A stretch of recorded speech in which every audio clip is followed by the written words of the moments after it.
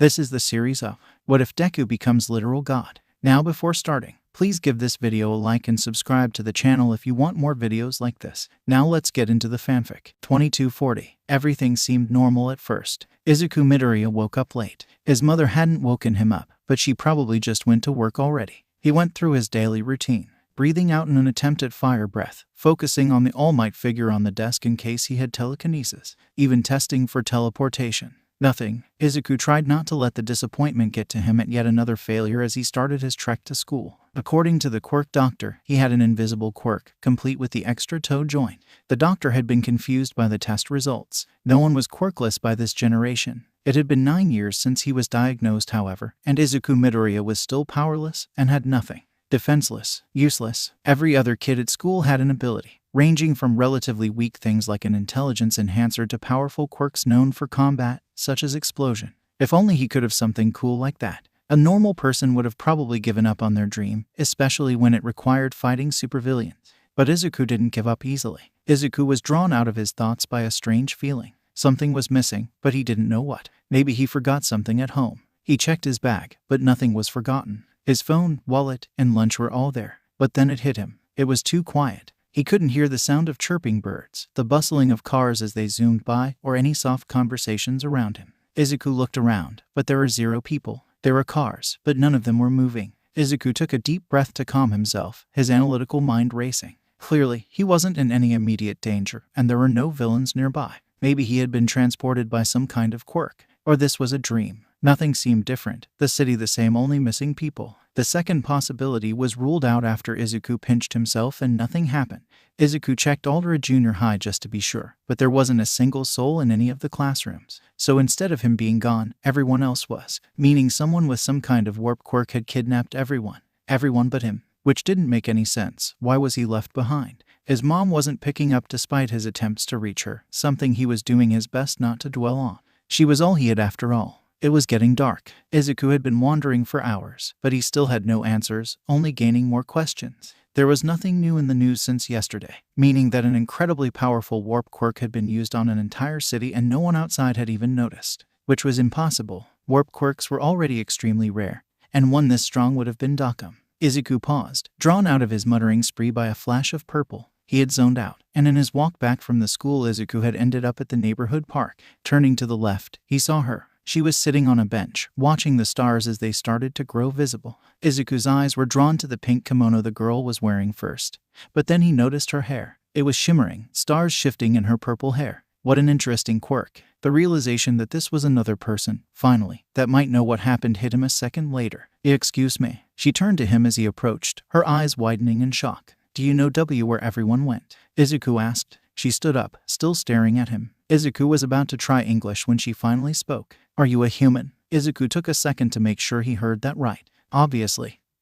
He was human, even if he wasn't always treated as such. Did that mean she wasn't human? Or maybe she was one of those UFO watchers? Was she an alien? Izuku looked at her face again. She was beautiful, astonishingly so, but she didn't seem like an extraterrestrial. That had been flawless Japanese after all. Ah, so you are human. I'm not an alien, by the way. Izuku blinked. Did he just say all of that out loud? Yes. Izuku blushed, shutting his mouth. You must be quirkless then, the girl commented. His first instinct was to deny it, but the words stopped in his throat. He was clearly powerless, and for some reason, Izuku didn't sense any of the distaste of the word he was used to. She used the term as a fact instead of a terrible medical condition. Izuku hadn't even met anyone who treated something so hated normally besides his mother. Who are you? Izuku gathered up the courage to ask. She smiled, and the dimly lit park got a little brighter. I am Aurora, goddess of light. I'm Izuku Midoriya. It's nice to meet you, Aurora-san. Izuku wasn't too sure about the goddess thing, but with how bizarre his world was, he just decided to think about it later. A thought struck him then.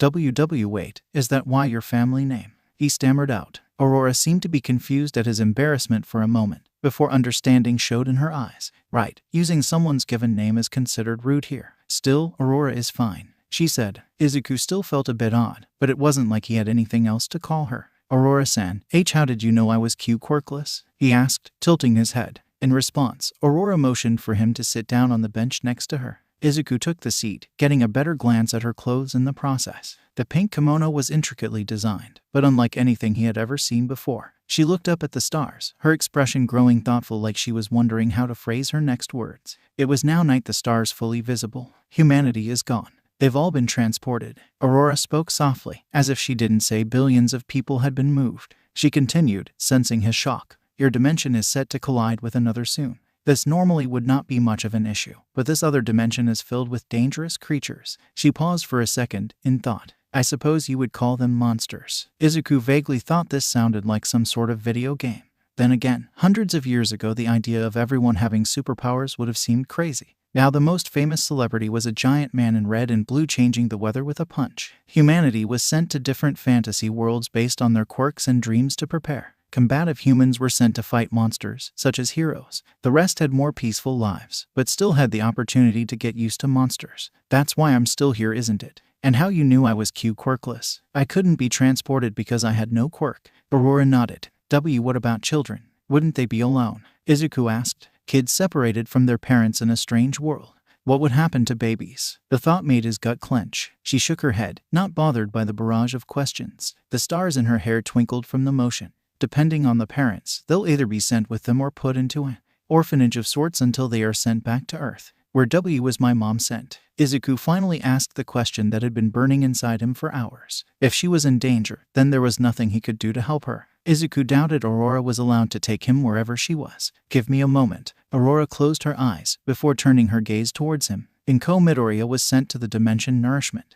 It's a world focused on hunting monsters, but all of the ones there are relatively harmless. It's peaceful too. She was safe. Izuku let out a breath, the weight on his shoulders feeling lighter. When are they coming back? Izuku questioned hopefully. He'd have to wait here a few months maybe, but I don't know. Aurora sighed. Earth has been frozen in time until they come back. Humanity will spend 5 years before returning. However, time passes slower there. Meaning while they have an adventure, it could be 10 or a million years before they return. Izuku's eyes widened. Then what about Hai? You will have to wait for them. Her beautiful eyes grew softer in sympathy. Izuku Midoriya, you are the only human left on Earth. The first few months were a blur. Aurora visited once a week, always appearing at the park. She brought him a week's worth of food as well as ingredients. Izuku wasn't an amazing cook, but he knew enough from the times his mother had worked late. He ignored the pang in his heart at the thought of Izuku Midoriya.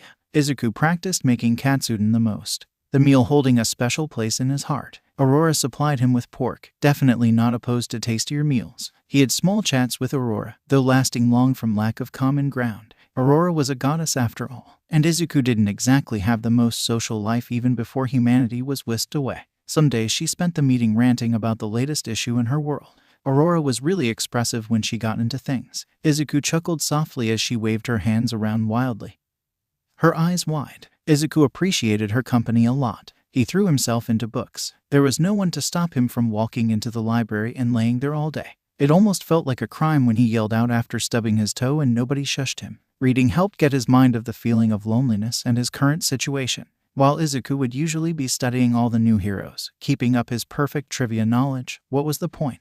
It wasn't like he was going to see a hero nowadays anyway. Instead, armed with a pillow and blanket, he started studying. Izuku didn't realize just how much the term nerd applied to him until he was given all the time in the world and picked up a medical textbook. Healing would definitely be useful when monsters were running around, he figured. He wanted to be a hero, not a doctor, so he focused on the basics and how to help someone immediately. Learning medicine was hard without an actual teacher. Izuku had practiced dummies from med schools, but no living thing to help him. When he told Aurora about his roadblock, she stared at him a moment before lifting her hand, purple light illuminating the park as a blade of light rose out of it until the handle rested in her grip. She then made a decent-sized cut in her other palm before holding the injured hand out to him, waiting. Naturally, Izuku immediately panicked at her thoughtless self-harm. He barely noticed how Aurora's blood wasn't red, more of a gold color as it leaked from the wound. Then the medical knowledge crammed in his brain over months took over, and he cleaned the wound. She hid it well, but Izuku noticed her tiny flinch from the water. He wrapped her hand back at his house. Izuku had plenty of bandages from how much he had to deal with his own cuts and burns.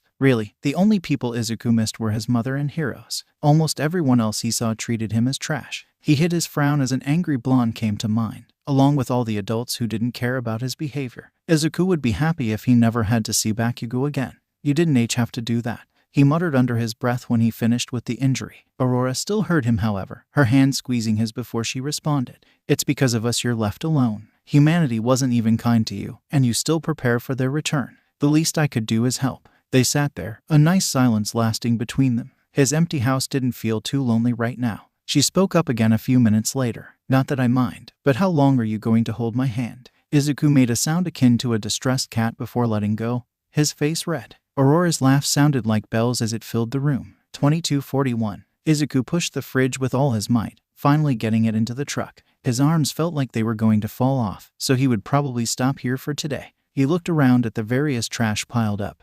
Everything from kitchen appliances to cars. Izuku even found guns there. He had started cleaning up Dagaba Beach while exploring the city. Even after over a year, strolling through a city completely devoid of people felt strange. It was also impossible to ignore the giant heap of trash, especially after seeing pictures of the beach in its glory. He had used a truck nearby to move his piles. Knowing how to drive didn't really matter when there was nothing to crash into. While residents might love it being restored once they returned, he was also doing it for himself. The feeling of needing to accomplish something was powerful. Izuku figured it also doubled his strength training. Aurora didn't question his methods, although she did tell him to try going to a gym as well. He did. Being able to freely use expensive gym equipment was definitely nice after all. Since he only saw Aurora on Saturdays, he spent the rest of the time training. His body felt like it was dying, but he felt happy at the thought of getting stronger. Izuku wanted to keep up his reading time as well, but Aurora had caught onto the bags under his eyes and made him stop. There was no one else left to tell him to mind his health after all.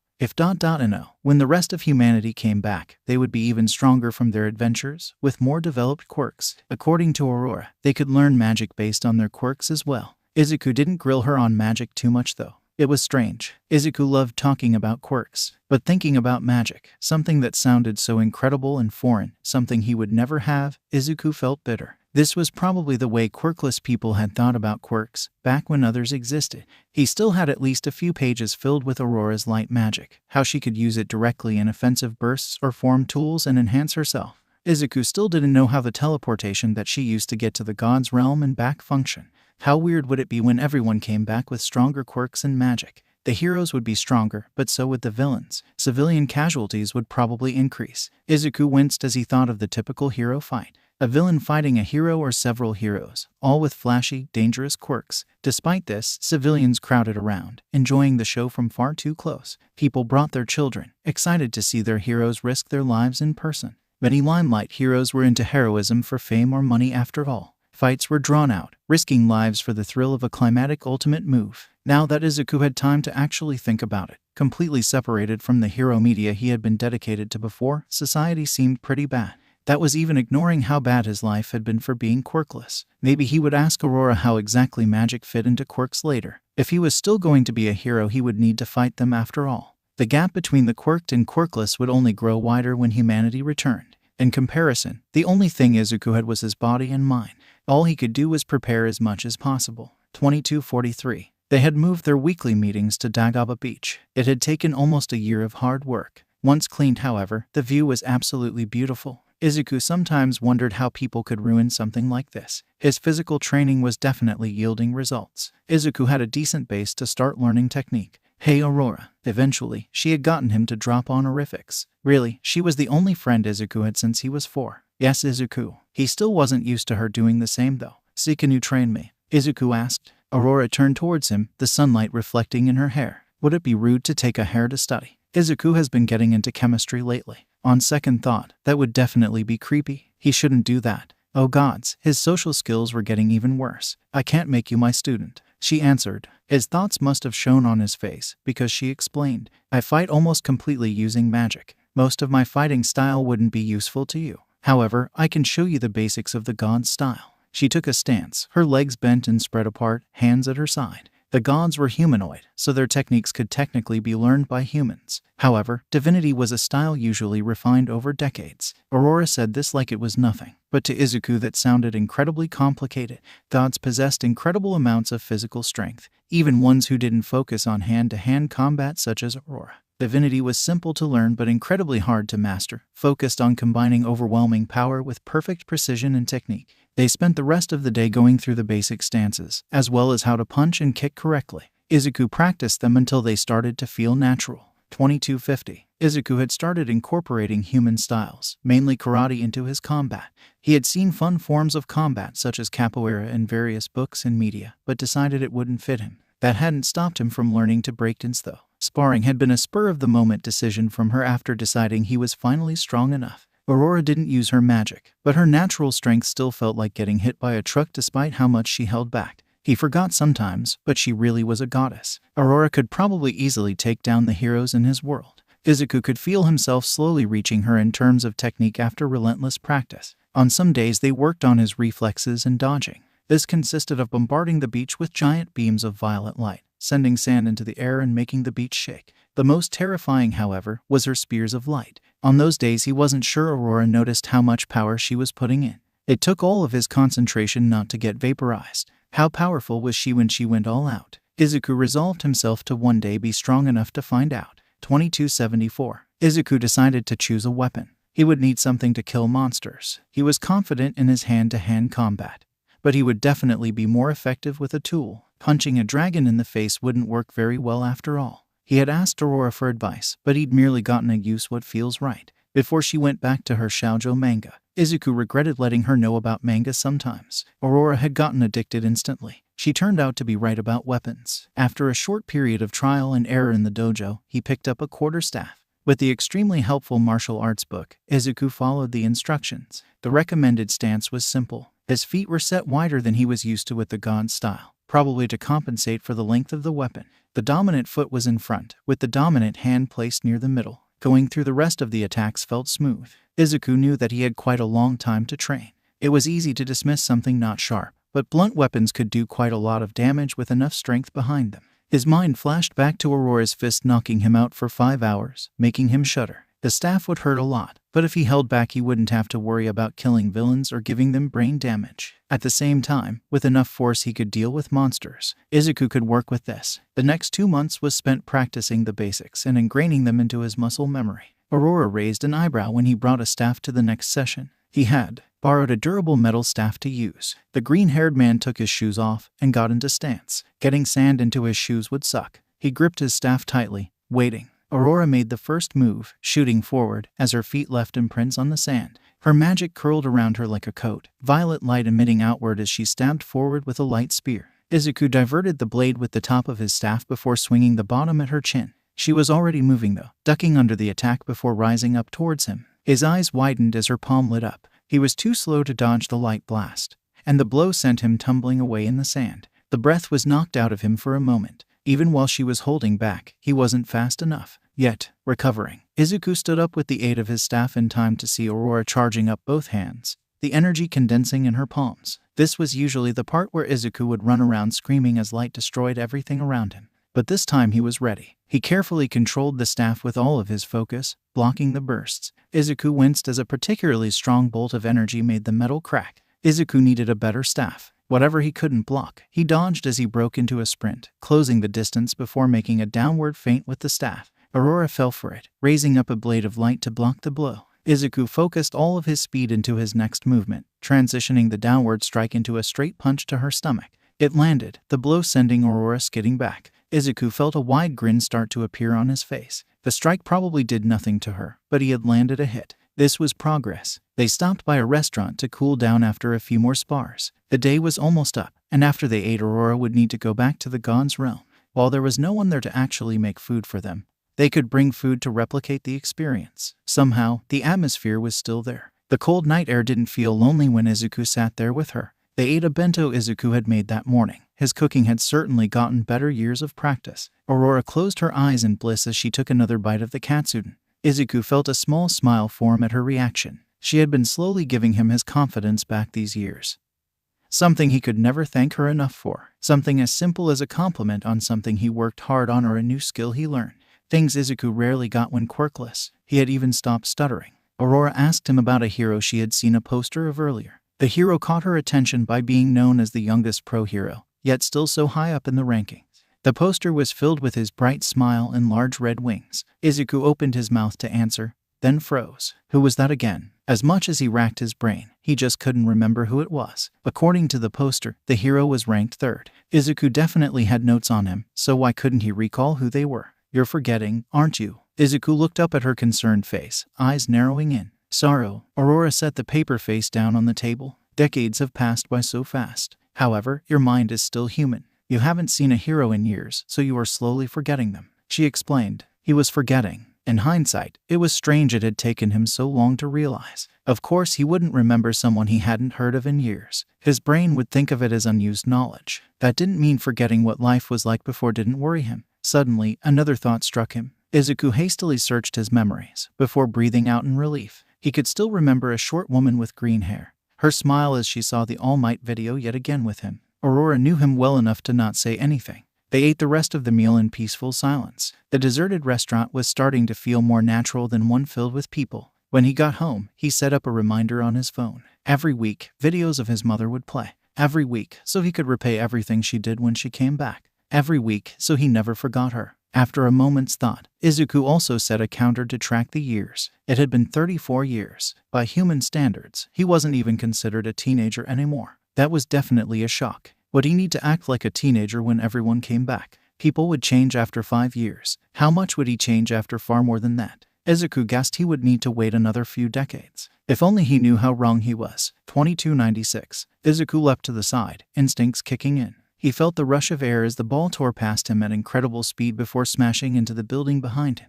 Really? He asked, slightly alarmed. Sorry, came the yell from the other side of the court. Izuku sighed, picking another ball from the bag. Izuku had been experimenting with various sports to play while bored. He came across tennis in a magazine and wanted to try it. He had almost no experience with games. With no friends, Izuku had no one to play with. After Izuku showed her an image to use as reference, Aurora set up a tennis court made completely out of light on Dagaba Beach. Violet light represented boundaries, formed into a net, and covered the sand below them for a flat surface. Magic really was incredibly useful. Tennis was something that was impossible for him to practice when she wasn't there, but that just meant they could get better at the sport together. If there was anyone else there to see them, they would be amazed at the game. A ball of light zooming back and forth at incredible speeds across a court of light, both players moving at similar velocity. Aurora was having the time of her life. Her starry hair waved wildly, somehow not getting in her face. Aurora's smile was wide, almost blinding as Izuku was reminded once again why she was a goddess of light. The warm feeling in his chest must surely be her magic. Aurora didn't seem to be tiring from the match. To her, supersonic tennis was probably light exercise. Izuku, on the other hand, was using all of his concentration to keep up. Using practiced reflexes to predict the ball, he could make up for his current lack of speed. The effort was taxing though, and after a few hours Izuku's t-shirt was drenched in sweat. After 0.40 years spent training, Izuku's body had become near perfect as he reached peak human condition. It had felt weird at first, years passing as he felt his body change yet not age a single day. He compared it to a very old American comic he had found, about a weak man given a special drug and was instantly strengthened to the limits of the human body. Izuku's gained muscle mass condensed instead of piling on, resulting in a more lean frame. Izuku had stopped getting taller, and was now about a head above Aurora. This was another reason Izuku never stopped training. As long as the time on Earth was paused, he had a limitless capacity to get stronger. Aurora was holding back on her speed to keep the match fair, but her control was slipping in her excitement. Izuku knew that she had no reason to worry about holding back normally, as everyone else she knew was ridiculously strong. The fact that she tried for his sake showed how kind she was. The workaholic part of his brain was happy with the intense training too. Hey Izuku, Aurora asked as she spiked the ball, using definitely too much force. Izuku's eyes widened, and he ducked as the ball slammed into the violet ground and rebounded where his head was. Yeah, I'm not getting that ball by the way, Izuku added as he watched the projectile zoom away. There was no way he was looking for where that landed. Aurora rolled her eyes, creating another ball of light in her palm. They had started out using normal tennis balls, but the equipment always ended up exploding from the force. Have you ever thought about traveling? Aurora asked, out of nowhere. Aren't you not allowed to take me to any other world other than Earth? Izuku said, confused. Aurora nodded. Yes, but I can take you to anywhere on Earth with teleportation magic if you have a reference. I can always sense you, Izuku, so you won't have to worry about me ever losing you while you explore. Izuku had looked around the Shizuoka prefecture and other cities around Japan in his search for libraries. However, since there was no one to fly him, he hadn't left the country. Learning to fly an airplane wasn't something Izuku was interested in, and was far down on his to-do list. But this was the perfect chance to tour his home. He grinned. Let me show you exactly why we humans love this place. Aurora smiled back, eyes glittering. I look forward to it. Then she launched the ball at his face again, without warning. 2298. Europe was beautiful. Izuku, armed with the internet and too much time, picked all the best cities. It was pretty much a tourist's dream. No crowds, no spending on anything. Aurora was there once a week to marvel at the view with him. Izuku spent the rest of the time reading and learning new languages. Even when he now knew Japanese, German, Spanish, and English, French was hard. Izuku stayed in hotels. Without people, though. The empty buildings made him feel so lonely that he made sure he was constantly reading or training. Was this what the rest of humanity felt when they were sent away? The feeling of being far away from what you call home. He was brought out of his thoughts by a familiar flash of light, as Aurora teleported into his hotel room. While his clothing taste had gotten slightly better from meeting someone frequently, hers had been drastically influenced by her time spent on Earth. Aurora was wearing a red dress that was simplistic in design but suited her completely. She had been growing out her hair, and it now fell to her shoulders. The stars unique to her eyes seemed to be sparkling, and she wore an excited smile at what he could have planned. She was beautiful. Aurora blushed, the pink contrasting with her purple eyes. Ah, Izuku must have said that out loud. Did you wait long? Aurora asked, recovering. She held out her hand. Izuku smiled, taking it. Not really, I was just thinking. So what's the place you wanted to show me? Izuku pictured the city in his mind, the one that had amazed him in the brochure. It's a surprise. Izuku opened his eyes as they reappeared, high up. So where Aurora started, and then cut off. Izuku saw why a moment later. There was no one to maintain electricity, but with time stopped on Earth, light bulbs essentially had infinite power. Izuku had never been so glad for it until now. The view of Paris from the Eiffel Tower was breathtaking. A seemingly endless amount of light spread outward below him, buildings flashing and roads visible like paths filled with stationary cars. It finally struck him now that this was the exact definition of a date. But for some reason that fact didn't bother him at all. I take back every bad thing I've ever said about Earth, Aurora said breathlessly, breaking the stunned silence. Her eyes were wide as she took in the sight. Izuku chuckled lightly at her reaction as they stood there together. The realization slowly set in as he watched Aurora happily point out what she could see. He loved her. By human standards, Izuku was ridiculously dense. Izuku had known her for at least 50 years, already half of a human's lifespan. When he looked back on it, Izuku was meeting someone once a week, usually at a beach or restaurant.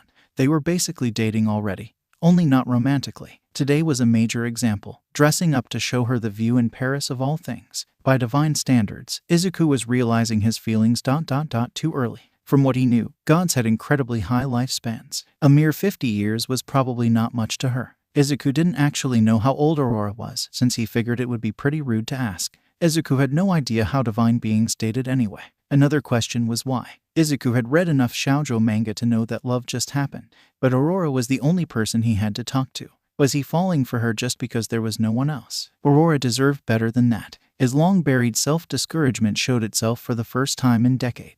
Izuku didn't have a complete understanding of his feelings. He wasn't enough. Yet, he let out a fond smile as he lifted her hand, pointing out his favorite parts of the view. Izuku had time. 23:23. Izuku knew he had loved analyzing, especially quirks, before the drift. Now, Izuku has an incredibly faint memory of superpowers quirks. The only two heroes he knew of were All Might and Present Mike, and he had broken down their quirks long ago. Izuku's ability to analyze things had instead developed into an intense drive to learn and adapt. Most of this was spent training his martial arts, or whatever new thing he found interesting to try. At the point where he had an incredible understanding of divinity, Izuku focused on developing his own staff techniques. What he had the most time analyzing through was Aurora's magic. It made sense. As a goddess, she must have countless years to practice. A simple name like light magic just didn't seem to fit in with the notebook's worth of things she was capable. Just when Izuku thought he had seen everything, she would absorb the brightness from the nearby streetlight into her hair as she complained about a headache. So today, when Aurora said she had something magical to show him, he wasn't surprised. Excited yet worried. Yes. Why are we in a football stadium? Izuku asked. For the space. Plus, this was the closest thing to an arena nearby. Aurora answered, excited as her arms gestured wide at the stadium. They used to spar on Dagaba Beach, but that changed once they started traveling. Since they no longer had a fixed location, Aurora just chose clearings or wide areas for their practice. It wasn't like there was anyone to complain. So we're going to fight, Izuku said, preparing himself. Well, we're not going to fight, Aurora intoned, a strange expression forming on her face. Izuku didn't like that smile very much. She raised her hands and then closed her eyes in concentration. Nothing seemed to happen at first, but then something began to form. Violet light condensed before gradually taking shape. Izuku could make out claws and strong limbs connecting to a lion's body. But then wings formed out of the creature's back, along with a deadly-looking tail. The creature moved to Aurora's side, alive, coming up to her shoulders even on all fours. Izuku faintly remembered the creature from ancient human mythology. A manticore, a beast with a lion's body, yet also wings and a venomous tail. You can create creatures. That's amazing, Izuku exclaimed, awed. She just made a being out of nothing. Aurora grinned, clearly enjoying the praise. Using your advice, I figured it out. My light can replicate life, as long as I understand it. Aurora opened her palm, focusing. After a few seconds, a pigeon formed, before flying away and dissipating. Just as Izuku was growing and adapting, so was she. So where did you see a manticore? Izuku asked, curious. Aurora launches into a story about witnessing a battle between a manticore and a pro-hero on a forest planet. The hero apparently had some kind of earth manipulation quirk, and was able to contain the beast's flames and bury it. Aurora was able to visit other planets to help with magical-related issues as part of the Council of Light. Izuku thought that sounded extremely important, but she brushed it off as simply her job. Currently she was monitoring Earth, and he saw her every Saturday. She couldn't take him to any other planets, something that infuriated her. Decades ago, the goddess hesitated from bringing up stories of worlds other than the god's realm, but she understood that it didn't affect him anymore. Izuku had accepted that he would not see anyone else for quite some time. His current life, months passing in an instant with training and weekly conversations, were all he really remembered, and Izuku enjoyed his current life. That didn't mean he didn't enjoy hearing about other worlds, or wasn't lonely. So can you make sentient life? Izuku suddenly said. Aurora frowned. Not yet. Right now, they only follow my commands, although they might have basic intelligence. Izuku felt a small pang of disappointment, but not as much as he expected. It would have been really weird anyway to ask her to make people for him to talk to. He looked at the manticore, who had been still during their conversation. So when are we going to stop? Izuku was cut off as the manticore leapt at him, claws flashing, reflexes kicking in. He leapt backward as the creature landed where he was, unslinging his trusty staff from his back in a fluid movement. How rude. Begin, Aurora yelled with a wide grin, as if the manticore hadn't already started trying to kill him. Izuku was mainly on the defensive, dodging and parrying the manticore's claws and jaws. Manticores could breathe fire, but since it was a light replica, the beast instead emitted a burst of violet light that was similar to Aurora's own attacks. All of this combined with the tail whipping and stabbing at him, and a manticore was quite deadly, but it was just too slow. Or more accurately, Izuku was too fast for it. Izuku moved gracefully, dodging the attacks with skill born from years of experience. The light beams were the easiest to dodge, reminding him of his spars with Aurora. Izuku's raw speed was more than enough for the tail to fly harmlessly past him, and claws were deflected before they could reach him. The manticore almost seemed to be getting frustrated, if that was possible for a light creature. Finally, the beast made a desperate lunge, jaws wide as it reached for him. Now, in a smooth moment, Izuku twisted and the beast passed him yet again. But this time, he counterattacked. He breathed in, focusing his strength into his arms as he moved into the familiar stance. Stance 2. Izuku swung his staff in an arc with all of his force and slamming into the beast's jaw. Bash! The manticore shattered, breaking into light fragments that dissolved into the air. Izuku grinned, the familiar feeling of accomplishment rising up. He hadn't ever sparred with anyone other than Aurora, and although he sometimes beat her, she never went all out. This was a pure fight that he won. Furthermore, his technique worked. His created stances seemed to be worth the years of practice. Can I fight it again? Izuku pleaded. 2346. Izuku's hair was turning white. He didn't realize at first. There wasn't much point in caring too much how he looked when there was almost no one to see him. Izuku wasn't exactly a very social person in general either. At least, that's what he assumed. Izuku couldn't really remember what his life was like before the drift. He did know he was quirkless, and with an invisible quirk he was definitely bullet. There wasn't a single trace of him ever knowing a close friend either. So Izuku, being the antisocial, unfashionable person that he was, didn't notice his hair color until he saw his reflection in a store window. Izuku's hair was still mostly green. However, a decent portion was now white, creeping in like snow. Nothing else seemed to be different. His eyes were still green, giving him an interesting contrast. He opened his phone to check the year counter he made, and was shocked. Izuku had been abandoned by humanity for over a century. Aurora was confused when he brought it up to her. Don't humans end up with white hair after many years? Yes, because we get old. But I'm not supposed to age right, Izuku asked, his worry leaking into his voice. Was he dying? Izuku didn't feel like he was aging. His body and mind were still in ideal condition as he continued to train.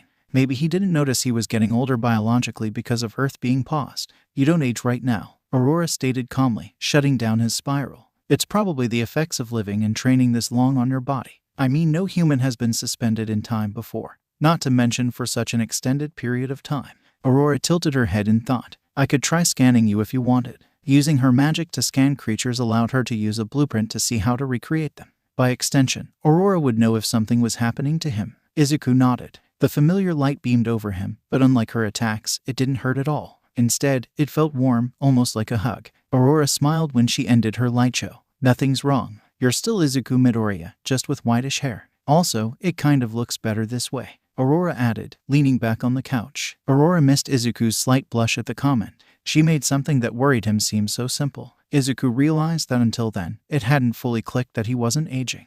But this meant he really did have time. Time to get stronger, learn whatever he wanted.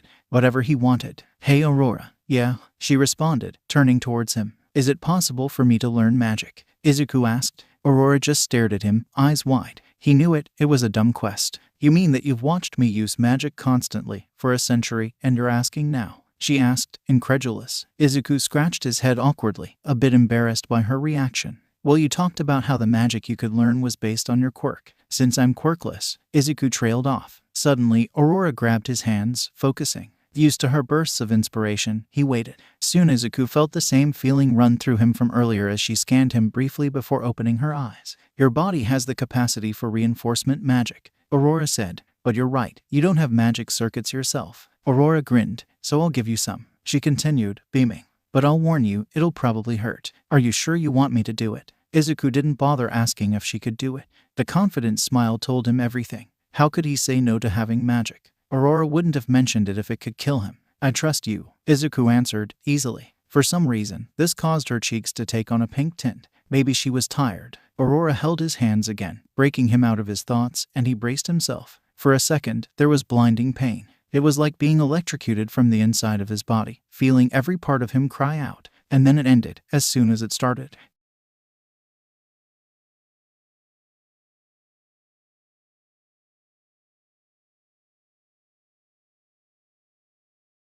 When he concentrated, a violet spark formed on his fingers. Izuku lifted his gaze to Aurora to thank her, but found her passed out. A lazy smile filled her face as she lay on the couch. She really did so much for him. Izuku reached over to wake her. It was late and she probably needed to go back. Then he paused, checking the time.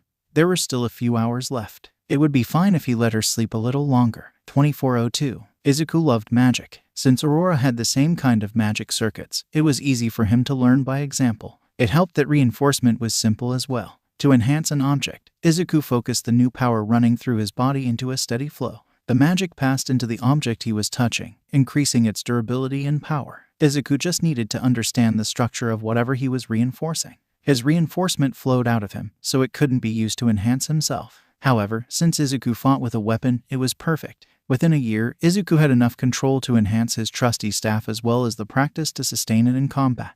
His spars with Aurora started to intensify now that when he whacked her with a stick, it actually did something. Humanity was given 5 years to develop their new abilities and get used to the idea of monsters. Now that Izuku finally had his own powers, he threw himself into training them. Every time he used his magic, his total mana rose along with how powerful the enhancement was. Izuku needed enough mana to completely work through whatever was being enhanced. For example, using his magic on a building took a lot of effort and concentration when he started practicing. But within 5 years he had enough mana to do so easily. Izuku found that it was far harder to flow mana into non-solids. According to Aurora, the amount of time Izuku had put into it was already more than any creature before. No one had tried to use it on anything other than weapons. It took another decade to make progress, but Izuku was patient, excited. 10 years wasn't anything to him at this point anyway. Reinforcing liquids was incredibly interesting once he managed it. He practiced on the ocean, mana moving from his bare feet into the ocean, water becoming more solid as he worked.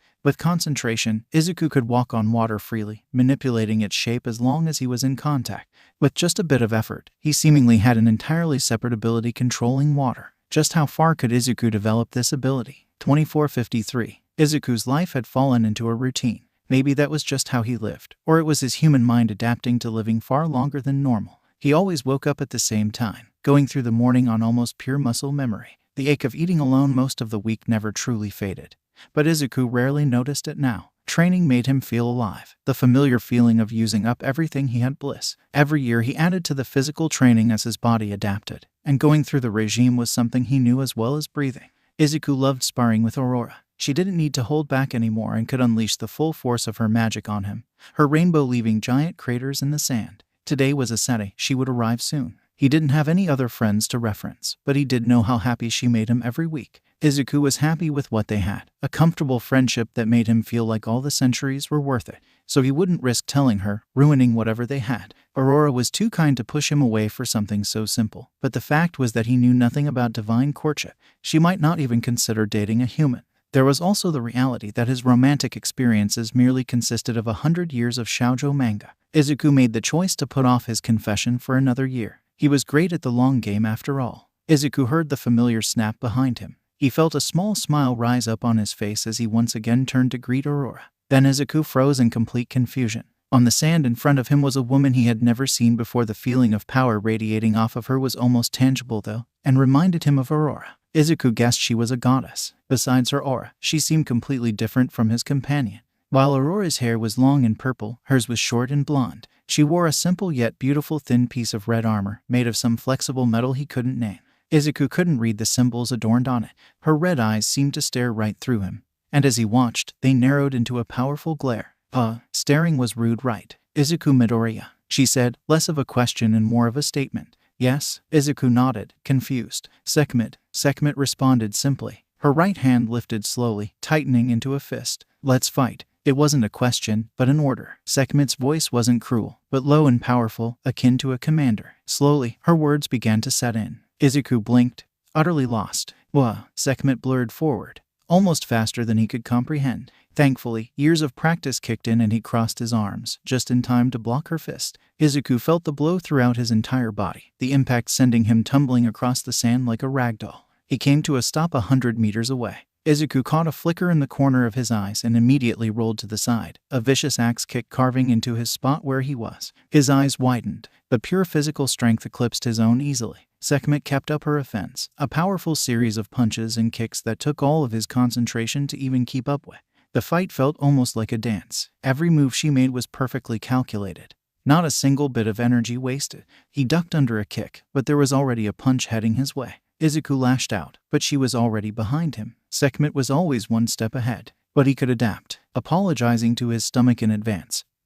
He stepped into her next punch. It was easier when he was prepared for it, but it still hurt like hell. Wincing, Izuku's next strike intentionally swung too wide, missing completely. But as Sekhmet started to respond, Izuku twisted, grabbing his staff from his back and swinging in one fluid movement. Stance 1, sweep. His trusty weapon moved in a low arc, far faster than any attack he used before. The metal struck her ankle with every bit of his strength before she could react. She didn't fall, but the power behind the attack forced her to stumble, off balance. An opening. Izuku lunged forward, aiming for her jaw, but Sekhmet was already recovering. At inhuman speeds, she caught the blow and countered with a palm strike, landing a direct hit to his chest. The breath was knocked out of him completely, and he could feel something crack as he fell backwards onto the beach. Were those his ribs? That probably wasn't very good. Izuku took a moment to catch his breath, panting. Everything seemed to hurt, and his arms ached as he gripped his staff to stand up. Izuku felt a grin come onto his face despite the pain, pure joy at such a challenging fight. Aurora was an excellent fighter, but she mainly fought with magic at long distances. Sekhmet, on the other hand, fought with pure hand-to-hand abilities, exactly like him. She used the divinity style as well, but instead of mixing in other combat forms, Sekhmet seemed to have mastered divinity alone and pushed it to its furthest point. She wasn't using any magic, probably to hold herself back. Izuku struggled to his feet, swaying but ready, his weight supported by the cool metal of his staff. Sekhmet waited for him to stand, patient. He couldn't read her expression very well, but he thought that there was something akin to approval in her eyes when he finally stood up. So this must be a test of some sort. Izuku had no idea what the trial was, but naturally, he would do his best to meet it. And that meant using everything he had. Reaching out with his free hand, Izuku concentrated, mana flowing from his palm into the air. The space around him tinted purple as the reinforcement took effect. 10 violet chains began to solidify, outlined by his mana, surrounding his enemy. If liquids could be manipulated, then why not gases? Reinforcing the atmosphere was incredibly difficult. Flowing mana through air was slippery. But if Izuku was anything, it was patient, and now it was paying off. Izuku clenched his fist and his chains responded, 9 of them enveloping Sekhmet like an angry blanket in an instant. Knowing this wouldn't hold her for long, he blitzed forward, muscles screaming in protest. Izuku condensed the wind surrounding him into a whip, lashing it at her. Sekhmet broke through the chains instantly, sidestepping the wind whip gracefully. Izuku stayed out of her range, whip striking from all sides. She raised an eyebrow. unimpressed. Then she moved, faster than Izuku could see. He jumped back on instinct, and the kick missed his face by inches. She attacked and they fell into rhythm again, but now Izuku could feel himself slowing down. Her next punch cut into his cheek as he dodged, his next block almost making him lose his grip on the staff. He was completely exhausted, but from her movements, Sekhmet was barely breaking a sweat. Izuku played his last card, wrapping her ankle with the final air chain. With all of his remaining strength, he swung the chain wide, launching Sekhmet into the ocean. Izuku caught her expression finally changing, eyes widening in pure surprise as she landed with a splash far away from the shore. Izuku rushed to the water before she could surface and took a deep breath. In the next second, a giant amount of seawater turned solid.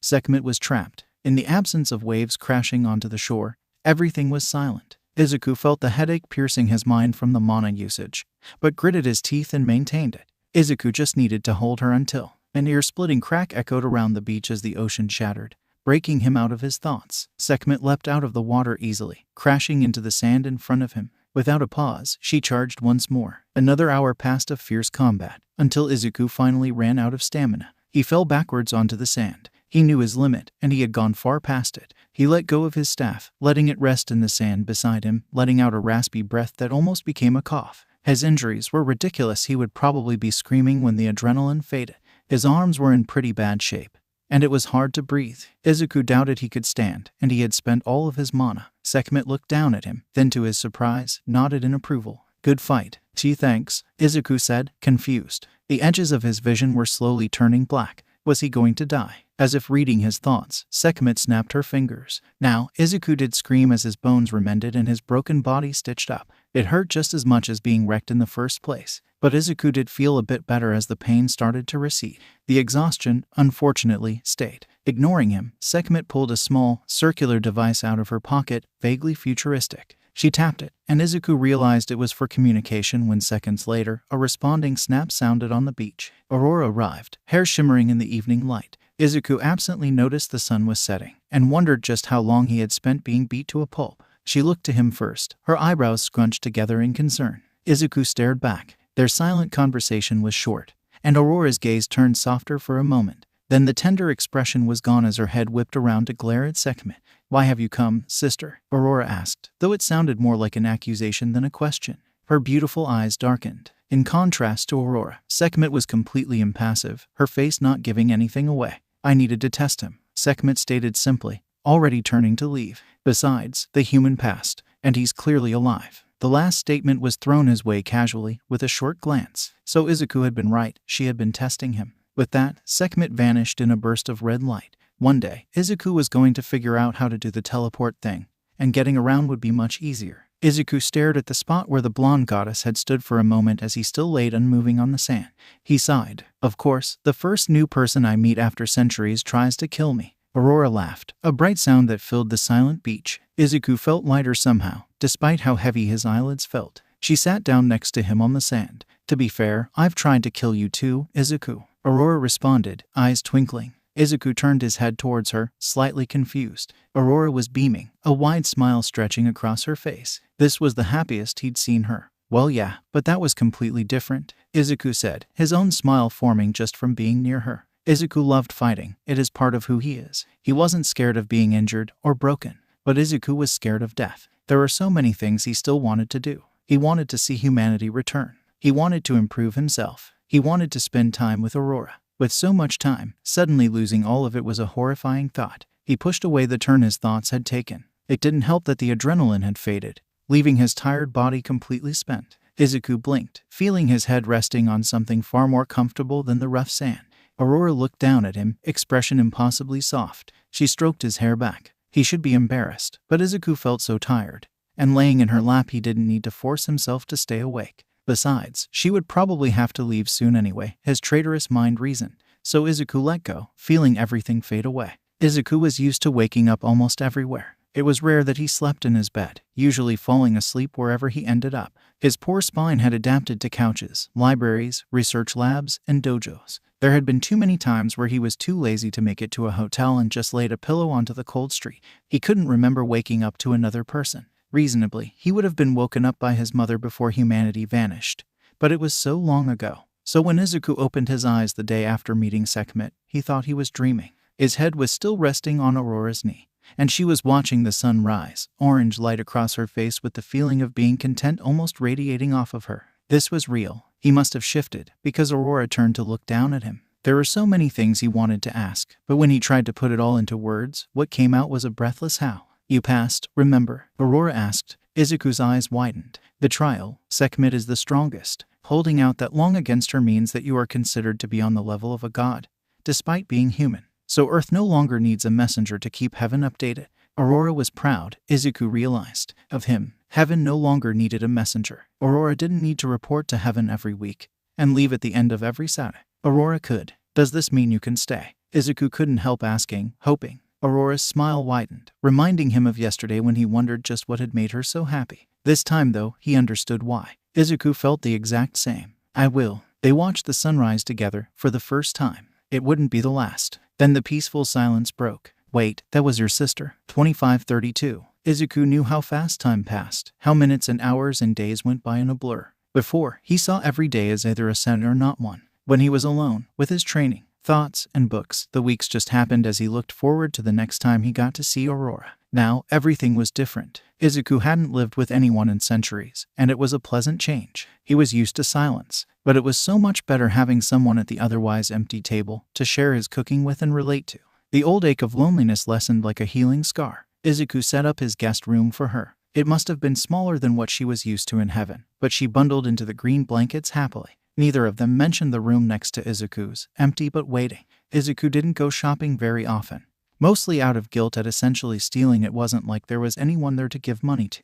But decorating Aurora's room was a worthy cause, he decided. What surprised Izuku, though, was the color. Everything was a soft green, from the painted walls to the pillows. He should ask if that color was her favorite. They often spent nights on movie marathons, passing out on the couch when it got late. Izuku always fell asleep first, not used to having anyone to stay up for. Every time, he woke up to her asleep on the couch too. They traveled, starting small at first, long walks together around Musutafu to museums and mountains. Aurora took in his home with pure curiosity, excited in a way that made showing her places like seeing them for the first time. Eventually, they moved onto the world, staying in hotels and exploring before Aurora's magic teleported them to the next spot.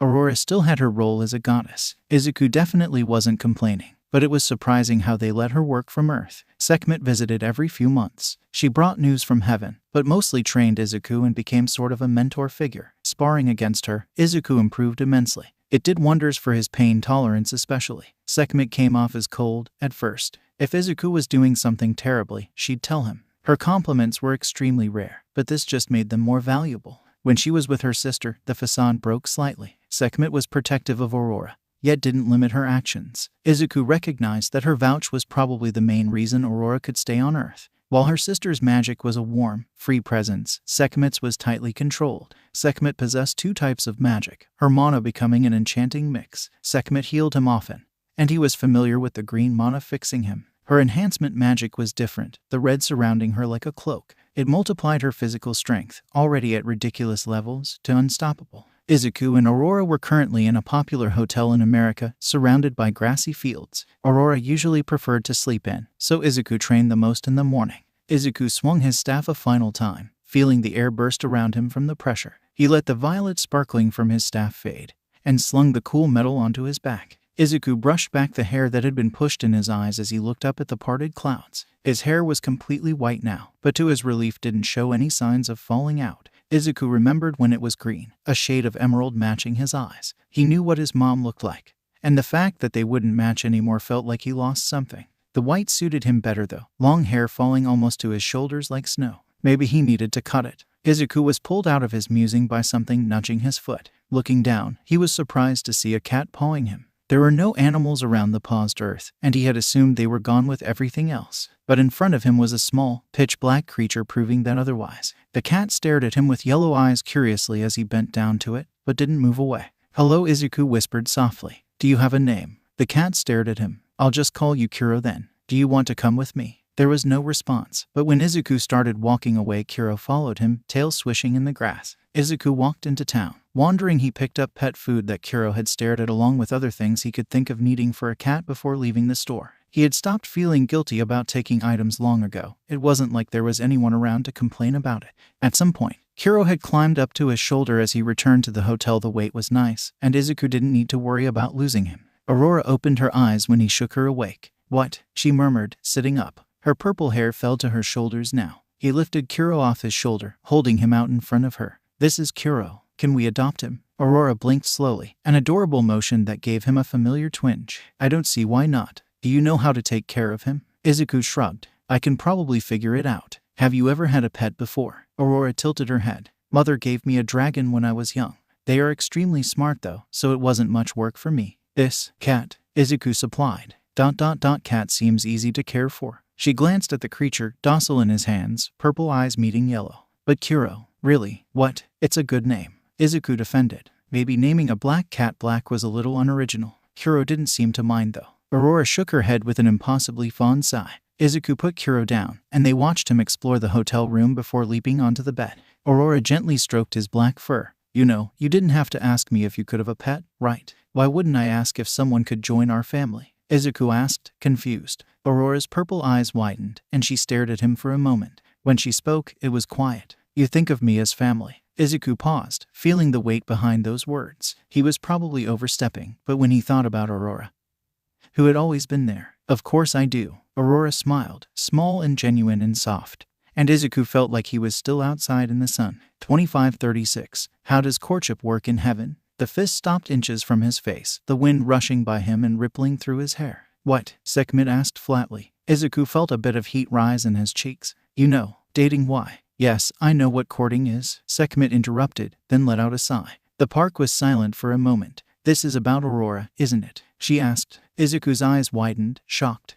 "How did you know?" "You just confirmed it. Also, you are acquainted with exactly 2 people, one of which is me." He winced. "It kind of hurts when you put it like that. Do I look like someone you should come to for romantic advice?" The blonde raised an eyebrow. "No, but as you so nicely mentioned, I don't really have any other options." Izuku replied dryly. "Fair point." Sekhmet paused, in thought. "For gods, it's pretty much the same as with humans. Meet someone, date them, marriage. You're dating, right?" Izuku stared at her. "No, that's what I wanted to ask you for advice on." Sekhmet looked up at the sky. "I never thought I would meet someone more dense than I am." She muttered under her breath. "What? Haven't you been basically dating for the past few centuries? You're so clearly in love that I could see it." Izuku didn't know what to say to that. He knew that, the thought bugging him for decades. But had it really been that obvious? "Anyway, I was in your position once, a long time ago. When I got married." "You're married?" Izuku broke in, completely shocked. Sekhmet glared at him, mana flaring, and he fell into silence instantly. "When I got married, I really didn't know how it happened. I'm terrible at this kind of thing, so it took that idiot a long time to get it through to me." She smiled. "So you should tell her. I mean, my sister has more emotional knowledge than both of us put together, anyway." Izuku laughed. "You know, you seem really tough and closed off, but you're actually super soft and supportive." "I'm not soft," Sekhmet shot back, but the anger wasn't there. "You're like a tsundere." "What the hell is a tsundere?" Sekhmet glared at the blonde girl on screen. "I am nothing like this." The blonde got flustered by the main character and covered it up by yelling at him. "Nothing." Aurora tilted her head. "But what about that one time Kensei-sen got you flowers and you got so embarrassed you? That was centuries ago. When you mentioned your husband, you called him a baka." Izuku noted. "I'll make your next training session twice as hard," Sekhmet promised.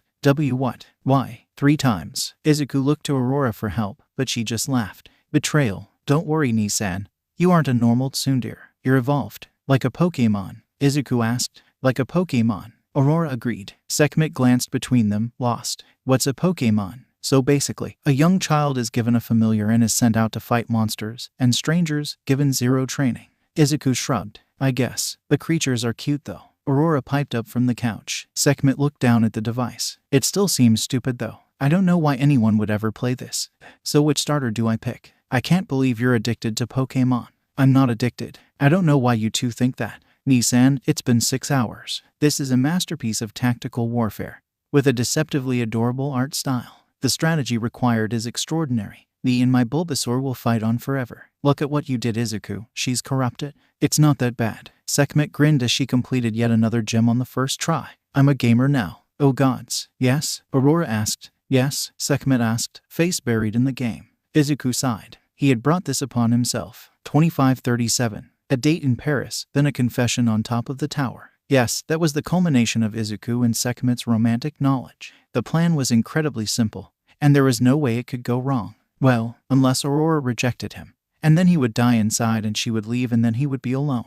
Izuku paused in his spiral. Aurora was the kindest person he knew. If she said no, it would be gentle, and there was no way she would abandon him for something like this. Izuku stood in his black and green suit, probably the most formal thing he had, a white scarf hugging his neck, petting Kuro for good luck. He walked out the door, ready. Aurora was already in the hotel lobby when he came down, greeting him with a smile. She was wearing a gorgeous purple dress, a fabric he couldn't name, making it seem ethereal with swirling blue designs. Her hair was styled differently today, making her look like a queen. Never mind, he might just die here. You look beautiful, Izuku said breathlessly. Aurora smiled, a faint blush on her cheeks. You look great too, Izuku. So where are we going? Aurora asked. Gods had the ability to teleport long distances, using up stamina to travel across worlds in an instant.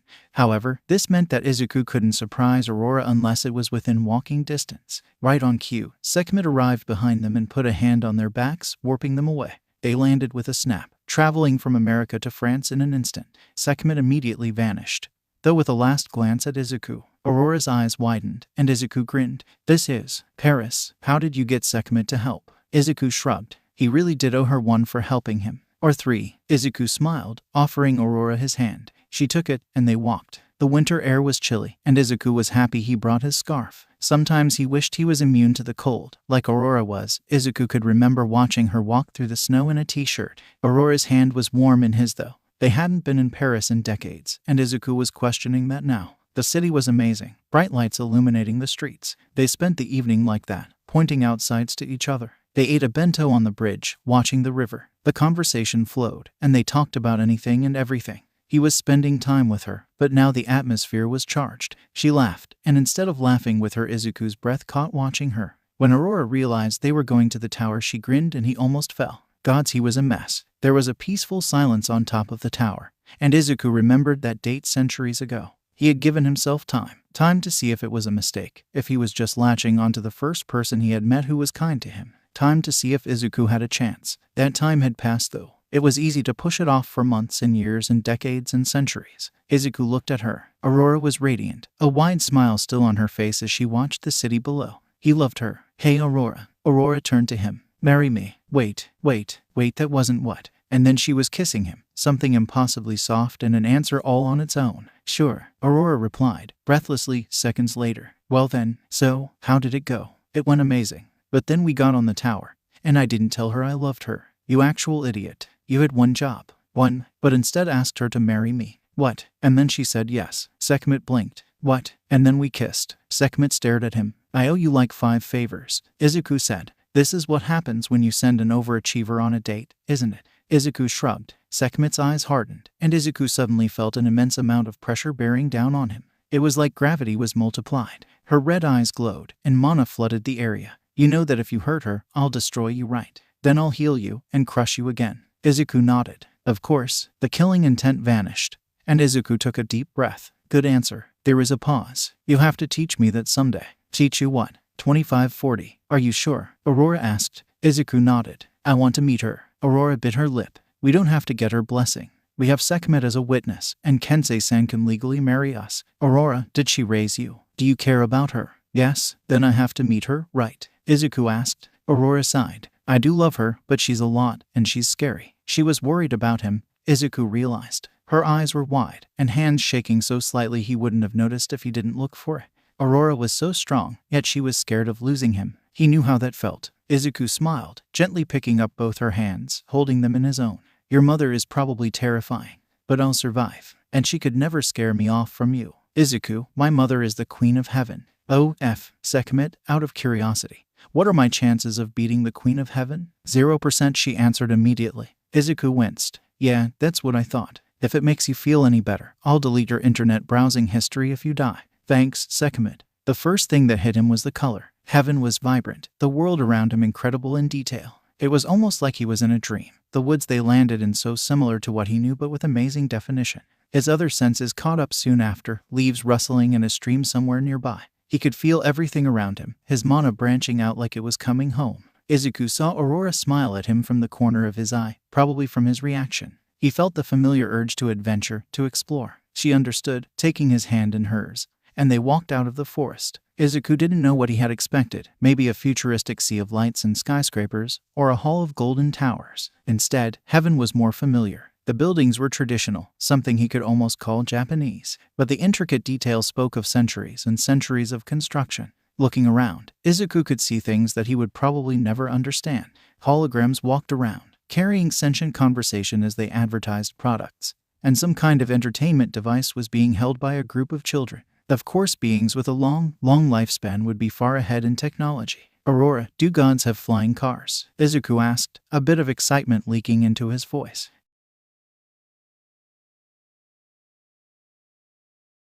Aurora laughed at the mental image. We teleported here, didn't we? Easiest way to travel. Some gods can fly under their own power though. Izuku's eyes widened. You can fly. Aurora's smile faltered ever so slightly. I wish, but no. Few have the ability to do so. Izuku wondered if there was more to it, but didn't push her. They began to merge with the crowd. He knew, of course, that there would be other gods. This was a whole realm, one that hadn't all been whisked away. Cities were supposedly filled with people. But it was still so strange seeing so many people walking near him, talking, living. It wasn't too crowded, but there were presences all around him, and he felt the sound start to be smothering.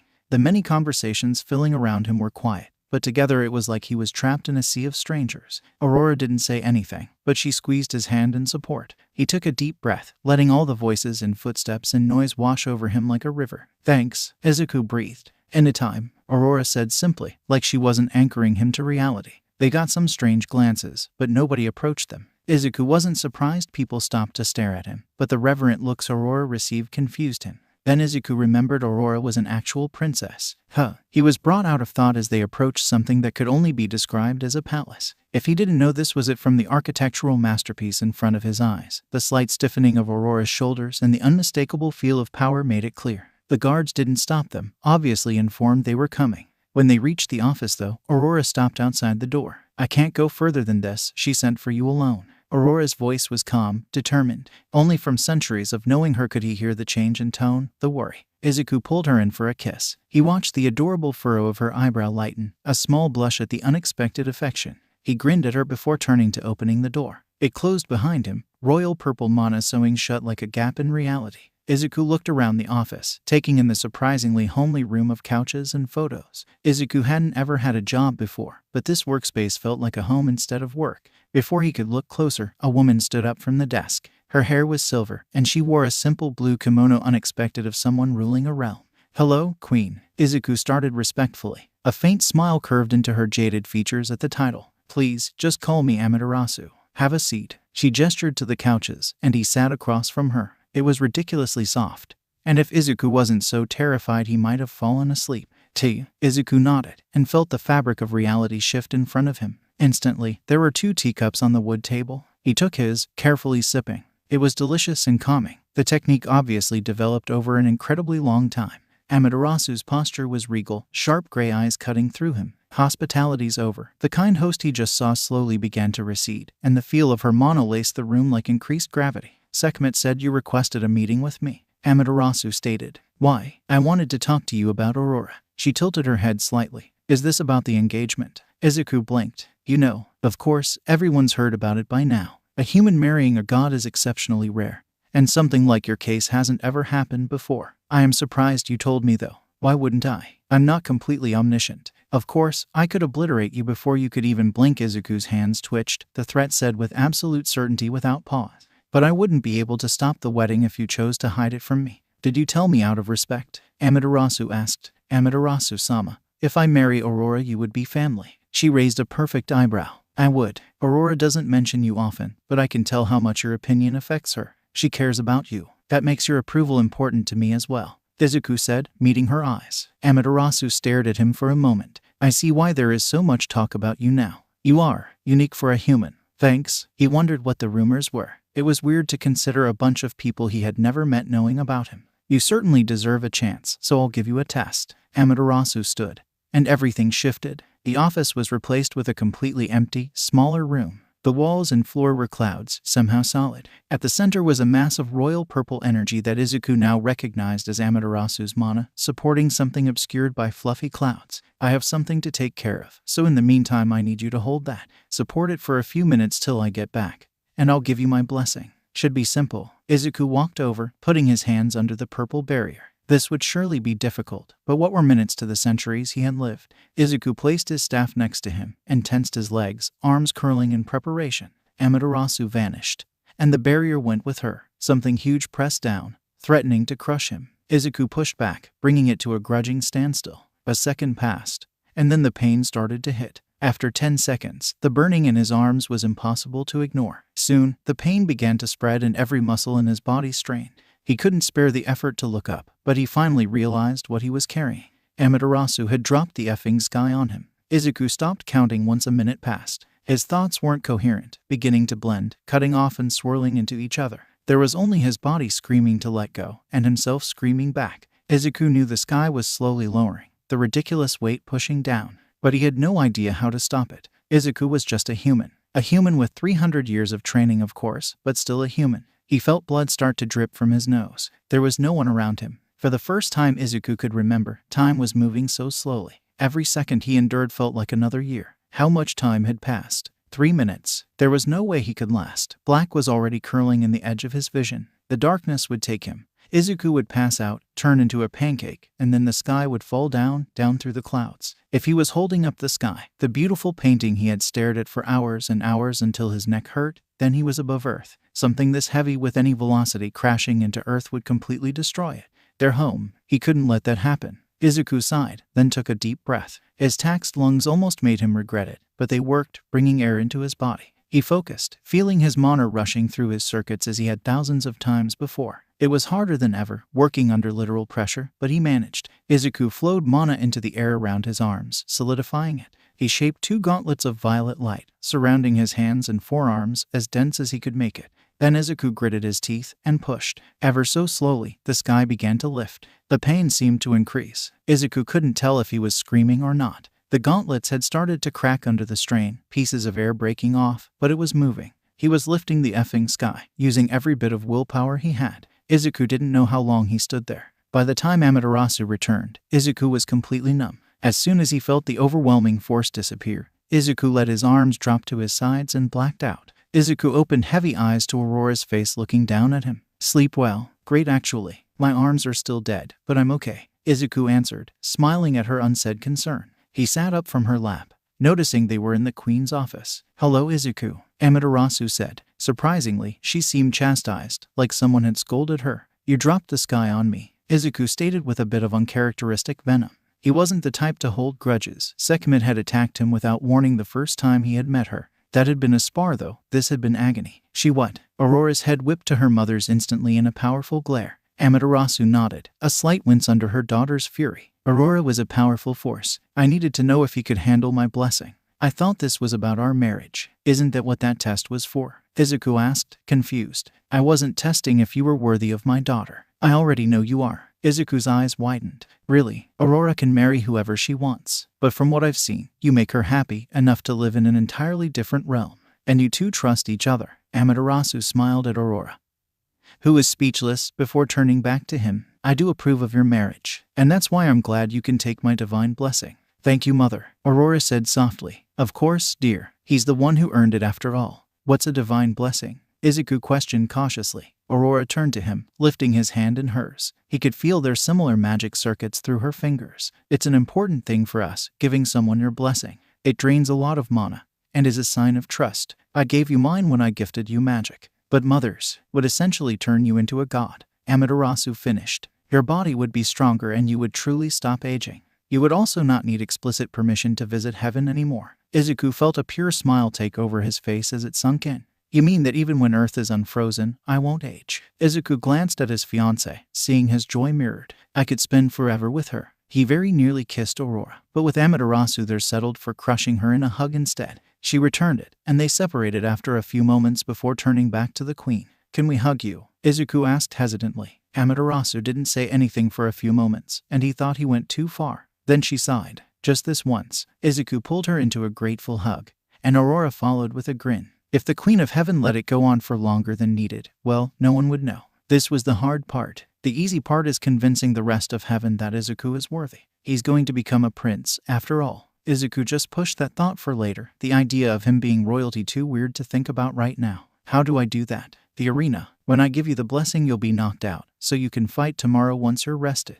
If you defeat a powerful competitor in combat, heaven will have to acknowledge you. So I beat some guy up with a stick and they'll think I'm cool. Exactly. Aurora sighed. Izuku shouldn't have to prove anything to them. Amaterasu shrugged. Politics are ridiculous. Aurora met her gaze for a few moments and thought, at least it'll be fun to see their faces when Izuku whacks them. I'll be looking forward to it. With that, Amaterasu placed a hand on his forehead, filling his vision with purple. The arena was the biggest structure Izuku had ever been in. It was similar to a football stadium, yet with a Roman design. The ancient look clashed with how comfortable the seats looked, as well as the holographic billboards displaying views of the field.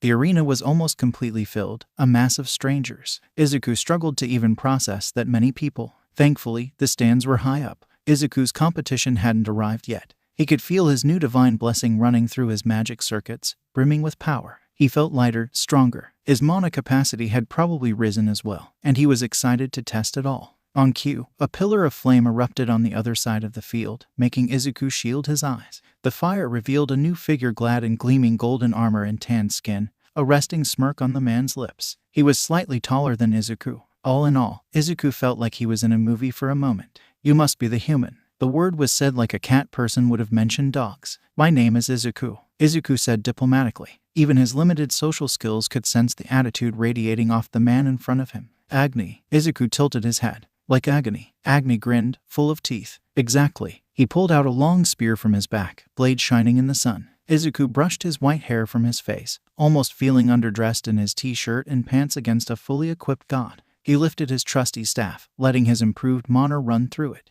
His feet spread into the familiar stance. Agni struck first, spear lunging at high speeds at his heart. Izuku twisted, letting the blade rush past him and lashing out with his leg at Agni's side. The kick was blocked, forcing Izuku to leap back as Agni pushed him on the defensive with an array of stabs. Izuku's staff was holding up well, deflecting and striking back, the reinforcement holding strong. He noticed his violet mana was now a darker purple, clashing against the gold of Agni's spear with every parry. Izuku raised the tempo, landing his own strikes against the god. Minutes passed, Izuku only gaining small cuts, but the burning, fiery mana he sensed wasn't being shown at all. Izuku landed a clean punch, aiming towards the unarmored head, and whipped Agni's face back. The returning punch to the gut made him lose his breath. Izuku barely dodged the spear aimed at his head, drawing blood from his cheek. The crowd cheered. Then Izuku started looking closer. The same grin that Izuku finally placed as condescension still looked down at him. Flashy thrusts and strikes to do maximum damage yet show off, the mana being held at bay. That's all you got. Agni laughed, the blade of the spear almost reaching Izuku's throat before being batted aside. Agni was making the fight into a game,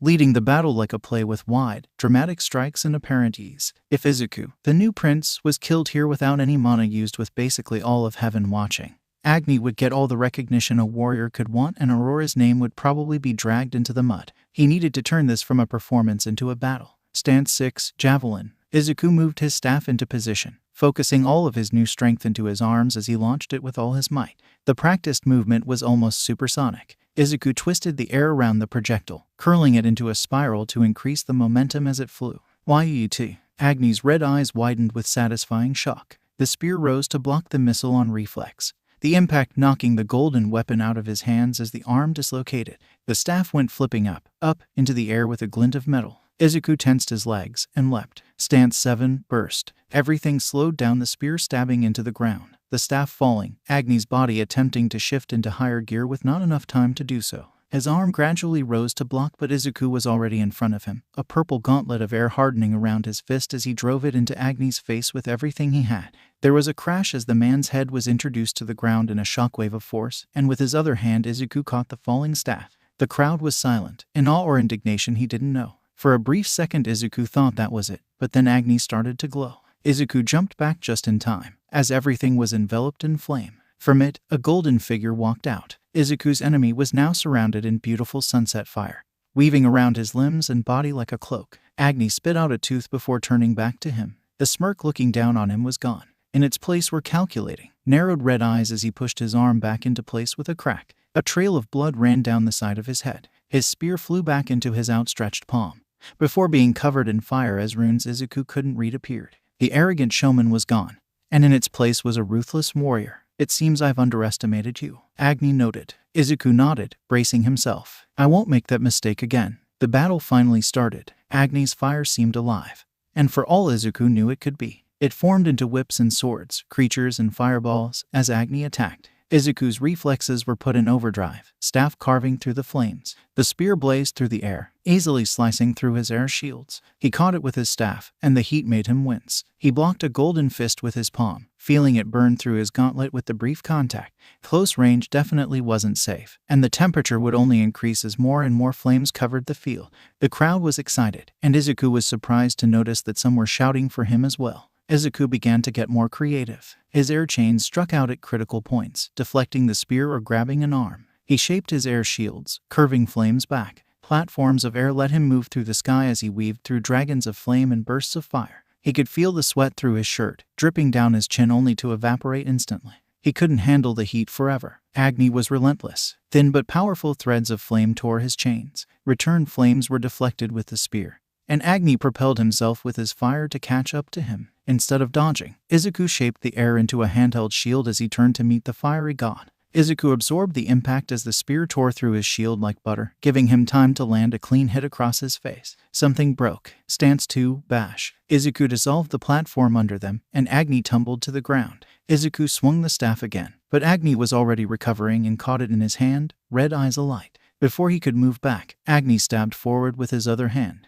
The spear sliced his forearm, the long gash instantly cauterizing as his vision briefly went white. Izuku tore his staff out of Agni's grip, a huge fist of air colliding with his enemy's gut in tangible desperation. Agni bent from the impact, but his arm still lashed out at lightning speed, catching Izuku's throat and lifting him up. The gleaming hand burned, the pain making him scream. Izuku couldn't win with just power. He kicked out on reflex, being dropped. Izuku rolled under the next slash and saw a burning fireball flying his way. Something tickled the back of Izuku's mind, of beaches and rackets. Instead of dodging, Izuku swung the staff and sent the ball of flame blazing back at Agni. It flew back at twice the speed before of course being absorbed into the spear. Wait, Agni was immune to fire. Why was he blocking all flames? Agni was sweating too, and hadn't been walking through the burning fires around the field. Flames didn't affect him, but the heat did. Izuku grinned. Stance 1, sweep. His trusty staff struck Agni's knee, knocking him down, forming a layered gauntlet around his arm. He gripped the blade of the spear and pushed until it was touching Agni's face. They both winced under the heat, but it clearly did more damage to Izuku's opponent. Agni stepped back, readying to counterattack, and stopped as his back pressed up against a wall. Surprised, he finally looked around. Izuku and Agni were surrounded by dense barriers of air, forming a glowing cube of purple. It was faintly see-through, like colored glass. Agni stared around him before letting out a loud laugh. The cloak of flames grew larger, his face now seeming to glow as he gained a cowl. Fire curled around his armor, tensing for an attack. A fatal mistake. You've trapped yourself in with me. Izuku let a smirk play upon his face, resembling Agni's earlier. It was the other way around. Stance 5. Izuku twisted his body as he began to spin at full speed, pushing his body to its limit. His staff extended, the purple trailing it as he reinforced the swirling air into a powerful tornado. Whirlwind. Inside an enclosed space full of heat, the twister knocked Agni upward, along with all the flames and fire as the heated air rose. The beautiful tornado of orange and purple crashed into the top of the cube, and finally it shattered, letting the swirl of color rise high into the sky. Agni dropped to the ground when it faded, broken spear hitting the field next to him. His armor was burned off at places, and he was completely unconscious. The crowd was silent in awe for a few beats, then it roared. Izuku blinked back at the cheering gods, moving his burnt hand in a sheepish wave. This only made them louder. He felt a smile stretch his face at being so accepted, at this many people not only knowing who he was but praising him. Something strange to imagine mere years ago. Izuku wondered if his old self, the one before all this, would have enjoyed it as much as he did. He slung his staff onto his back, turning to leave. He walked down the glowing hallway, leaving the arena. Izuku chose to ignore the catcalls as he realized his t-shirt was burned off, a faint blush on his cheeks. He should have brought more shirts. At least he had an excuse to try on divine clothing now. They gave Izuku a fitting snow-white cloak after he came back from the arena, adorned in runic designs. Aurora said he looked great, so Izuku was keeping it forever. Heaven had been very impressed when Izuku whacked someone with a stick, recognizing him as the future prince. The palace sent a royal escort to take him and Aurora to the teleportation point, keeping the curious crowd away. Izuku wondered if he would ever get used to that many people existing, much less being around him. From what he read, Earth had billions of people before they vanished. He couldn't even begin to imagine that. Izuku heavily thanked the guards before he left. The first thing Izuku did when they got back was take a nap, passing out on his bed in an instant. He woke up to sunlight shining through his window, feeling more well-rested than he had in decades. Aurora was lost in a book when he came downstairs, eyes scanning the pages at a rapid pace. Izuku knew how absorbed she was, knowing not to interrupt her yet. Izuku was surprised to see a stranger opposite her on the couch. But if Aurora trusted him, he must be safe. He had bright red hair and intelligent blue eyes, framed by glasses. He was dressed light, and Izuku could see the hilt of a sword on his side. The man greeted him with a warm smile when he noticed him coming, petting Kuro absent-mindedly as the cat laid next to him. "Hello, you must be Izuku, Aurora's fiancé. You must be Kensei, Sekhmet's husband." Izuku returned. Kensei let out a small chuckle. "I am. She's mentioned me. Sometimes. Doesn't talk about herself much. I've heard a lot about you though. Your fight was brilliant. Almost no one realizes Agni's major weakness, and your magic was fascinating to watch." Izuku felt himself grin under the earnest praise. "Thanks. You know Agni, former student, very arrogant, but driven." "You're a teacher?" Izuku asked. It wasn't too surprising, considering how friendly the man was. Kensei nodded. "Me and Sekhmet sometimes take on students." "I thought Sekhmet rarely took apprentices." "Yeah, I have taught classes, but my wife usually takes on one serious apprentice at a time." Kensei looked down at Kuro, hand still gracefully stroking black fur. "I also must thank for finding Nox." Izuku blinked. "Who?" Kensei's hand stopped moving. "My cat, Nox." Izuku pointed at familiar black fur and yellow eyes. "That's Kuro." "No, that's Nox." "Are you sure?" Kensei raised a red eyebrow. "I'm pretty sure I would know my own cat. I've had him for centuries. I found Kuro on Earth a decade ago, when he must have followed Sekhmet. Nox loves her, probably more than me actually. Anyway, Earth cats have a lifespan of like 15 years. If this isn't my blessed cat, then why hasn't he aged?" "Oh, that did make a lot of sense actually. Wait, you gave a divine blessing to a cat?" Izuku blurted. Kensei winced, looking a little sheepish. It was kinda spur of the moment. "I found out how long Earth cats lived." From what Izuku had heard, divine blessings seemed very precious. Kensei must care a lot about Kuro. "How about a bet over the cat?" Izuku asked. "What's stopping me from just teleporting Nox out of here?" Izuku met his eyes. "Your pride." Kensei stared at him for a moment, then broke into a grin. "Right. What are your terms?" "We stand apart a fair distance and place Kuro down in the center. If Kuro walks towards you, he's Nox. If he comes to us, he's Kuro." Kensei looked intrigued at the wager. He had obviously known Kuro for far longer than Izuku.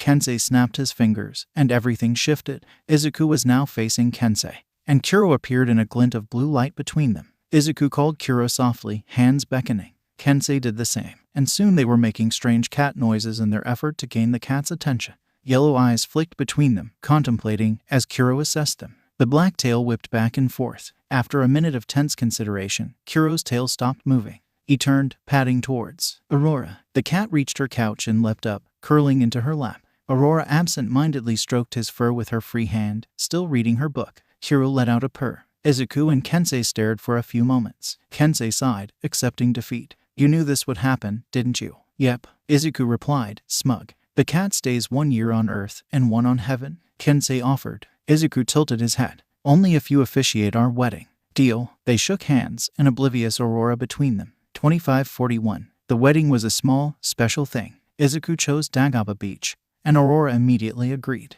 The sunlight touched a small venue, a designated red path leading from the teleportation point to a large, decorated arch. Half of it was runic in design.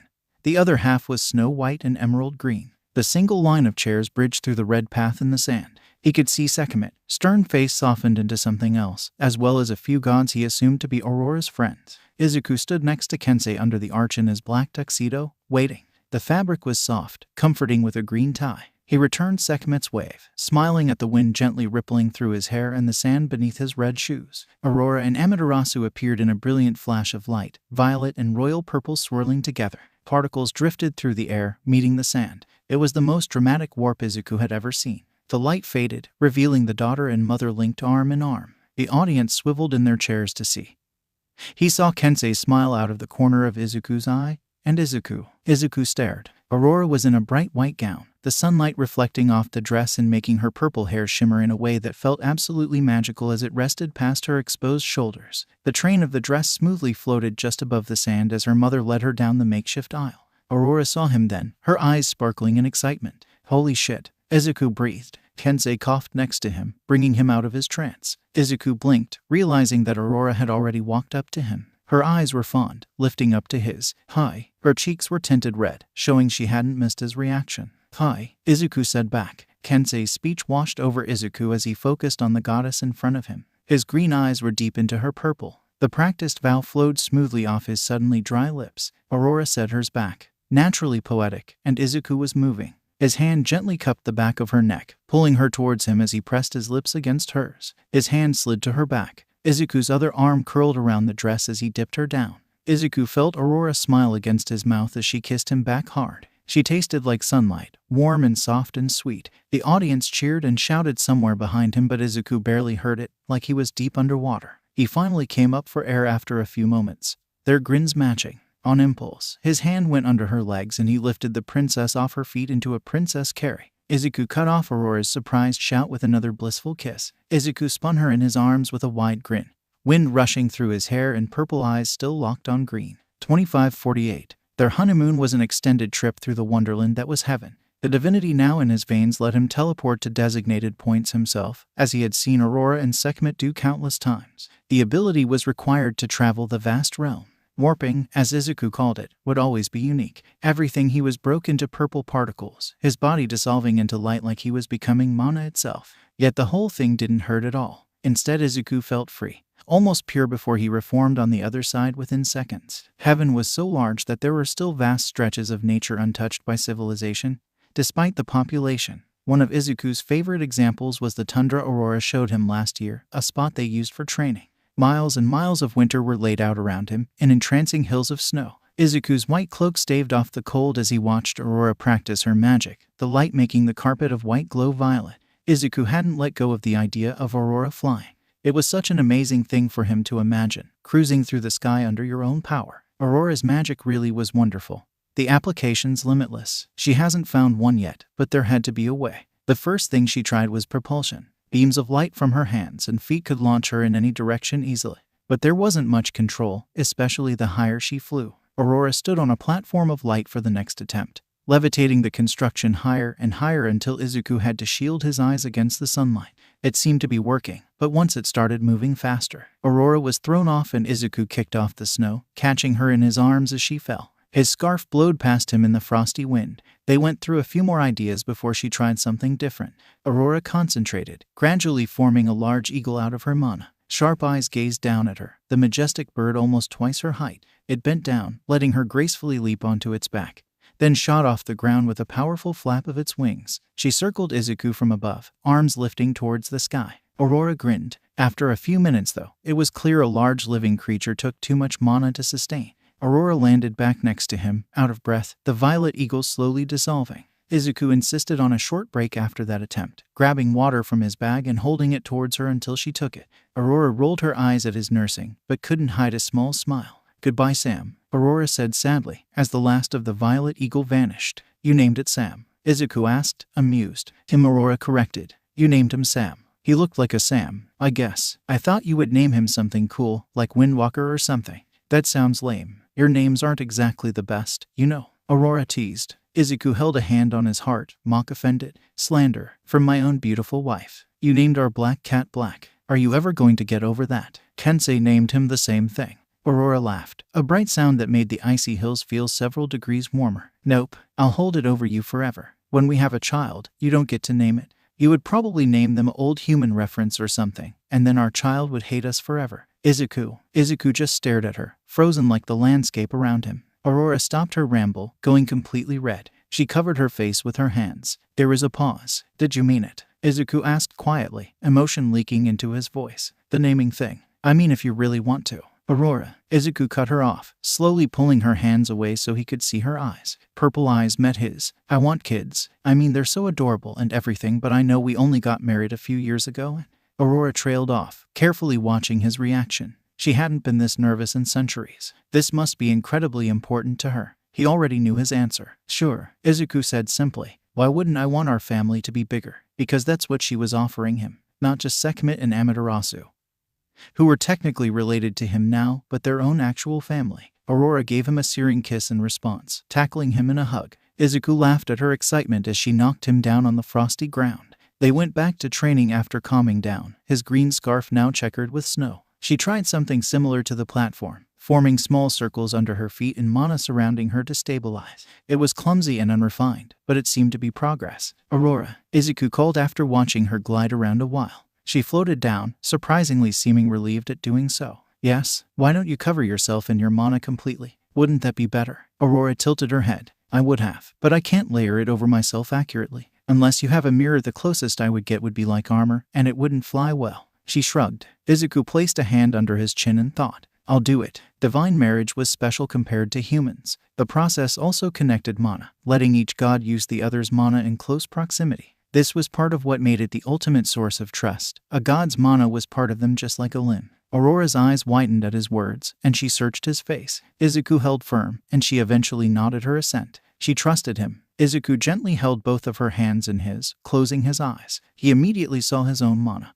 always stretching out to interact with other beings and objects, and pushed past it. Izuku focused on the second source of mana, bright and warm and safe, almost as familiar as his own. It washed over him for a moment, like a river of energy. Izuku imagined the complex light construct he needed, shaping it around his wife. When he opened his eyes, Aurora wore a new purple cloak made entirely of mana. It slid over her body and her jacket like a second skin, covering her up to the neck. Aurora twirled smoothly, looking down at it amazed, then took a step back to test it.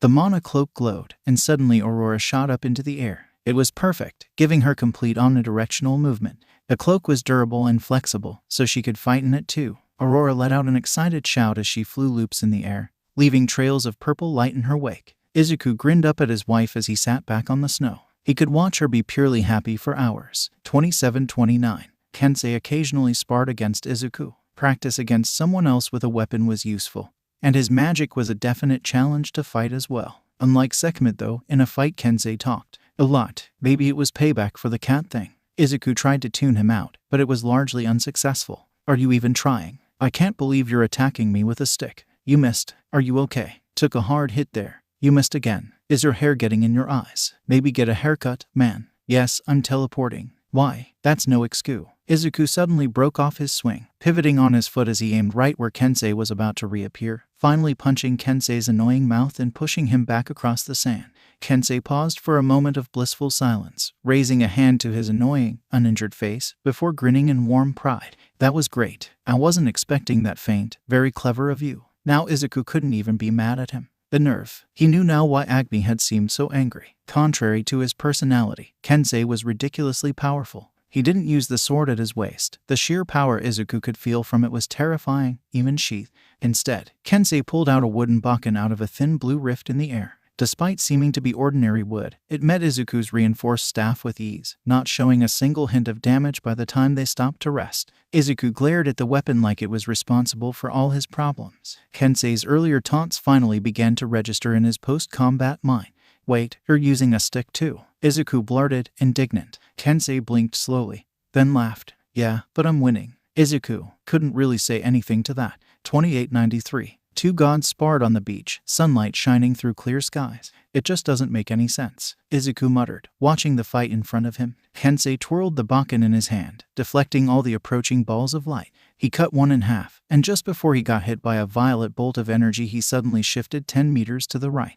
Is this about the stick again? Sekhmet asked. Sitting next to him on the sand, she didn't even look up, playing Tetris on her phone. Yes, it's about the stick. Look at that thing, it's not even scratched, Izuku exclaimed. Aurora slashed down with a giant axe of hardened light, and it was effortlessly blocked by wood before Kensei went to counter at blinding speed. Aurora's purple cloak appeared, flying her out of sword range. Sekhmet rolled her eyes. Why don't you just ask him? You've been on this for over a century. But that would ruin the whole point. Plus, he would probably be like, what? It's just a wooden bakken. What if it is just a wooden bakken? Then how is it so durable? Sekhmet shrugged. Maybe you're just weak. Why don't you break it then? Too much effort. Izuku opened his mouth, then closed it. An array of violet spears and swords blazed towards the swordsman, Aurora's frustration visible. Kensei parried a few, then slashed the air in front of him with a powerful swing. Light blue outlined the cut, carving a small gap in the fabric of space that the remaining projectiles flew into. He closed the gap with a smirk. They watched Aurora and Kensei spar for a few minutes. What do divine blessings cost, anyway? Izuku asked suddenly. Sekhmet's finger paused for half a second before clearing another line. What? Amaterasu and Aurora treated as something precious. yet Kensei hands one out to a cat he just met. The gods in heaven don't seem to know much. Izuku turned to Sekhmet, and she finally looked up. And you don't mention divine blessings at all. The goddess put her phone into her jeans with a sigh. I forget how curious you are sometimes, like in a good way. Sekhmet ignored him. Divine blessings are pretty rare. It takes a lot of mana to even be able to do so, and the blesser loses some mana permanently. That's part of the reason why it's seen as a sign of trust, since you can't take something like that back. Red eyes flicked back to the fight in front of them. As for Nox, Kensei is very impulsive. Izuku laughed, and the corner of Sekhmet's mouth lifted. Have you ever given a divine blessing before? Sekhmet didn't say anything for a moment, sharp features growing a tiny bit more rigid. Once, she said quietly. If I tell you, will you stop annoying me for now? Izuku nodded, abashed. Sekhmet leaned back into the sand. It happened centuries ago. Maybe 800-ish years by now. Humanity was starting to manifest abilities, or quirks as they called them. Emitter quirks are similar to magic really, but transformative and mutant quirks are unique. Sekhmet glanced at Izuku, who was listening with rapt attention, before continuing. People without these abilities, the quirkless majority, began to fear the quirk. They were more powerful, different. It's in this time that two brothers were born. They had white hair, like you do. Izuku's hand went to his head, surprised. That was one of the only things the two brothers had in common though. The younger brother was kind and meek, yet had sparks of bravery. The older brother is more cunning, ambitious. The younger had seemingly no power at all, while his brother's ability let him have all the power he ever could want. The older brother was nice at first, collecting abilities from those too scared to hold them and giving them to those who craved uniqueness of their own. But then, he wanted more. Izuku finished. Sekhmet nodded. The older brother slowly conquered with overwhelming power paired with smarts. The younger tried to stop him, their relationship eventually crumbling, but was too weak, powerless. But he kept trying. I wasn't sure why this stood out to me so much. Maybe I saw myself in him. So I helped as much as I was allowed. Izuku's eyes widened. I gave the younger brother a tiny bit of my enhancement magic. But to my surprise, it molded with the quirk he never knew he had into something completely new, a mix of quirk and magic. He could transfer all of the compound to someone new, keeping the remains of energy within himself. So that's what he did before the older brother killed him. And then they passed it off to someone before going off to die. And this cycle kept repeating. Sekhmet sighed. I don't know why this bothers me after so long. The users would be dead in like a century anyway if the compound was never made. And I've killed far more gods. But it does. So I don't know if I could ever bless someone again. This was probably the most he had ever heard her speak at one time. It's not your fault, you know. The younger brother would have fought and died without your blessing, and the other users wouldn't just ignore the threat. Izuku said softly. If anything, you helped the younger brother by giving him the ability to do something. Sekhmet didn't say anything for a moment, closing her eyes. Sunlight poked through her blonde hair. Thanks, Izuku. Izuku turned his attention back to the fight in time to see it end. Aurora yielding to the Bakken resting on her neck. She seemed happy despite her loss, talking to Kensei before he went to leave, walking to the teleportation point.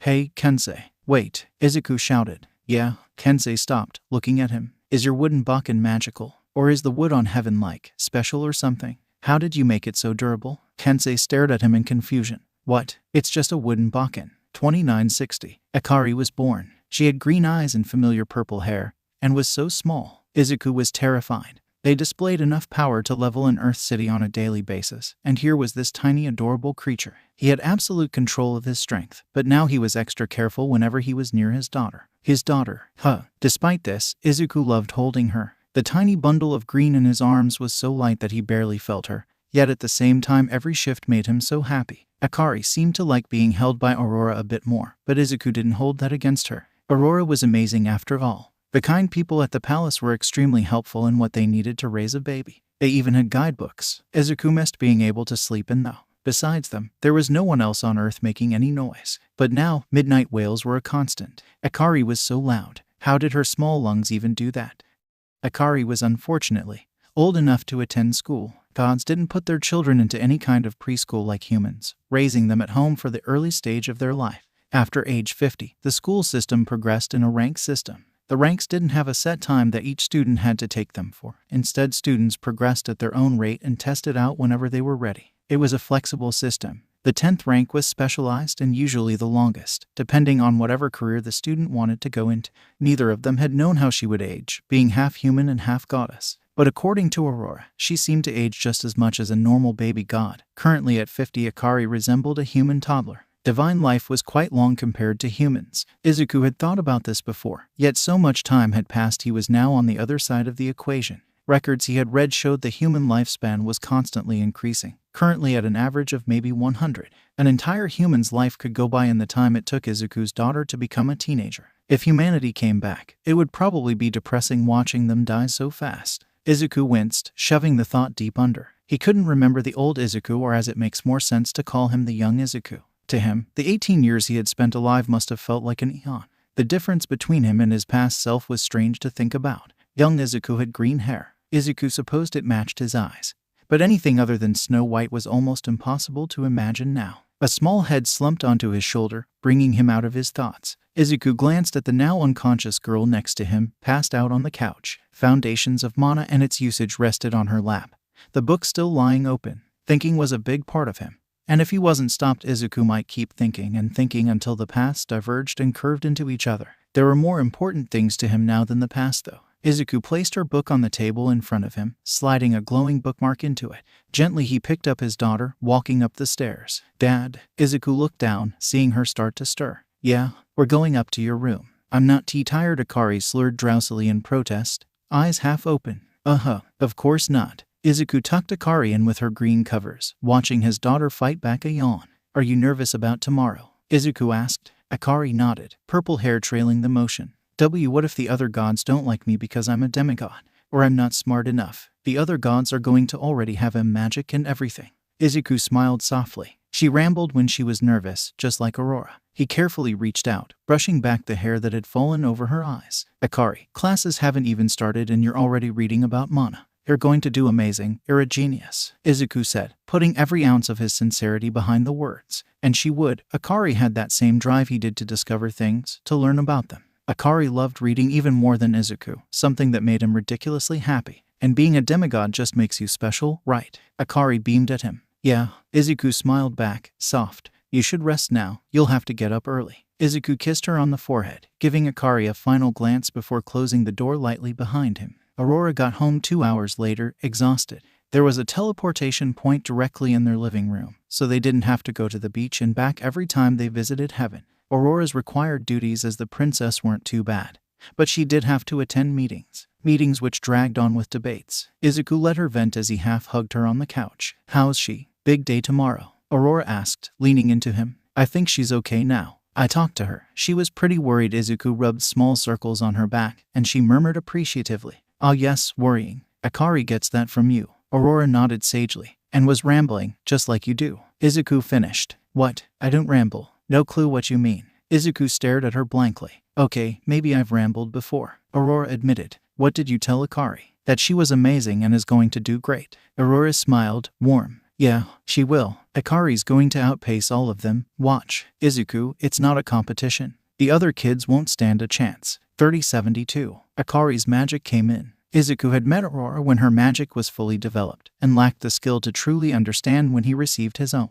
Seeing Akari's mana slowly grow over years was beautiful, like a blooming flower. Her mana was a pure white, and she almost seemed born for light magic. Aurora showed her how to make a simple ball of light, patiently guiding her through the process of using mana. Akari's grin didn't fade for weeks. She was already at the 4th rank in her education, ahead of most students her age. Despite how proud he was, Izuku was careful not to pressure her into advancing, letting Akari set her own pace. Divine education covered many subjects. With more course options the higher rank you were. Mandatory classes included academics along with hand-to-hand combat and mana foundations. After getting their mana after about a century, gods could take mana application to actually learn to use magic. Despite her initial worries, Akari absolutely loved school. The only class she didn't like was history. And honestly, Izuku didn't blame her. Gods had far more history than humans did. Izuku lifted himself up, pausing in his one-armed handstand to check on Akari. She was drawing something intricate across the room, eyes narrowed in concentration.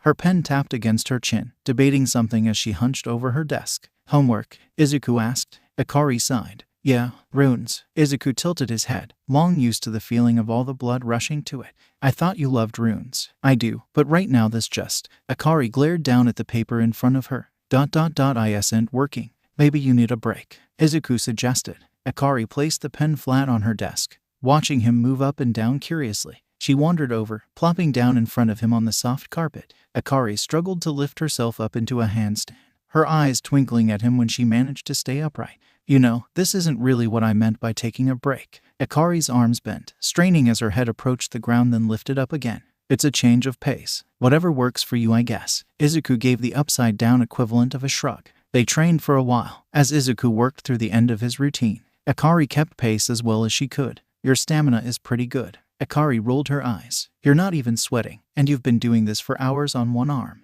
Akari, I've been doing push-ups for like 800 years. You're fine. The demigod scrunched her nose. Huh? Old? I'm not old, Izuku protested. That sounds like something an old person would say. Izuku sighed dramatically. Children, they grow up to be so cruel. I'm not a child, Akari insisted. You're not. I'm 112 years old. A baby, really. Akari pouted, making her look adorable. Her arms were starting to shake from effort of holding herself up. See, can I join you on your sacred routines? Akari asked. Izuku glanced at her. Sacred? I've watched you do it my entire life. Akari panted. I can't even remember you missing a day either. By now I have the workout memorized. I asked a long time ago, but but you said I couldn't. Akari's arms gave out, and she tumbled onto her back. Izuku pushed off his hand, sitting down next to her as she tried to catch her breath. Of course you can, Izuku answered. Akari blinked. Really? I didn't want you to do it before because you were young, and could have hurt yourself. Izuku shrugged. My daily routine is something special to me, but of course I would love to share it with you.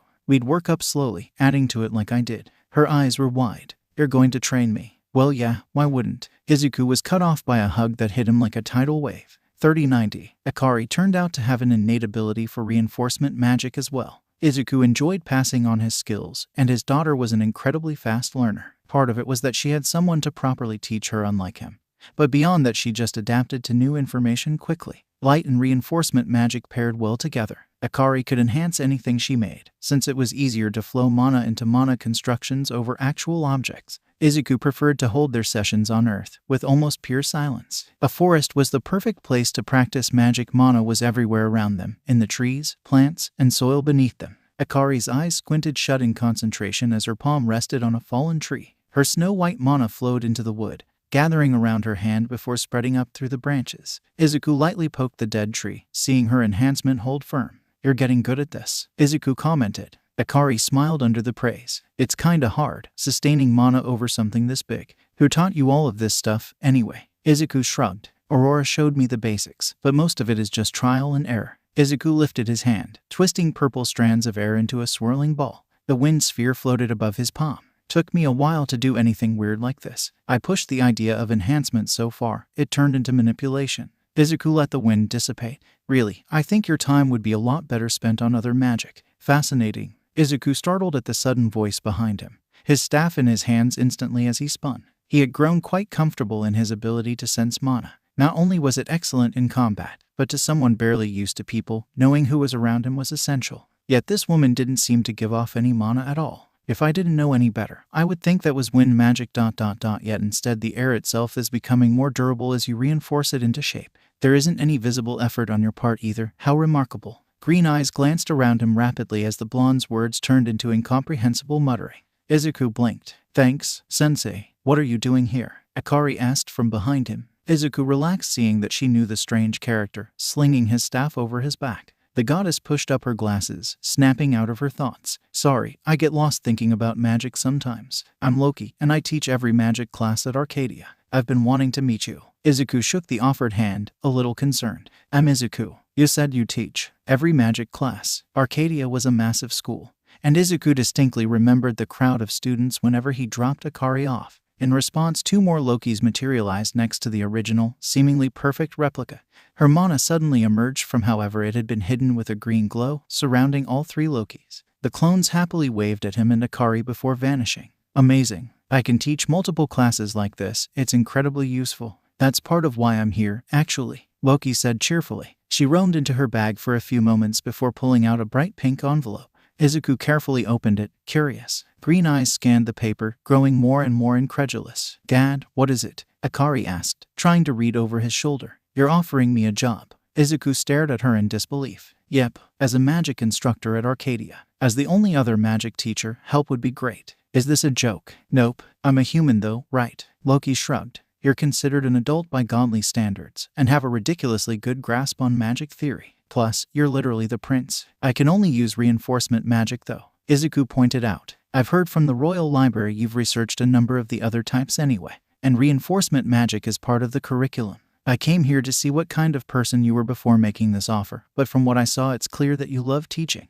Loki finished brightly. He didn't exactly need a job, being a prince. There were also no bills to pay on an abandoned Earth, but teaching would definitely be a new experience, an interesting one. And Izuku wouldn't have to worry about Akari, since she would be in school at the same time he was. Sure, Izuku answered finally, but only if you teach me how you hid your mana earlier. Loki grinned. That's how Izuku found himself walking into a classroom full of children a month later. 30 pairs of eyes snapped to him instantly. Izuku took in the large space, staring back at rows of confused yet curious faces. Why had he thought this was a good idea? Hello everyone. I'll be teaching courses on magic from now on. My name is Izuku, so just call me that or sensei I guess. Izuku spelled his name in the air, the words traced under his finger, lighting up with purple mana. Izuku opened his mouth to continue, but then a hand shot up from near the front in a burst of motion. Izuku blinked at the girl, confused. Did she have a question? He hadn't even started teaching yet. Yes, Izuku asked. The redhead seemed to be about Akari's age. What did you just do?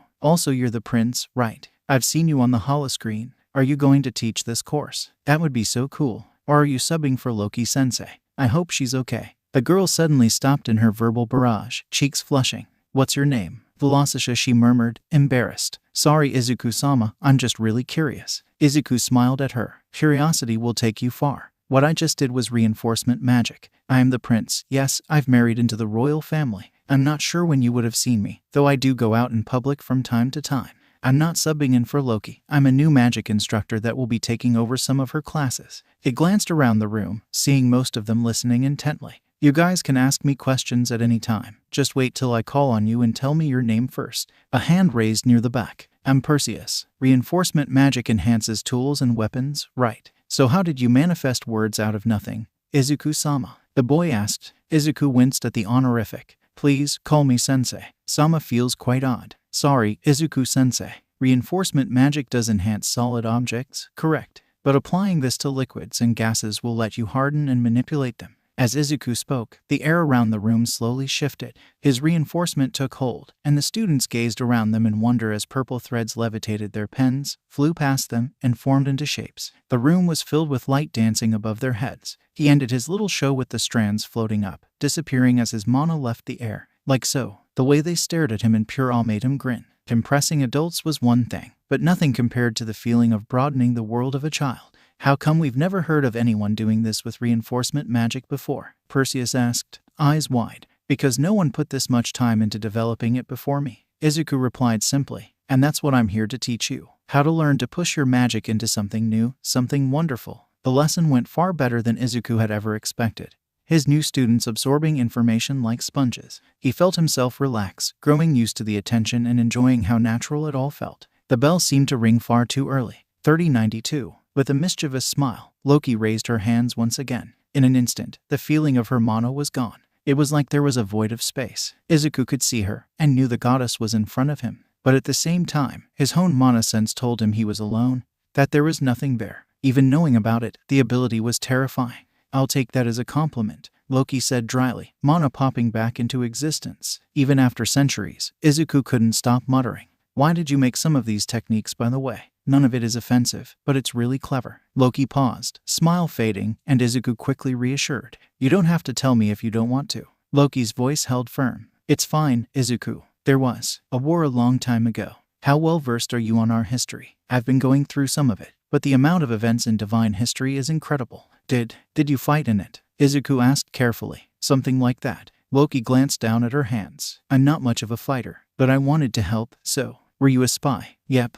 Got secrets, plans, general chaos. They gave me a title actually, the trickster. Being able to change my form was invaluable. However, it's useless unless my mana is hidden as well. So this was my solution, void. You know, you're a lot better at naming things than I am. Izuku commented. It earned him a small smile. I've heard. Akari says all your technique names are ridiculous. Wow, that traitor. Loki laughed, and a bit of the darkness in her eyes faded. He was glad for it. Ready to try void again? She asked. Izuku nodded, focusing on the feeling of mana inside of him. The familiar energy rose to meet him, but that wasn't what he wanted for once. He tried to suppress his mana, pushing it further down inside of him. Anything? He asked. Nope. Izuku frowned. What was he doing wrong here? He had been at this for months. Probably noticing his disappointment, Loki started to reassure him. It's fine, don't worry if you don't get it right away. Using magic was about embracing your mana, letting it grow and guiding it. What he was attempting to do was the opposite, so he expected it to be hard. Yet there hadn't been any progress at all. According to Loki, his presence hadn't twitched. Not even sure how I do it, and my magic is perfect for this stuff. So then he was going about this the wrong way. Suppressing his mana meant hiding it deeper in himself. It would still be there though, and manipulating his mana like that would only make his presence more obvious. So it might take you a while. You never told me why you wanted me to teach you this anyway. Hey wait, are you even listening? Loki invented this technique, but the amount of instinct and personal mana use meant that explaining how it worked was hard. But when she used it, her mana seemed to be completely gone, not diminished. It was so simple, Izuku wondered how he hadn't thought of it before. Got it. Loki blinked. What? Izuku let his purple mana pass through his circuits, pushing it out through his body. But instead of flowing it into the air, he let it run through existence itself, filling into the space around him. Kensei came to mind, his blade carving into reality like butter. That strange emptiness the slashes opened was what Izuku aimed for, and Izuku could feel his own presence vanish, suddenly unable to sense himself for the first time. He glanced down at his palms with a smile, the feeling strange yet fun. In contrast, everything around him seemed to burst into his awareness. Izuku couldn't do any magic with his mana woven into reality, but with his mana touching his surroundings, his mana sensing had improved by leaps and bounds. He could feel every tree around him in their shapes, every fallen stick and hidden rock. Izuku had never known the ground beneath his feet, earth, this clearly before. Loki's jaw dropped. Izuku noticed that she stood out, a beacon of green mana the shade of her eyes. If he looked at Amaterasu like this, he would probably go blind instantly. Loki closed her mouth with an amused sigh. You really are a genius. Izuku grinned at her. Why didn't you tell me about the sensing? This is amazing. The sensing. My sensing abilities don't change when I erase my mana. How exactly did you do it? Izuku told her, watching her eyes get wider the more he explained. I just suppress my mana. My magic is extraordinary at trickery and stealth. But you found a way to sense things as well. The things we could do with this, Loki said, excited. Izuku matched her smile, pulling out a new notebook. Let's push this further. They lost track of time as they worked, twin mutters blending together in a stream of ideas and research. Aurora found them hours later, shaking her head with a smile at the pile notebooks laid around the forest floor. In a well-practiced motion, she poked Izuku on the forearm. He glanced up from his writing, surprised. The sun was starting to set. How long? You two have been here all day.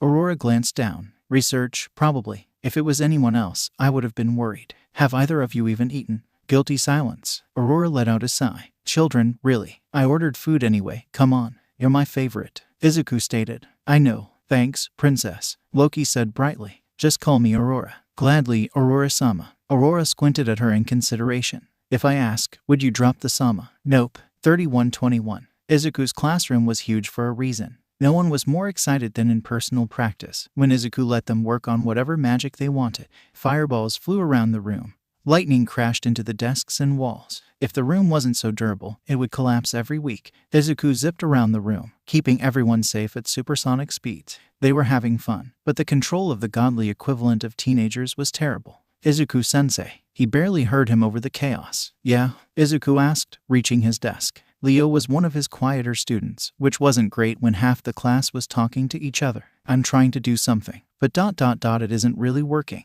Izuku hummed. What exactly are you doing? A bit of excitement was visible in the boy's eyes, and it made Izuku smile. I love my fire and everything, but... Burst. The classroom around them slowed as Izuku accelerated, cutting the boy off mid-sentence as his mouth stopped. The world came to a halt as he reached max speed, mana and energy stuck in the air. Everybody froze, like a chaotic group picture. Izuku started walking. He moved carefully, weaving through the bodies and misguided attacks. He saw some sort of impressive mini-tornado in the middle of unfurling and gently pulled a girl's head from where she stared down at it. He pushed a boy talking to her just out of its range, and as an afterthought reduced the spin on the twister a small amount.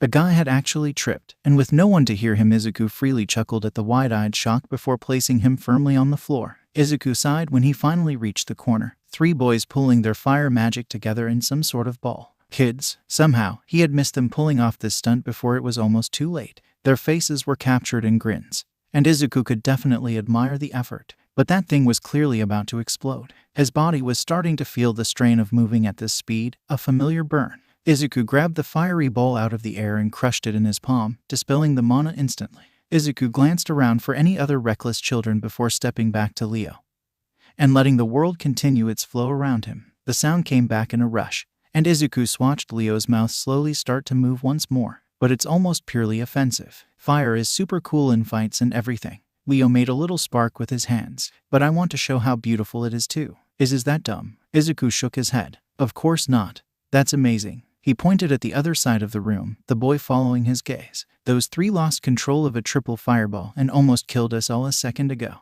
I'm definitely on board for less destructive fire spells. Leo looked incredibly alarmed, and Izuku laughed. What's your idea? What if fire didn't burn anyone? Izuku tilted his head, like in an intimidation tactic, or the enemy's fire. No, I mean what if I only burned mana? I could protect everyone, and neutralize attacks at the same time. Izuku's eyes widened, by literally burning them out, yet without any danger. A perfect peacekeeping technique. That's genius, kid. Leo's cheeks blushed. Thanks, Izuku-sama. Simon, you just called me sensei. Izuku protested. Leo's reply was drowned out by the bell, and Izuku glanced up at the clock. All right everyone, that's it. Keep practicing. Just please have supervision or something. Especially if you're going to make giant tornadoes or fire bombs. The mentioned kids looked down, sheepish. Izuku shook his head with a smile. Dismissed. Akari met him outside the school. Izuku met her eyes curiously. You got out early? Izuku asked. Akari nodded. I think we broke the substitute. Was kind of sad, really. Izuku winced in sympathy. Children could be merciless. He followed her to a grass field near the edge of the grounds, watching his daughter stretch and cop at her. Guess you want to spar? Right after classes too.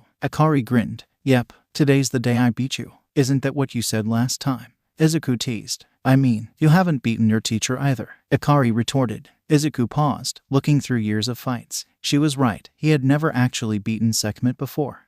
And starting right after I've taught my classes, when I'm usually tired, isn't a coincidence either, right? Izuku asked. No idea what you're talking about. Akari lifted her hand, a perfect sphere of white light resting on her palm. Izuku watched, surprised, as the white split into 6 smaller balls of light. Together they made up the rainbow, a spectrum of color. That's new, Izuku commented. I call it prism. Each orb floated up, taking up positions around her in a circle. Then they struck. Each ball flew separately, controlled with extreme precision as they attacked together. Red and orange rushed towards his head first, forcing him to duck. Yellow streaked at his exposed neck, and a barrier of air deflected it towards green. When do you think of this? Izuku asked, impressed. His staff blocked red and yellow as they bounced back. Purple and blue struck at his blind spots, keeping constant pressure. A decade ago. Cool, right? Out of the corner of his eyes, Izuku noticed her eyebrows were tightly knit in concentration. Then, each color started transforming. Izuku sped up as each light suddenly became a sword, twisting through the storm in a blur of motion.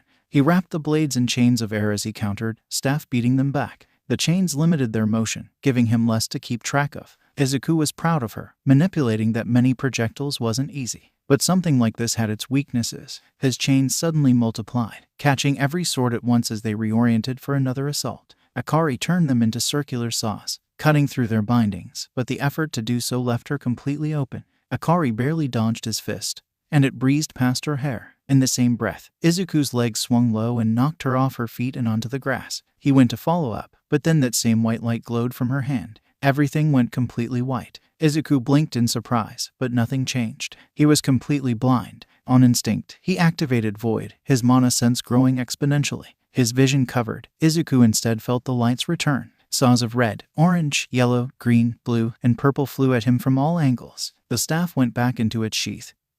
He had no need for it. He closed his eyes, filtering out his eyesight completely to focus on his mana sense. Akari's patterns were getting more creative, he noticed. Green swung for his legs, almost blending in with what his senses told him was grass. Izuku sidestepped a red dagger, watching purple cut through the space in front of him. He flipped over blue, the huge spear making his hair rustle. He stepped back as orange and yellow tried to wrap him with rope, and red cut through it. But despite all this movement, the white mass was still at the exact same spot. Izuku rushed towards it. The white form shifted, a limb extended towards him. He twisted, blocking the blow and launching his own.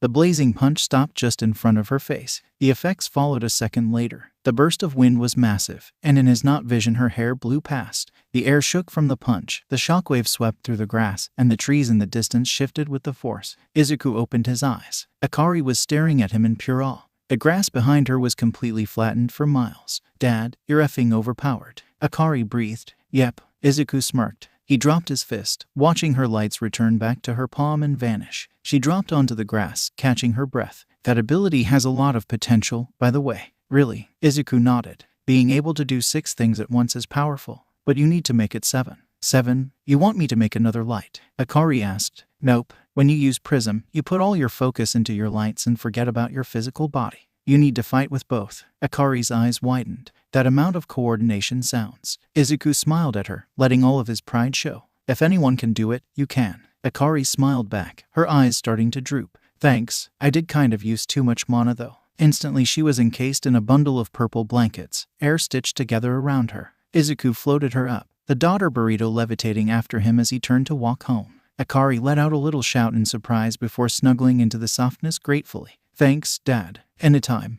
3240. "You know, if you keep jumping through grades, you'll be like the first baby to graduate," Izuku commented. Aurora elbowed him in the stomach, hard. "What he means is congratulations on passing ranks once again, Akari. You've been studying a lot. You deserve this." "Yeah, that's what I said." Akari laughed. "Thanks, both of you. Also, Dad, I'm 280. Not a baby." Izuku and Aurora stared at her in consideration, then exchanged a glance before turning back to their baby. "Sure, honey. Whatever you say." Akari leaned back in her chair and rolled her eyes so hard Izuku thought they were going to fall out. And then Izuku's senses were overwhelmed by mana. His entire sensory range was filled with multicolor mana he had never encountered before. For an instant it was all he could feel, a blanket of energy. At the same time, it wasn't hurting him or his family, yet was doing something else to a huge space around them. And then the mana suddenly vanished as fast as it came. Izuku stood up, glancing at Aurora and Akari who were unharmed yet just as confused. A new presence demanded his attention, yet there was only latent mana. A woman had appeared by the table. She was short, barely coming up to chest. Her eyes were emerald green, just like him, and her long hair was the same shade. The very back of his memory tingled at the sight. Something forgotten stirring as he watched her eyes that had always teared up so easily began to do so, his heart calling out to her in some deeply ingrained way that hadn't vanished no matter how many years, decades, centuries had passed. "And Mom," Izuku choked, the word falling off his lips automatically. His mother finally unfroze, let the tears out in a waterfall as she wrapped her arms around him in a full hug. Izuku hugged her back, the feeling so familiar in a way that made him want to cry too. "Hi, Mom." Mom held him tighter. "It's been so long." The nice people said that all of humanity was gone for 5 years, which was not a bad vacation, but then you weren't there so I didn't know what to do. No one could tell me where you were so I just hoped you were safe. Your quirk still hadn't manifested but you were so determined despite it, but there are monsters now and Izuku gave her a watery smile. This was where his muttering came from. She pulled back to look at him, eyes growing wider as she stared. "You're so tall now. When did your hair turn white?" Mom poked his cloak, confused. "And when did you get fashion sense?" Aurora laughed. Mom blinked, noticing Aurora and Akari for the first time. I have a lot to tell you, Mom," Izuku said. "We should probably sit down for this."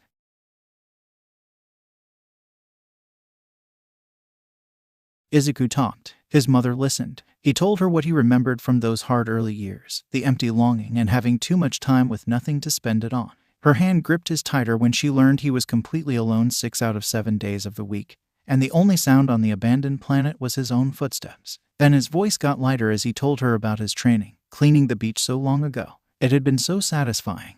That day he finally saw the sunrise on perfect sand, not a single piece of debris in view. His mom smiled when he told her about his ever-growing training routine, and how proud he was of it. Izuku glanced at the kitchen, where Aurora and Akari were out of earshot. He told her of traveling the planet, falling in love with a goddess without even realizing it. He felt so nostalgic, the memories wrapping around him warm like his cloak. Izuku told her about his teacher, a hardened softie who loved games and their years sparring on his beach until night came, and her husband that Izuku co-owned a cat with. His mother looked amazed when he vividly described heaven and its beautiful cities, landscapes that would take lifetimes to fully explore. He didn't tell her about the sky, the worst pain he'd ever felt. Only Aurora knew about that. But he did tell his mom of the arena, of feeling truly recognized for the first time he could remember and crowds cheering. His mom looked down when he told her of the wedding, of how purely happy he was. Izuku could feel her pride, but there was so much guilt in her eyes with it. Finally, Izuku told her about Akari, how fast she learned, grabbing onto knowledge with both hands, and how amazing her magic already was. Izuku talked until his throat was dry. His mother didn't say anything for a long moment when she finished, fingers fidgeting together. She looked back at him, aching sad, yet no more tears came. 1,000 years, Mom whispered, so quietly he almost missed it. Oh my God, Izuku, I am so sorry I left you. Izuku stilled. He didn't know what to do. Carefully, he pulled her into a delicate hug, looking for the words to say. I forgot what your voice sounded like, Izuku blurted. His mother flinched in his arms.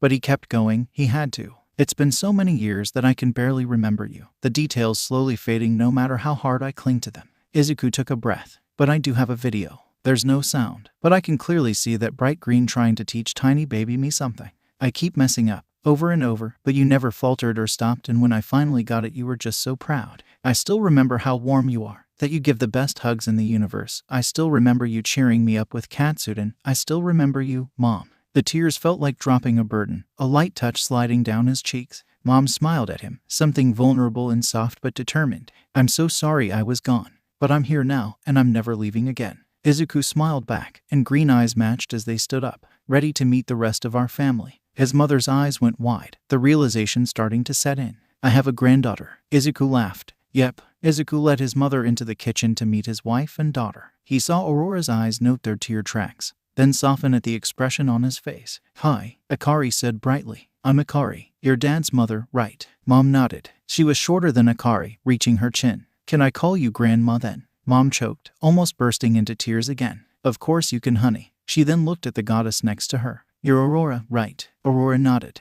Hello, Midoriya. It's great to finally. Mom cut her off a hug, embracing her daughter-in-law. Thank you for being here for Izuku, for making him so incredibly happy. And please, just call me Inko. A soft smile formed on Aurora's face. Okay, Inko. Humanity had finally returned from their unwilling vacation. Everybody was back from whatever world they had been sent to. Some brought back stronger quirks and magic, while others returned completely changed from their experiences. 5 years was a long time to humans, apparently. The media deemed the event the drift, the time all of humanity drifted away in search of new worlds. Around the world, people compared their otherworldly adventures, stories spreading like wildfire as loved ones and friends reunited. The world's governments were immediately on top of the aftermath. Magic was treated like an extra emitter quirk, needing to be registered. The new influx of abilities made it easy for Izuku to register his family with new identities. Almost no one bothering to thoroughly check through records. The line to the registry had been pretty long. Izuku wished he had brought a book. Izuku and Aurora were now both listed as 40 years old, since having a biological daughter Akari's age wouldn't make any sense otherwise. Akari passed for 20, a young adult by human standards. Izuku wrote down a mutant enhancement quirk to explain his and Akari's strength, and then just labeled their magic.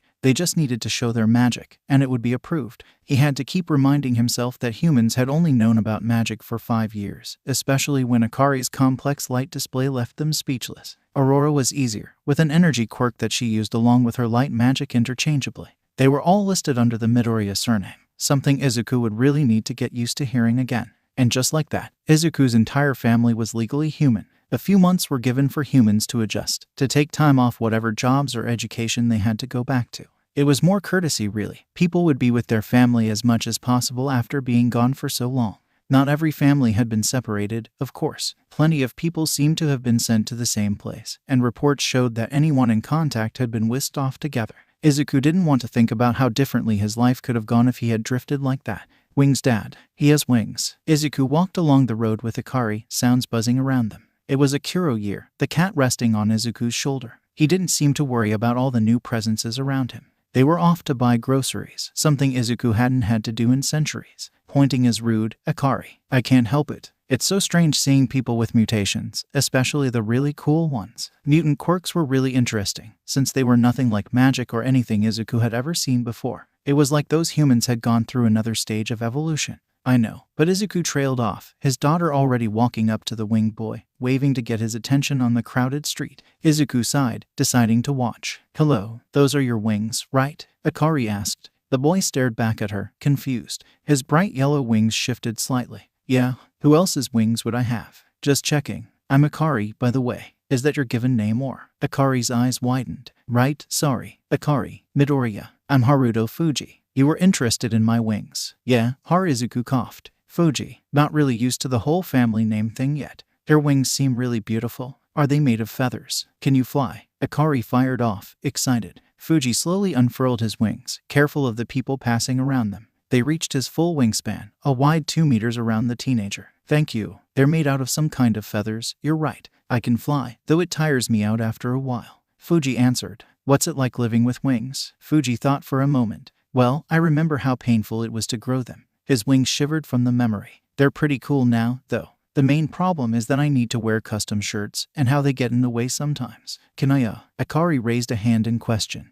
Not sure if she was crossing some kind of line or not. Fuji nodded, a hint of pink on his cheeks, and Izuku gently felt his wings, her fingers trailing through feathers as she moved her hands along them in wonder. This is amazing. They're so soft and fluffy. I wish I had wings. Wait, the feathers are turning red. Izuku glanced back, seeing the poor boy's face turn a similar color. Oh, they're related to your emotions. I'm sorry if I made you uncomfortable. I'm just super curious about things. Fuji waved it off. It's fine, don't worry about it. You're right, they turn red when I'm embarrassed. Like just now. I don't hate this color really. When my wings are red, it's kind of like I'm Hawks. Izuku tilted her head in confusion. Who? Hawks? Fuji repeated, seeing her blank look. You know, the third-ranked hero. He has those huge red wings. I guess it has been 5 years. But he's still really famous for all his rescues. Sounds like a cool guy. I know, right? There aren't too many heroes with quirks like mine, but he's my inspiration to be one. I want to swoop in and save people, just like he does. So you're going to become a hero. Fuji nodded, excited. Yep, that's why I want to get into UA University, though no one really knows what the exam this year is going to be like. He was cut off by a call, and he pulled out a device, eyes wide. Oh no, my mom's going to kill me. I really need to go. I'll see you again. Izuku waved as he rushed off. Thanks for letting me feel your wings. The sunny yellow feathers flickered back into red as Fuji ran out of view. You forgot I was here, didn't you? Izuku asked, amused. Izuku jumped, startled. Wow, I kind of did, sorry. I do that sometimes too. Focus isn't really a bad thing. Dad, why was he that embarrassed? Izuku asked. He can probably feel through his wings pretty well if they're connected to his emotions. Imagine if a stranger felt your hair like that, even after asking. Oh, that makes sense. I should apologize or something, right? Probably. They walked into the grocery store, buying and thanking the cashier. It really was strange for Izuku. He had a salary in heaven, of course, and was used to paying for things there. But on Earth, there hadn't ever been anyone to pay. They left the store as night started to fall, familiar streetlights showing the road. Cars were slowly trickling into usage, and more people were out getting used to their planet again. Then a portal appeared in the middle of the street, stretching wide. Out of it came a wolf, its fur an unnatural, eye-catching orange. The portal closed behind it soundlessly, and most of the humans backed away from the clear threat. The creature was large, taller than Izuku while it was on all fours. So that's a monster. It was one thing hearing about monsters, but seeing one in all of its glory was different. Red eyes flickered around wildly, and Izuku heard someone scream somewhere behind him. Are you going to kill it? Izuku asked. Izuku shrugged, walking forward. The wolf's head snapped to him, growling as he stepped closer. Hello, Izuku said. Are you here too? The wolf lunged, jaw wide, and Izuku's hand instantly swung in a deadly arc. He sliced through the center and the monster erupted into golden dust, its blood not even having time to fall before its existence was gone. Guess so. Izuku wrinkled her nose at the dust now covering his shirt. Killing actual monsters is a bit messy. I think I like Mom's light animals more. I mean, the body vanishes. No need to clean up a giant wolf corpse, Izuku reasoned. Izuku waved off the thanks of the passerby, and Izuku watched him closely as they kept walking. Dad, what do you think of heroes? Is this because of that boy earlier? Or what happened just now? Both, Izuku hummed, considering. I love the idea of saving people, of rescuing. Though I don't really know much about heroes yet, I'm sure my old notebooks have something. You have notebooks from before the drift? Izuku asked. Yep. They've just been sitting there for 1,000 years. Couldn't throw them away. I guess I thought they would be useful when humanity came back someday. Izuku paused in consideration. Dad, can I become a hero? You know you would need to leave Arcadia for 3 years while you attend hero school, right? Izuku shrugged. I'm already ahead of the other gods. 3 years won't make any difference. Besides, this sounds like it'll be more interesting. I know I'll have to be on Earth more if I become a hero. Izuku, you're amazing enough to do whatever you put your ridiculous amount of energy into. But, please ask your mother first. Why do you want to be a hero, Izuku? To save humans, I guess. I have this much power, but I don't really have much to use it for. Plus, Fuji's doing it. Who? Kid with colorful wings we met earlier. Izuku answered for her. Sure, I would never stop you from saving people, and your father's trained you pretty well. Izuku, you're going too, right? Wait, what? Akari said. Izuku nodded. I don't know much about my old self, but he definitely wanted to be a hero. It sounds interesting. And being a hero would let us use our abilities more easily too. He thought of the monster and the panic and fear the humans around him had at the sight. And Japan definitely needs more heroes right now. Are you going to take the licensing exam?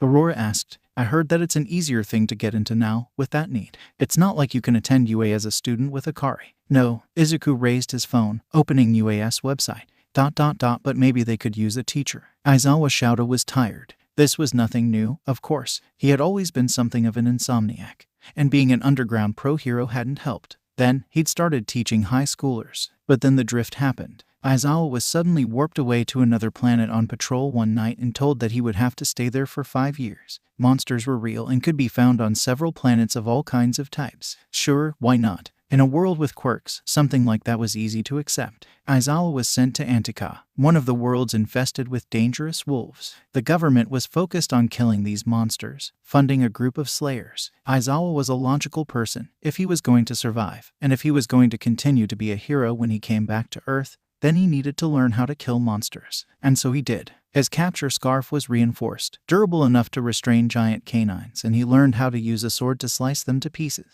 Interestingly, he could use erasure on mana to forcibly suppress it and prevent magical attacks. But besides that, it had zero use against the wolves of Antika. So he trained as hard as he could to efficiently destroy the creatures he fought, as well as anything that might be on Earth. 5 years later, he was back at UA with his chaotic, terrifying boss. Nezu didn't seem to have changed those who didn't know him. A fluffy, adorable person in a suit, innocent impression only slightly marred by a large scar. But Aizawa could see the harder glint in his eyes, the tighter grips. But right now, his eyes were curious in a way that made Aizawa feel a headache appear in advance. Aizawa, please sit down. I've found something quite interesting. Aizawa sighed, taking his usual seat across from Nezu's desk. That's pretty concerning to hear from you, you know. In response, Nezu turned his computer towards him with a grin. Aizawa's eyes widened. In the clip, a giant wolf appeared from a portal and a white-haired man effortlessly cut through a giant wolf with nothing but his hand. Behind him, a girl stood without a hint of fear, despite the monster. They talked casually before walking away as if nothing had happened. A sunset wolf. Aizawa honestly hated the name, but it fits. Bright yellow fur like the sun.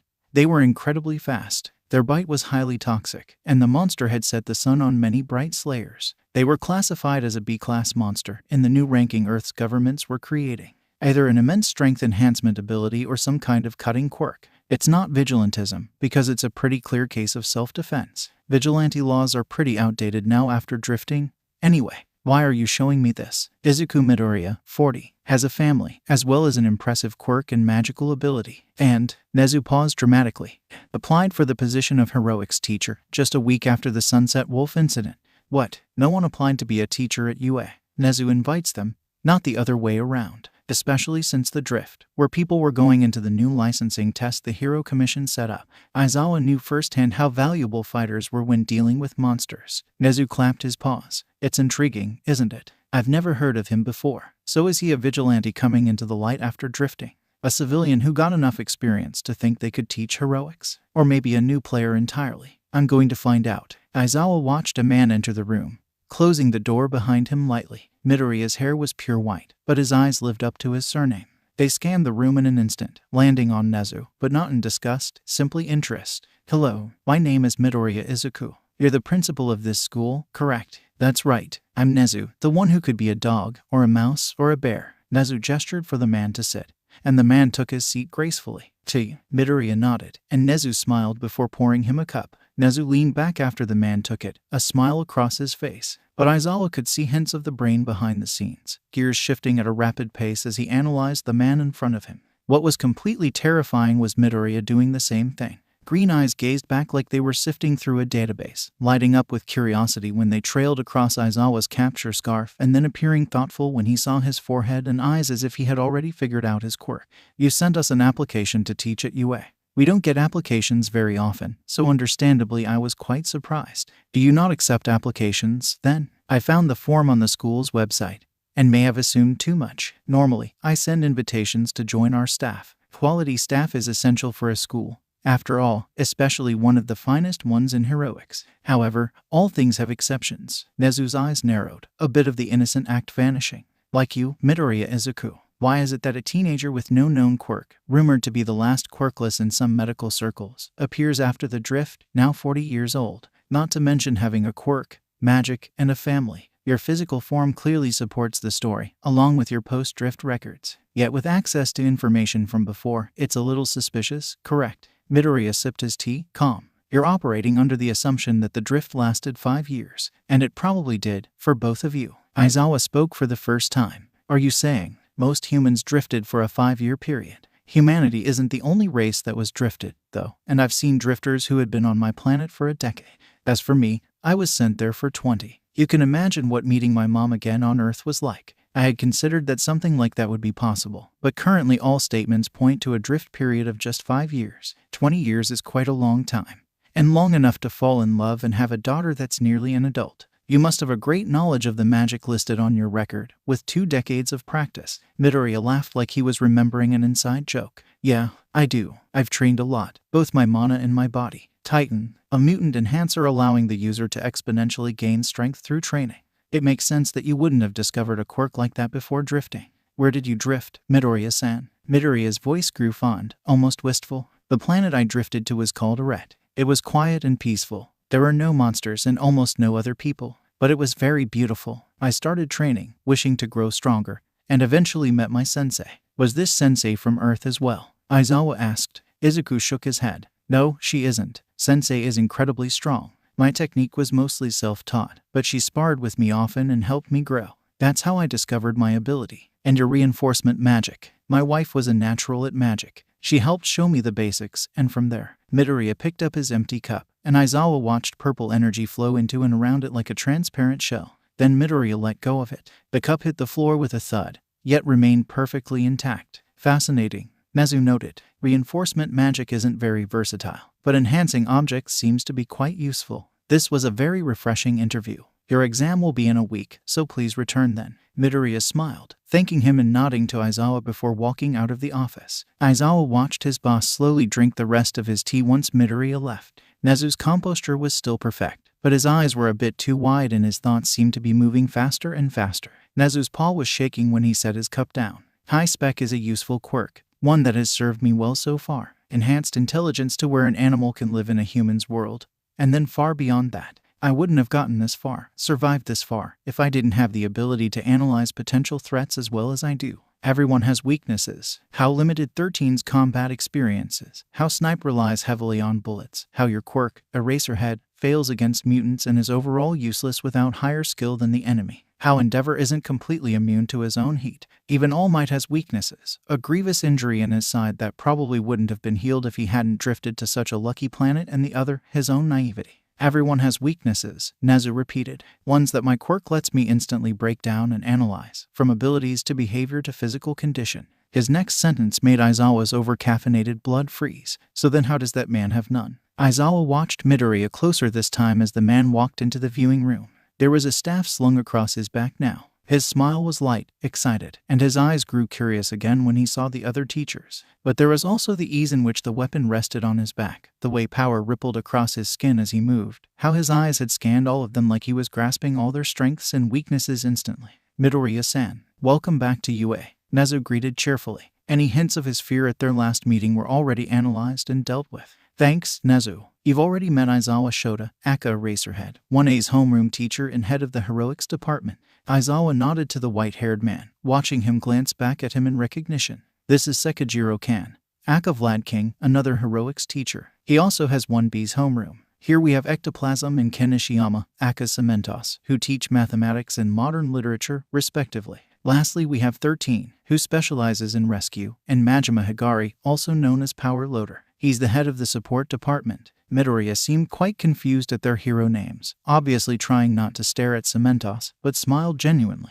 It's great to meet you all. Aizawa stepped forward, feeling the familiar weight of his capture scarf warm his neck. Midoriya-san, your exam will be in 3 parts. First is the rescue portion. Aizawa gestured out the testing window at the fake city. Majima held up one of the robotic dummies. They were nearly as large as an adult. These are the hostages you will save, found in various buildings. Aizawa continued. Several safe spots have been placed around the city, and once you bring a hostage there you will be granted points. They have sensors on them for damage, and points can be reduced if they are injured. If a hostage robot is killed, they do not grant any points. There will be enemy robots, which represent villains and monsters. You can destroy them for a low amount of points, and they will be an obstacle in retrieving the hostages safely. The exam portion will end after 30 minutes have passed, or all the hostages have been rescued. A staff will be grading your performance for the duration of this exam. Any questions? Do I have any limitations? Midoriya questioned, other than keeping building damage and injury to the hostages to a minimum.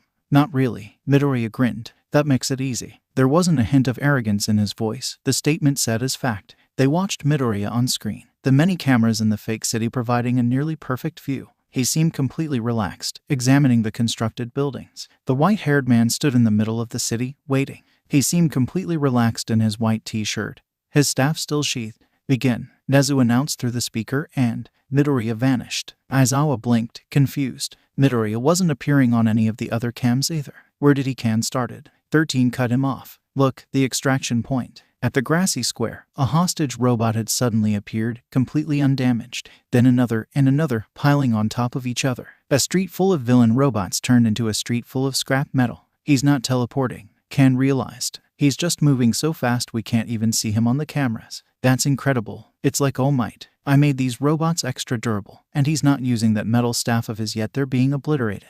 That means Midoriya's got more than speed. His control is perfect too. Each villain destroyed and every hostage rushed to safety undamaged. Majima said, what even is his quirk? Mutant Enhancer. Aizawa answered, his strength and speed grow exponentially as he trains. Midoriya flickered into view on a rooftop. After a second of deliberation, he blurred out of sight in a building further along with searched through, hostages appearing outside. He's using the easy vantage points to target buildings with a higher concentration of villains. Aizawa commented, Midoriya has already hit all the obvious targets. We're seeing more of him now as. A loud beep from the speakers cut him off, signaling the end of the test. Nezu grinned, truly excellent. I don't think anyone's ever done this that fast before. What? It's only been a minute. That's a half-hour rescue exam. 13 blurted, incredulously. Kan and Majima just stared at the screens in pure shock. Ectoplasm gave Aizawa a pained glance, visible even through the mask, and Aizawa let out a deep sigh. This next part wasn't going to be fun.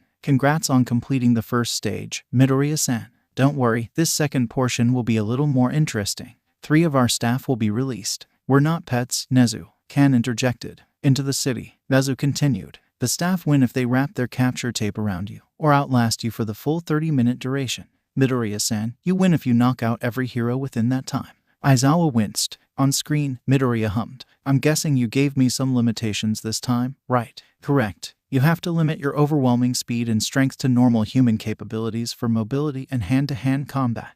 However, you may use small amounts of your strength in other ways. And my magic. You're free to use your reinforcement magic as you wish. I'm quite interested in seeing your capabilities with it, after all. All right. Well, I'm ready, I guess. Eraserhead leapt through the rooftops, jumping from building to building with familiar ease. Ectoplasm ran next to him, his powerful prosthetics making long strides. Ectoplasm's clones made their way in different directions, combing through the streets and camping different buildings. Aizawa remembered when his friend had 30 clones, an invaluable resource in any intelligence mission. Now he had 100 clones, all reporting information as they looked for one Midoriya Izuku. You see the snowy powerhouse yet? Kan's voice crackled through the earpiece. Snow, no, not yet. Ectoplasm answered, shaking his head at the nickname. We've found scraps of bots though, and they lead a pretty clear path to at least where he's been. We'll keep following the trail. Kan, I know you're terrible at stealth, but be careful. Hey, I'm great at sneaking around. Kan, you're wearing red and white. Ectoplasm sighed. Can you two banter? After? Fine. Hey Ectoplasm, can you send me another clone? Aizawa just made me worried to be here with only 5. Ectoplasm stilled next to Eraserhead, making him stop too. 5. Wait, there are only 5 of my clones there. I gave you 10. Vlad King. The earpiece fizzled out. Simultaneously, both underground heroes turned to rush in his direction, adrenaline rising. Vlad King was a pro hero for a reason, and he had several clones with him. But Midoriya somehow got the drop on him, without even using his speed. It was another tense few seconds before they reached the fight. Midoriya was pushing back Vlad King in hand-to-hand combat, countering each punch with 2 of his own. The ectoplasm clones circled around him, exploiting openings and keeping the pressure of the blood hero. Vlad King clenched his fist, enveloping Midoriya in blood and pinning his arms to his chest. Green eyes opened wide in surprise, meaning Kan had probably saved his quirk for just the right moment. A clone jumped in, metal leg gleaming in the light as it swung in an arc towards the man's face. At the same time, another clone flipped forward, heel crashing down in a powerful axe kick. Midoriya leaned back, the first kick passing close enough to ruffle his hair. At the same time, he kicked straight up, blocking the axe kick with his foot. Midoriya then twisted, the second clone falling, and the first one couldn't react fast enough to dodge a kick that pierced straight through, returning him to harmless white ectoplasm. Kan's blood formed into a greatsword, thrusting forward. The snowy powerhouse sidestepped easily, the blade cutting open his blood restraints. Kan's face broke its stoic mask as a freed fist shot towards him, only to be stopped by a gray capture scarf as Eraserhead finally got close enough. Midoriya shook it off easily and swung his other hand at Eraserhead. Eraserhead's mind flashed back to the footage of Midoriya ripping apart a sunset wolf with that same hand, and he instantly dropped to the ground, pulling his scarf back out of the way. The blade of wind streaked above his head, slicing through a stop sign. Eraserhead activated Erasure yet was still forced to dodge more wind blades. He felt one graze his arm, blood dripping to the ground. Erasure proved Midoriya wasn't using any kind of magic right now. The air itself turned into a weapon from the sheer amount of strength he possessed. That power was currently being held back because of Nezu's limitation, judging by the fact that Midoriya fighting them hand-to-hand hadn't ripped the heroes apart instantly. Eraserhead's capture scarf snaked through the projectiles, reaching the man and stopping him from firing again. Midoriya paused, looking down at the scarf once again wrapped around his hand. Never seen any material like that before. How the hell is this thing doing all that? The real ectoplasm suddenly struck down from his blind spot and Midoriya rolled out of the way. His arm still held tight by the capture weapon. Ectoplasm's leg hit the ground, the impact resonating through Eraserhead's body and forming a large crater into the city ground. He kept up the assault, powerful kicks letting out force every hit as Midoriya blocked them with one hand.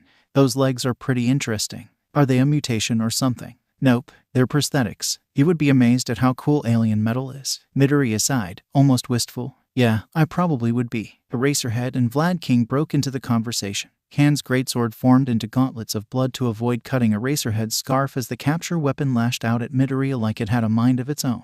They fought together with ectoplasm seamlessly, building on years of field experience. But their opponent was ridiculously skilled. Midoriya flowed through the battle, catching Kan's enhanced fist before ducking through a swarm of metal legs as the remaining 4 clones attacked. His style was a mix of karate and many others, but mainly something Eraserhead had never even seen before. Every move was perfectly calculated, punches and kicks deflecting attacks and breaking through their teamwork. The fight got even harder when Midoriya finally got time to shake the scarf off again, giving him another limb to fight with. Eraserhead kept Erasure on Midoriya, not letting him use magic. They had no idea what his real capabilities were with it, but given how they were already struggling, Eraserhead really didn't want to let him have an ability. Before they realized it, Midoriya had maneuvered the fight back to their original position. He picked up the fallen stop sign, spinning it above his head. Then it was already lashing out, gray metal flashing as the red octagon bashed through clones easily. It moved faster and faster, beating back Kan's blood. Eraserhead's scarf whipped forward to stop the makeshift weapon. But expecting it, Midoriya's hand easily snatched it out of the air. He'd been too careless. Midoriya pulled, yanking Eraserhead towards him. He caught Ectoplasm's kick with his other hand, moving Eraserhead in front of him like a shield in the same instant. Kan's blood punch stopped inches away from Eraserhead's face, and he could see the way the blood hero's face froze at what had almost just happened. Kan also seemed pale. He was reaching his quirk limit. Midoriya used the distraction to swing Ectoplasm at them like a human baseball bat. Aizawa gritted his teeth against the blow, feeling his wounded arm ache, and rolled back onto his feet. Blood spikes suddenly rose, finally crushing Midoriya's pole and forcing the man to leap back, giving them some breathing room. Midoriya started to rush again and Eraserhead forced his body to get up again. Then reinforcements finally arrived. 98 ectoplasm clones, 2 of which newly reformed, emerged from the city. Duplicates came from every side, running through the streets and dropping from the rooftops. Together, they surrounded the white-haired man. Midoriya's green eyes went wide. He was cut off by a storm of bodies landing on him, covering him from view completely. It was a whirlwind of glinting metal and masks, a white t-shirt standing out vividly in the army's attack. Kan supported from the back, attacks launching at Midoriya at the perfect time. The attacks were slowing down, probably from the amount of blood needed just to keep pressure on their opponent.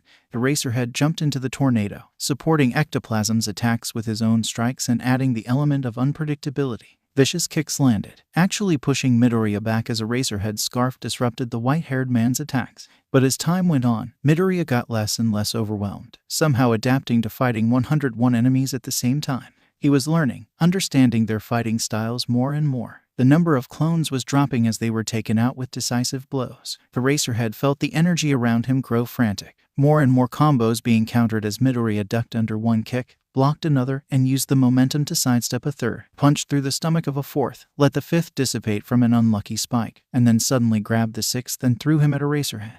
There was no time to dodge. The sudden impact to his head hit the underground hero like a train. Eraserhead finally blinked, his eyes closing in a single, agonizing moment, and then everything went purple. In a split second, 100 chains shot out, piercing every ectoplasm clone at once. They were beautiful, a vast network of linked pieces of mana bursting into existence at once. The real ectoplasm and Vlad King were both slammed into a building, the impact knocking them unconscious. Eraserhead watched Midoriya speak, the entire area around them filled with purple light. Good fight, Eraserhead. The man tapped his head with a single finger and Eraserhead fell back, the darkness pulling him into a much-needed nap. Izuku watched a woman walk up to him, casually stepping through the craters and damage in the fake city despite her use of a cane. She was short and her hair was gray. This was an old human, right? God stopped physically aging at a certain point, so this was his first time seeing someone with gray hair and wrinkly skin. How interesting.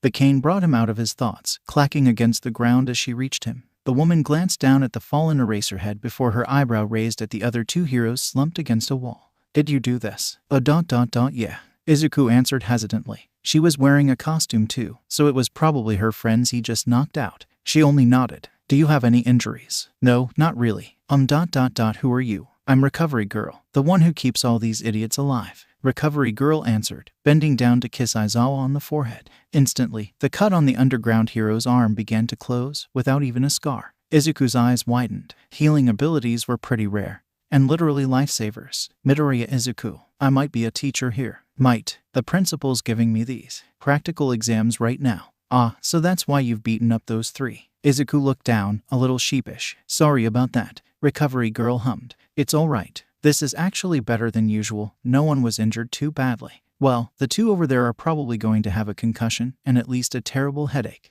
Izuku winced. He didn't think he had overestimated the heroes, but smashing people into buildings was a delicate art. Izuku picked up the three fallen teachers on her request, laying them over his shoulder as he followed Recovery Girl to the infirmary. Planning on hurting any more of my coworkers? Izuku tightened his hand on Eraserhead's leg, keeping him from slipping. Well, there's apparently one more part of the exam. They got to her office, and Izuku carefully placed each hero in a hospital bed. He wasn't really sure what to do after that, waiting awkwardly as she looked them over. Recovery Girl waved her cane at him. You know where the infirmary is now. Go, get back to whatever that insane rat is making you do. Izuku paused. You're the only reason this school even runs, aren't you? The hero sighed. Izuku only had to wait minutes before the principal's excited voice rang throughout the fake city once again. You've progressed to the final part of this exam. This part will be a test of endurance. Either escape the city or hold off your enemy for the full half-hour mark. You lose if you're knocked unconscious or are unable to fight. Your only limitation, this time, is that you won't be allowed to use magic. Nezu stressed that it was an endurance test, and didn't even mention defeating the enemy as a win condition. Izuku hadn't even unsheathed his staff yet, so this was probably meant to force him to go all out. There was no warning or command to begin this time. Izuku closed his eyes, focusing with his mana sense on the energy from the other side of the fake city. It was a dense red, coiled around a body that was approaching at high speeds. The magic was familiar. For a second, Izuku thought it was Sekhmet somehow, but then he noticed that her bright green was missing from the mass. This person was more erratic, like lightning was lancing through their mana circuits. Izuku opened his eyes as a man landed around 50 meters in front of him, the force traveling throughout the ground as the air stirred. Blonde hair like Sekhmet and bright blue eyes like Kensei, but Izuku could easily tell it was a coincidence. Despite the power radiating off him, the man was completely human, yet his mana felt like Sekhmet's, as if he had taken part of her strength. Something to think about later. The tall man wore an eye-catching red, yellow, and blue costume, and his muscles rippled across it as he straightened to full height. Even Izuku knew who this man was, the hero who filled most of young Izuku's notebooks, well known for his unstoppable speed and strength. All Might, a bold name, unless you were also the strongest hero. Young Izuku had wanted the man's autograph so badly, and Izuku just wanted to see how unstoppable the man was, how things had changed. All Might laughed, warm and loud enough to echo around them. You aren't running away, it seems. Izuku shrugged. Nope, That's some real confidence you have there, young man. All Might boomed. Let's see if you can back it up. All Might rushed forwards, right arm back in one of the most telegraphed punches Izuku had ever seen. Barely any of the mana was in the attack, and Izuku almost sighed as he watched it slowly reach towards him. Izuku hadn't been underestimated this much in a long time. He didn't like it very much. Izuku grabbed the large arm, twisting his body with it as he controlled the approaching momentum. He lifted All Might over his shoulder, slamming his body down into the concrete. As a human with that much raw power, you probably have to hold back on people all the time. I bet it's rare that you get to go all out, fight with everything you have. All Might aimed a punch at his chin, recovering instantly. Izuku caught it easily, watching as shock filled the hero's face. He punched All Might's chest at twice the speed of the initial blow, sending him skidding back against the asphalt. But now is a great time to do so. The hero's iconic smile turned into something more intense as his blue eyes narrowed. All Might raised his arms in front of him, actually getting into a stance. His muscles tensed against the costume, his mana starting to flow throughout his body. He didn't get as far as someone like the #1 hero without being able to read people. The first blow slammed into his hand, the shockwave ripping at his t-shirt. The second one was a bit stronger than the first, the third punch moving faster than both. His arms protected his upper body, but for some reason, All Might was also shifting his body to keep Izuku's view off the left side of his stomach. All Might was a boxer. His legs served as a strong foundation, letting him attack at high speeds as his fists flew. Izuku kept on the defensive, blocking and weaving through each strike. They were targeted. Whoever taught All Might seemed to know what they were doing. Izuku started to get an idea of All Might's strength and began to counter. Izuku's physical capabilities weren't an ability. They were him, strength slowly trained through so much training. He couldn't turn it off, meaning he was essentially a walking bomb.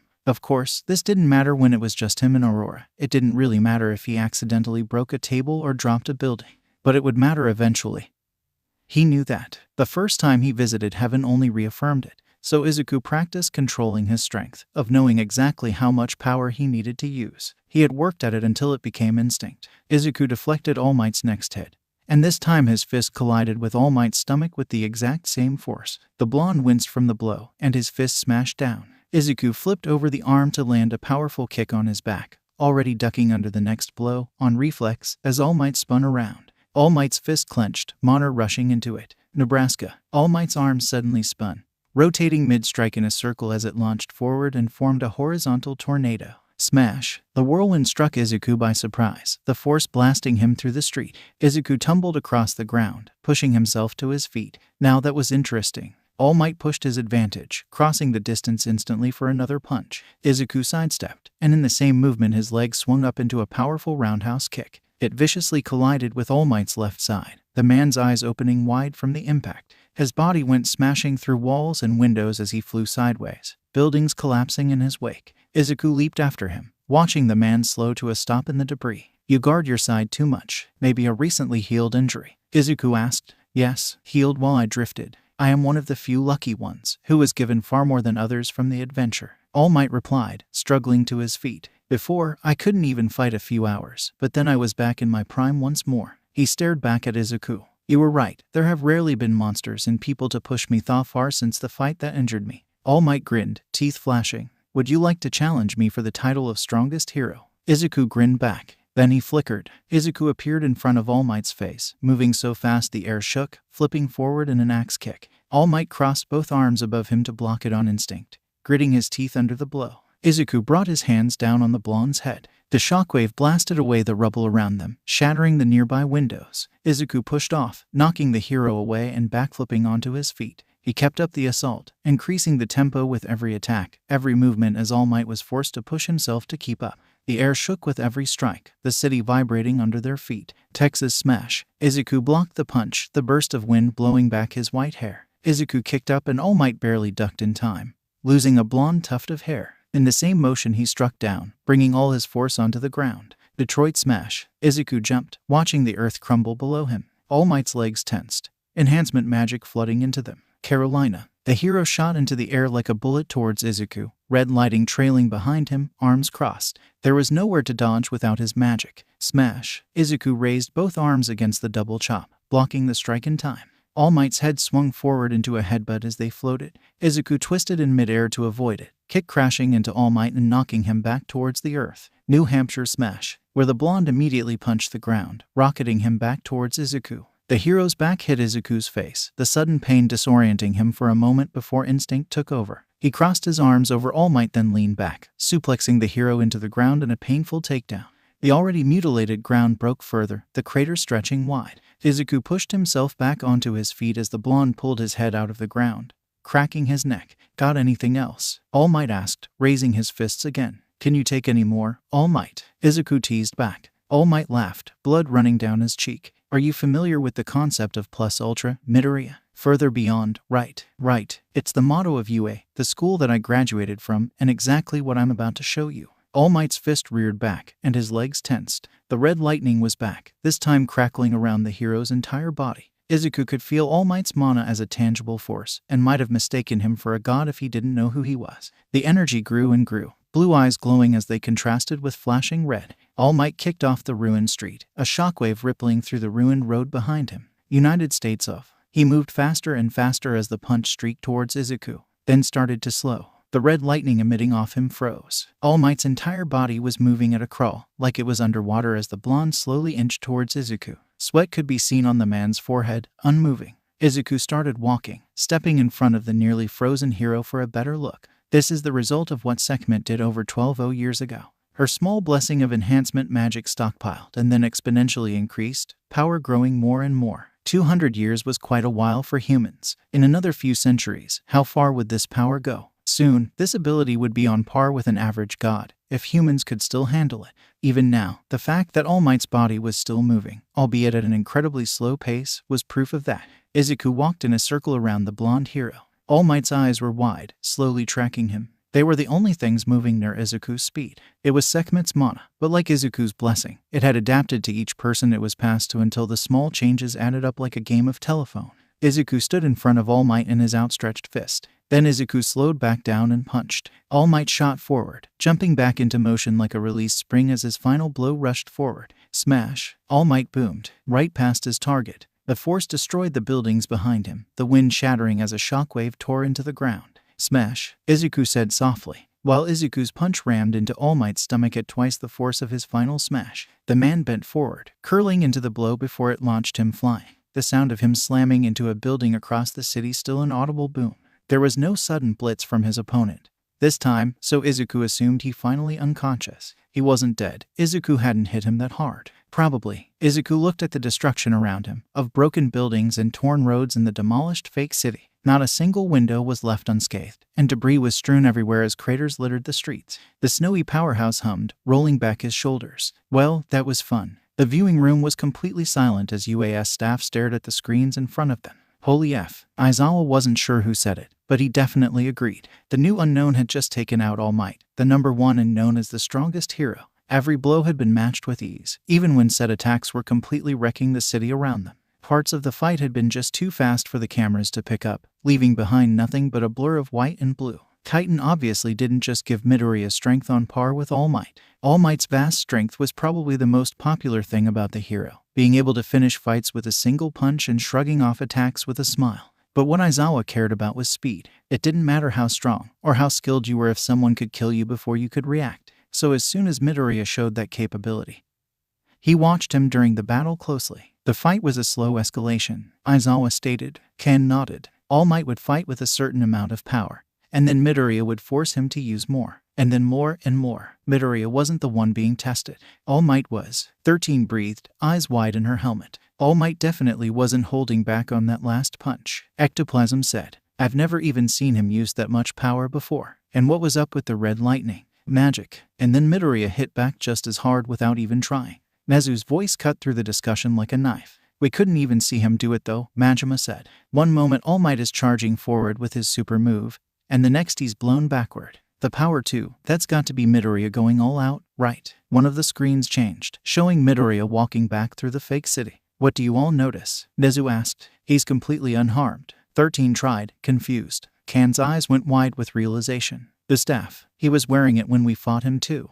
It's still resting on his back, meaning the symbol of peace wasn't enough to make him draw his weapon or use his magic." And also the camera zoomed in on the white-haired man. "He's not even out of breath." Izuku pulled All Might out of the remains of a building, slinging the unconscious man over his shoulder. He had shrunk a little, blue and red of his costume seeming little tighter around his form, but mostly looked the same.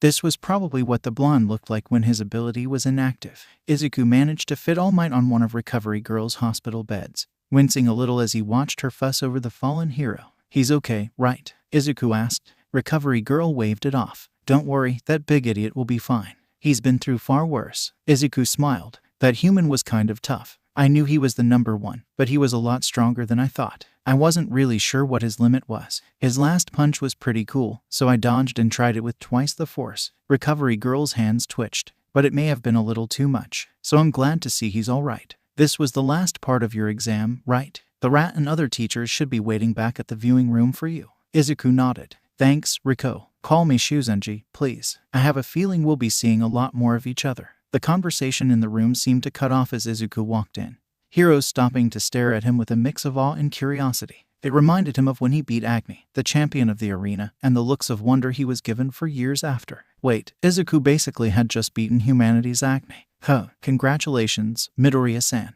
Nezu said, bringing him out of his thoughts. "You passed our little exam easily, exceeding all expectations. I'm delighted to have you as our heroics teacher, and hope you'll take care of our students." Izuku nodded. "Thanks, Nezu. You'll also soon be a fully registered hero. On that note, what are you planning to use as your hero name?" Izuku blinked. Right, they all had aliases. He was used to gods, who only had one name. Yet most humans had two, a surname added to their given one. A hero name would be something humans would call him, that he would be known for. The heroes he had seen so far seemed to name themselves based on their quirks, but this wouldn't really work for someone like Izuku. Quirks were all unique abilities. That wouldn't work for him. Instead, Izuku would pick a name that showed a part of how he had lived, how he had endured. "How about Atlas?" Izuku said. "The titan that holds up the sky." Nezu raised an eyebrow. "That's a pretty interesting name. Is it based on your quirk?" Izuku smiled. "Something like that." Izuku's hero license arrived days later, and he was now official. Now, he could legally beat up people and kill monsters. Izuku probably would have done both of those things anyway, but the tiny rectangle in his hands would stop humans from bugging him about it.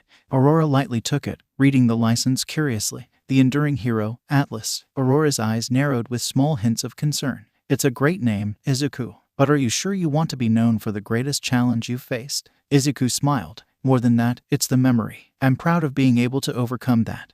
And taking it with me means I'll always have part of it with me, even if no one else understands. Also, being a hero means I'll be holding up the sky again. Not literally this time." Aurora sighed, smiling back. "You never do anything by halves, Izuku." "Not really, no." Aurora stared down at the card for a few moments. "You got pretty unlucky with the picture though. Why didn't you change it?" Izuku winced. You can't change the picture, can you? They only take it once, and I wasn't really expecting the flash. Hey, stop laughing." Izuku's first patrol was uneventful so far. As soon as he started looking for trouble, it was suddenly nowhere to be found.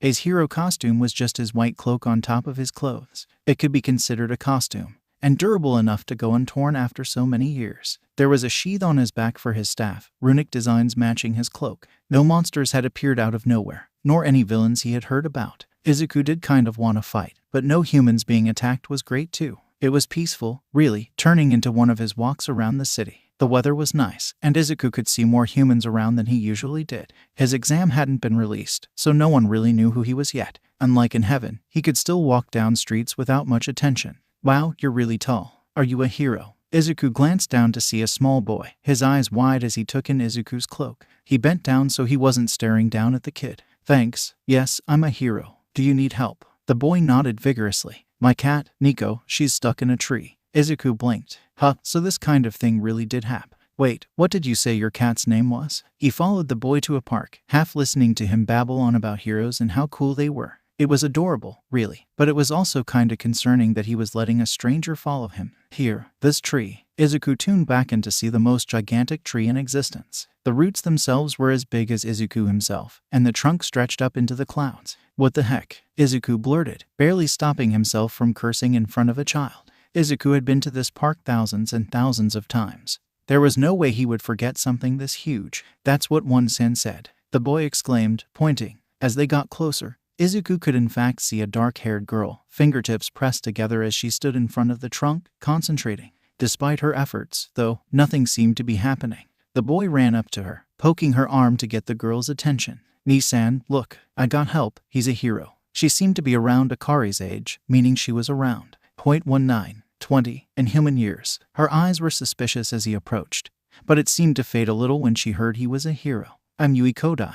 This is my little brother, Makoto, she stated simply. Makoto has no control. The mentioned boy looked a little sheepish. So when Nico got stuck, this happened. Kodai gestured at the behemoth in front of them. How did Nico get stuck in the first place? Izuku asked. Nico has this really cool jump quirk and can get really high, which is why I'm supposed to be extra careful at parks. Makoto trailed off. When I change plants, they grow really big and then go back to normal. If I shrink it now, Nissan says that Nico will fall. But it's too big for Nissan to use her quirk on. So you need me to get Nico down first. Izuku nodded. All right. He took a few steps back from the two kids. Then he leaped. Izuku shot straight up into the air, watching the bark pass by him as he flew, Makoto's surprised shout barely reaching his ears. The houses shrank beneath him, the kids turning into small specks on the ground. He broke through the clouds, covering his eyes from the sun. They stretched below him in a vast expanse, like a beautiful, fluffy blanket covering the world. Izuku landed on a huge branch, gazing up at the forest of branches above him. That would take a while to look through for something small. Izuku activated Void, his mana weaving into the atmosphere as his mana sense increased 100-fold. He had to concentrate to ignore the tree itself, a huge mass of mana probing at his mind. Makoto's quirk was amazing, and he really wanted to ask the kid how it worked. His sister too, since it seemed to resize things as well. If they increased the amount of mana as well. There, a small amount of mana, slightly moving as well. Izuku placed one foot on the trunk, then the other, and started walking straight up, the air around him twisting to support his body and anchor it to the wood. He ran a bit, until with a flip he was on the right branch, at last. Nico seemed terrified, probably from being this high up. Izuku took a step forward, then hesitated. Spooking her would be a bad idea right now. Nico saw him, inching a bit away from him and towards the edge of the branch. It reminded Izuku of Kira when he had scared the poor cat those first few weeks and wanted to calm him down. A small bundle of blankets formed out of the air, purple and fluffy. Nico blinked as they wrapped around her fur securely. Thankfully, she wasn't struggling and seemed comfortable. You ready, Nico? Blue eyes stared back at him, and he took that as a yes. Izuku stepped off the branch with a grin, wind trailing through his hair and blowing at his cloak as he fell through the sky. He kept firm control of the blankets, making sure Nico was safe. They broke through the clouds, plummeting fast as the ground rose up to meet them. Izuku landed lightly, absorbing the immense impact with his legs. He grinned at the siblings, seeing the open awe on their faces. The cat bundle floated next to him, Nico letting out a meow. Makoto moved to grab the cat, hugging her to his chest happily. Kodai was still staring at him, eyes wide. Got your cat. It's a good thing you didn't do this near the center of the park. That could have been ... bad. Kodai unfroze at his words, bowing slightly. Thank you for saving Nico. Makoto smiled back at him, warm. Thank you so much. Kodai sighed. You didn't even ask for his name. Atlas, Izuku said. Atlas-san, you're so strong. Was that your quirk? He went whoosh into the sky all of a sudden. Thanks, kid. Izuku ruffled his hair on instinct, and the boy beamed at him. Can I have your autograph? Makoto asked, bouncing on his feet. Izuku blinked. My ... what? The boy offered him a notepad and pen your autograph. He wants you to sign it, Kodai said quietly. Oh, sure. Izuku wrote his hero name, watching the boy hug the notepad, as if it was a present well wished for. Nico didn't seem to mind being squished against the boy, shifting slightly as the air blankets dissipated. Makoto shrunk the tree, and the effort to do so seemed to knock the boy out completely. His sister caught him, twisting so Makoto and Nico were resting on her back. Do you need any help taking them back? Izuku asked. Kodai tilted her head for a moment in consideration, before shaking it in response. She waved as she walked away, her cat and brother slung across her back. Izuku glanced back at the now normal-sized tree, feeling the mana resized down by the same proportion. Quirks really were something. This is ridiculous. Akari huffed. Izuku blinked, looking up from his hero guidebook. What is? Humans. You know the study guide for the UA exam, right? Akari asked, waving the paper at him. Yeah, UA is one of Japan's top universities, or whatever. But most of the academics here are stuff I learned before I was even in school. The only new subjects for me besides heroics are going to be history and English. Isn't that a good thing? You'll have a break from how much you study in Arcadia, and you'll have more time to focus on heroics. Akari slumped face first into the couch. But I'll be so bored. You know, there are only several thousands of years of recorded human history. That's still quite a bit. Yeah, but humans only care about the last 200 years before the drift, when quirks first started to appear. 2 centuries. And that's it. I'm older than that. Huh, that's pretty weird, actually. Right, it is just 3 years, though, for their entire history curriculum. Akari stilled. The other students, what about them? They're 20 years old. 20. Dad, they're babies. Besides the occasional robbery, most of his work was just saving people who lost control of their quirks. Since the tree incident, Izuku had stopped a woman from flying into space, another from putting her neighborhood to sleep, and 2 twins from burning down their house. Magic was something you learned to use over time. In contrast, humans had quirks almost as soon as they were born, and a lot of them really needed to practice more. Izuku sighed, closing his eyes. It would be a while before humans had full control of their abilities again. The teacher in him badly wanted to fix that, but there wasn't much he could do. It wasn't like these people were his students. Something small ran straight into him and Izuku stopped on instinct, arms curling around to stop them from falling back. Another child, quirk-related. Hello, Izuku started, then froze as he got a proper look at her. Her hair was long and silver, trailing down almost too long and wide. Terrified red eyes stared up at him. Combined with what she was wearing, old pieces of cloth, it was a clear picture. There you are, Eri. Izuku looked up from her to see a young man, a bird mask covering the lower part of his face. His fingers danced a little on his coat, drawing Izuku's eyes to black gloves. Izuku grit his teeth, hiding his growing anger behind a smile. Is she your daughter? The man smiled back. It reached his eyes, but the contempt in them didn't fade. Yes, she is, hero. I'm sorry she ran into you. It's all right. I am a little concerned, though. Was your drifting time hard? Your daughter seems to be wearing rags. Eri shifted slightly in his arms, horn poking Izuku's chest. And she's wearing bandages. Coming back after drifting is weird indeed. Eri is a little clumsy, and it's just terrible how often she falls. Eri, let's go home. No need to bother the hero more. Eri gripped him a little tighter, and the man's gloved hands finally stopped tapping. You know, I haven't been a hero very long, Izuku said. Really? Nope. So I don't have much experience with things like this. Izuku bent down, picking up the small girl with one arm. I do have a daughter, though, and it's pretty obvious Eri's not yours. The man's eyes narrowed. People around them were starting to stare at the confrontation, pausing on the street. This isn't any of your business. Izuku held Eri closer, clenching his other fist. I think it is. He glared, facade finally dropping. So this was your plan, Eri. Run, run. Until you find a hero dumb enough to think they could stop me. Is that what you thought would happen, even after this long? His voice grew louder with every word, malice practically dripping from his tone. It's been a while since I showed you, after all. The black gloves came off, slowly gliding to the ground. That you'll never be free. The man pressed his palms to the ground, and the earth rose up. Huge spikes erupted from the ground, taking up the entire street in a single attack, about to kill every human around them, including Eri. Izuku sidestepped the attack about to impale him. At the same time, dozens of purple chains lifted every bystander high above the sea of spikes, dangling them in the air. That was fast, hero. How about thigh? Izuku crossed the distance between them in an instant, eyes blazing. Shut up. Izuku barely held back in time. The uppercut hitting the man's chin so hard his head whipped back, mask shattering into a million pieces from the impact. And Izuku found that he didn't mind much. The villain flew up in an arc before crashing onto the ground, unconscious. Eri gasped in his arms, and he could have sworn he heard one of the people above him cheer as he carefully lowered them to the ground.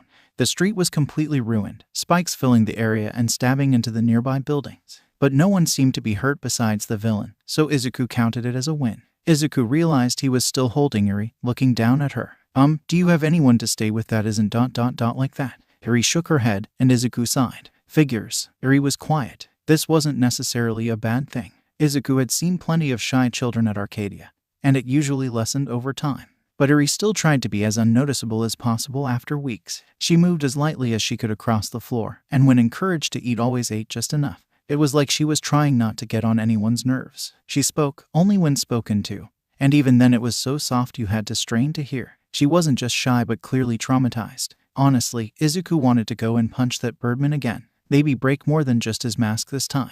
Overhaul had apparently been a big deal. A well-known villain with an organized crime group. His quirk let him manipulate any matter in contact with his hands. Such an amazing ability, completely wasted. The advancement of technology that was possible, not to mention the use in healing. Which brings him to Izuku's fight with Overhaul. Those spikes would have definitely killed Eri. But if the man could fix her, then why would he care if she got hurt? He still didn't exactly know what Eri had suffered, or even how long Overhaul had her for. Asking her was out of the question, given how she reacted just seeing the villain on the news, but he needed to know more. Dad. Izuku looked up from his work, ignoring the new crack in his pencil. Yeah, you all right? You've been really glaring at that piece of paper, Akari asked. It's just some paperwork. Akari leaned over his shoulder. Oh, this is about the birdman, right? Izuku cracked a small smile at the nickname and nodded. Forgot that you had to file an incident for these things. It's a hassle really, but it makes sense to log when you resolve incidents. But in this case, even though nobody was injured, the area was completely wrecked. Plus the fact that Overhaul's a major villain. Izuku gestured towards his large stack of forms. Akari winced in sympathy. Need any help? Thanks, but I think I just need a break. I'll go check on Eri. Eri's eyes were wide as she sat on the floor, gazing straight up at the television screen. Akari's old sweater was just a little too big for her, hanging off the girl's shoulders. Izuku stepped into the room, footsteps audible to not surprise her, and sat down next to the 11-year-old. Animated horses ran across the screen, lit up in bright purple and pink. They seemed magical as they dashed across grass plains, stars trailing in their wake. On top of each of their heads was a single, glowing horn. Eri stared in wonder, her hands gently cradling her own horn. It had grown back to its full length now, yellow branching off her forehead. They're like me, Eri murmured. Yeah, they're called unicorns, Izuku said softly. Unicorns, Izuku hummed. Pretty, aren't they? The girl bit her lip. Are ... are the other unicorns cursed too? Cursed? Eri gave him a small nod, silver hair falling on her sweater at the movement.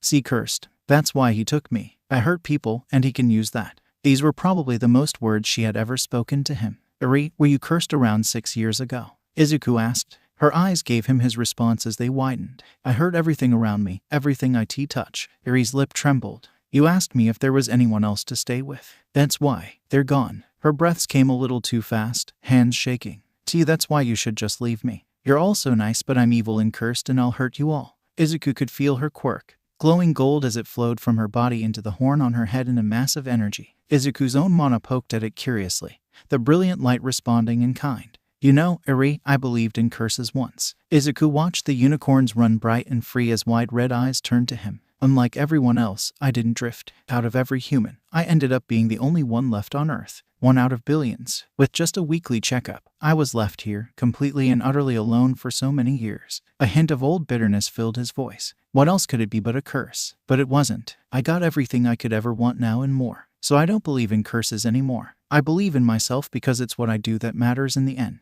Your ability could be a terrible thing. It took so much from you the past 6 years. I don't even know what it does yet, but so much power can always become destructive. Izuku smiled. But I can also feel how beautiful it is, how much that same energy wants to be free. You aren't like that man, you're so much better. If you try, it can be a blessing too. Izuku wrapped his arms around Eri, slowly pulling her into a hug. She still but didn't tense up. So Eri, let go. Izuku finished, softly, and Eri finally let herself cry, arms hugging Izuku back. He felt the sobs, tears finally releasing like a broken dam as Eri's quirk activated, the built-up energy from her horn releasing in a burst of golden light. Eri flinched in his arms, but Izuku held her closer, smiling wide. I'll be fine. Trust me. And everything was bright, light surrounding Izuku's body and tickling his skin. Izuku glanced down at the girl in his arms when he could see again, green eyes meeting red. Eri was staring back at him, scanning him only to find nothing wrong. Why, you're not hurt? Eri asked, eyes full of hope. Nope. Are you? Izuku asked. Eri blinked. No. Izuku grinned. See, I even feel a little better than before, like my skin is tingling. Thank you, Eri. They watched the unicorns together for hours, and when Izuku glanced over, Eri's lips had curved up the smallest bit. That made it all worth it. Entrance exam? Izuku asked. Arcadia didn't have an entrance exam since gods attended it as their first school, usually staying throughout their academic careers. But for just a university, especially what was known as one of the top schools in the area, an exam made sense. Nezu nodded. The new school year is starting in just a few months. Usually, we hold a written test and a practical if they are applying to the heroics or support courses. Each examinee has drifted for a whole 5 years somewhere different. Midnight said. Examinees could be far ahead of their competition, or behind after studying some other world's curriculum.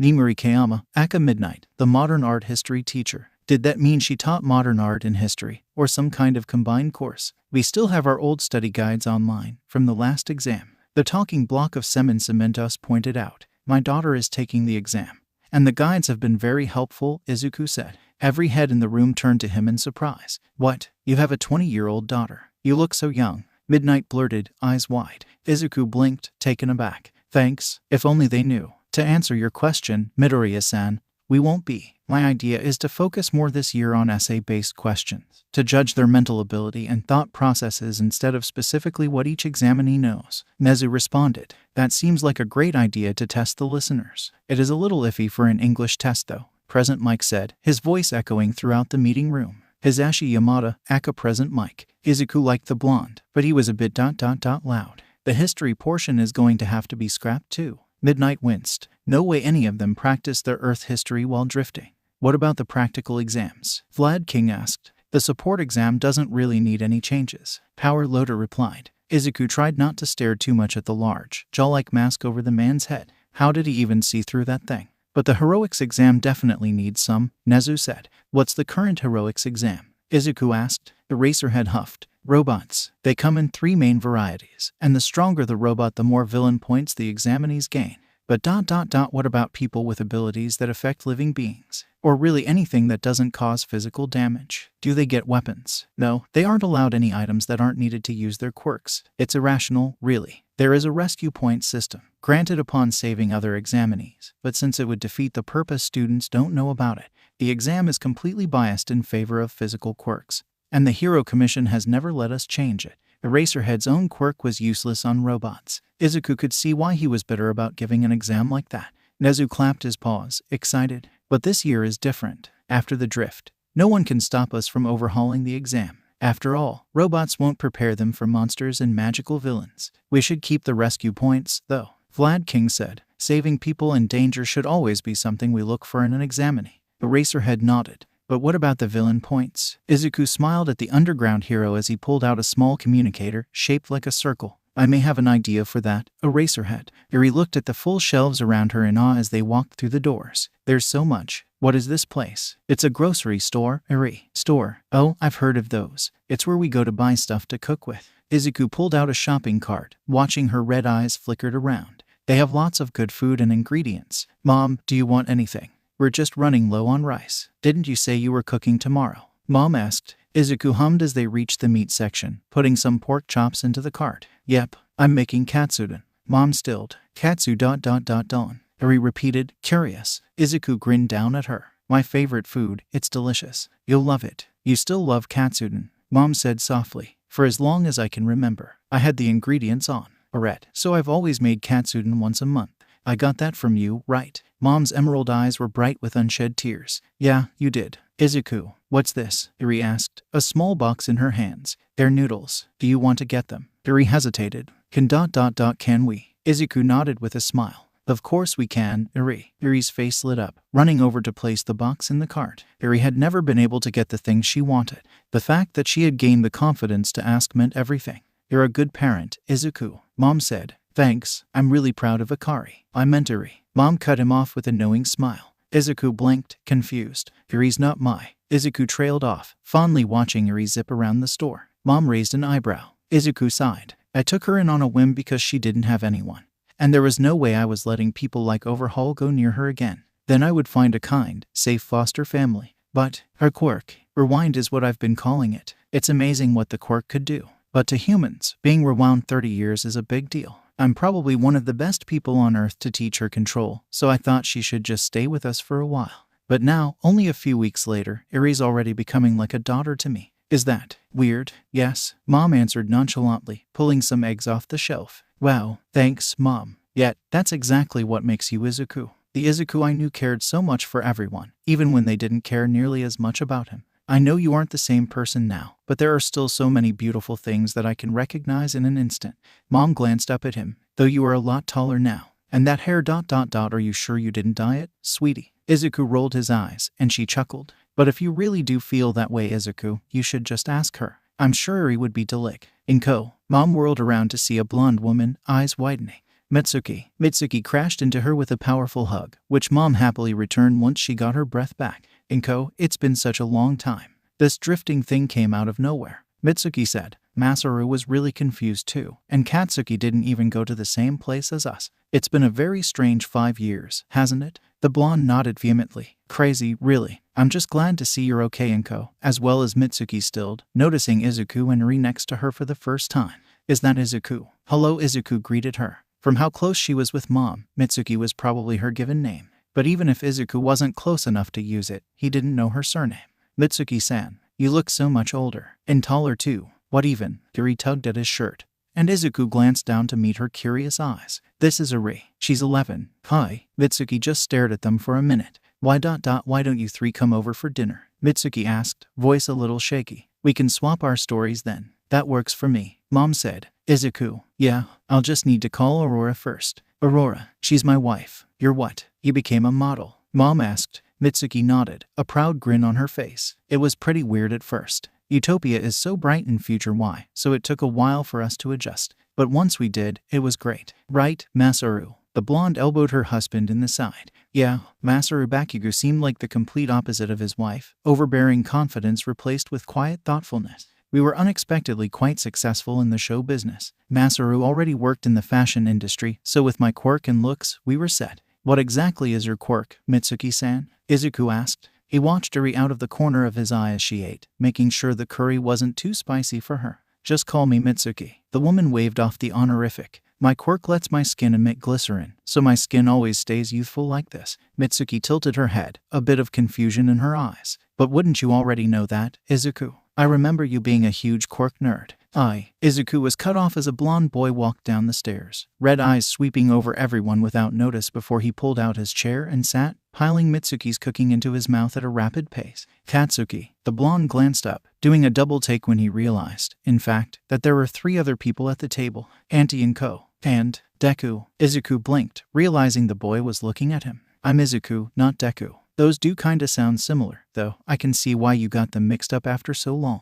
The blonde stared, angry red eyes narrowing. Deku, what the F? The world slowed to a familiar halt, Mitsuki's spoon frozen mid-bite. Carefully, Izuku stepped around the table, covering the boy's mouth with a clean napkin. MMPH. Izuku frowned. There's a child here, don't curse. Also, my name is Izuku. Katsuki glared at him, and Izuku removed the napkin. What child? And how did you teleport here you? That one. Izuku pointed at Eri. Eri waved shyly at the Bakugas, and Mitsuki cooed. Whose child is that? Deku. Izuku. Izuku corrected. Deku. Katsuki insisted. Izuku. Deku. Deku. Izuku arg. Izuku smiled. Thanks, Katsuki. As for the other thing, I was just about to explain that to Mitsuki. Mitsuki, before you interrupted. Now, may I finish? Katsuki huffed. Fine, let's hear your SHMMPH. He spat out the napkin. That's disgusting. Then stop cursing near Eri. Izuku scolded. I drifted to a planet called Red. It was pretty nice. Though instead of drifting for 5 years like you all, I was gone for over 20. What? Mitsuki and Katsuki said at the same time.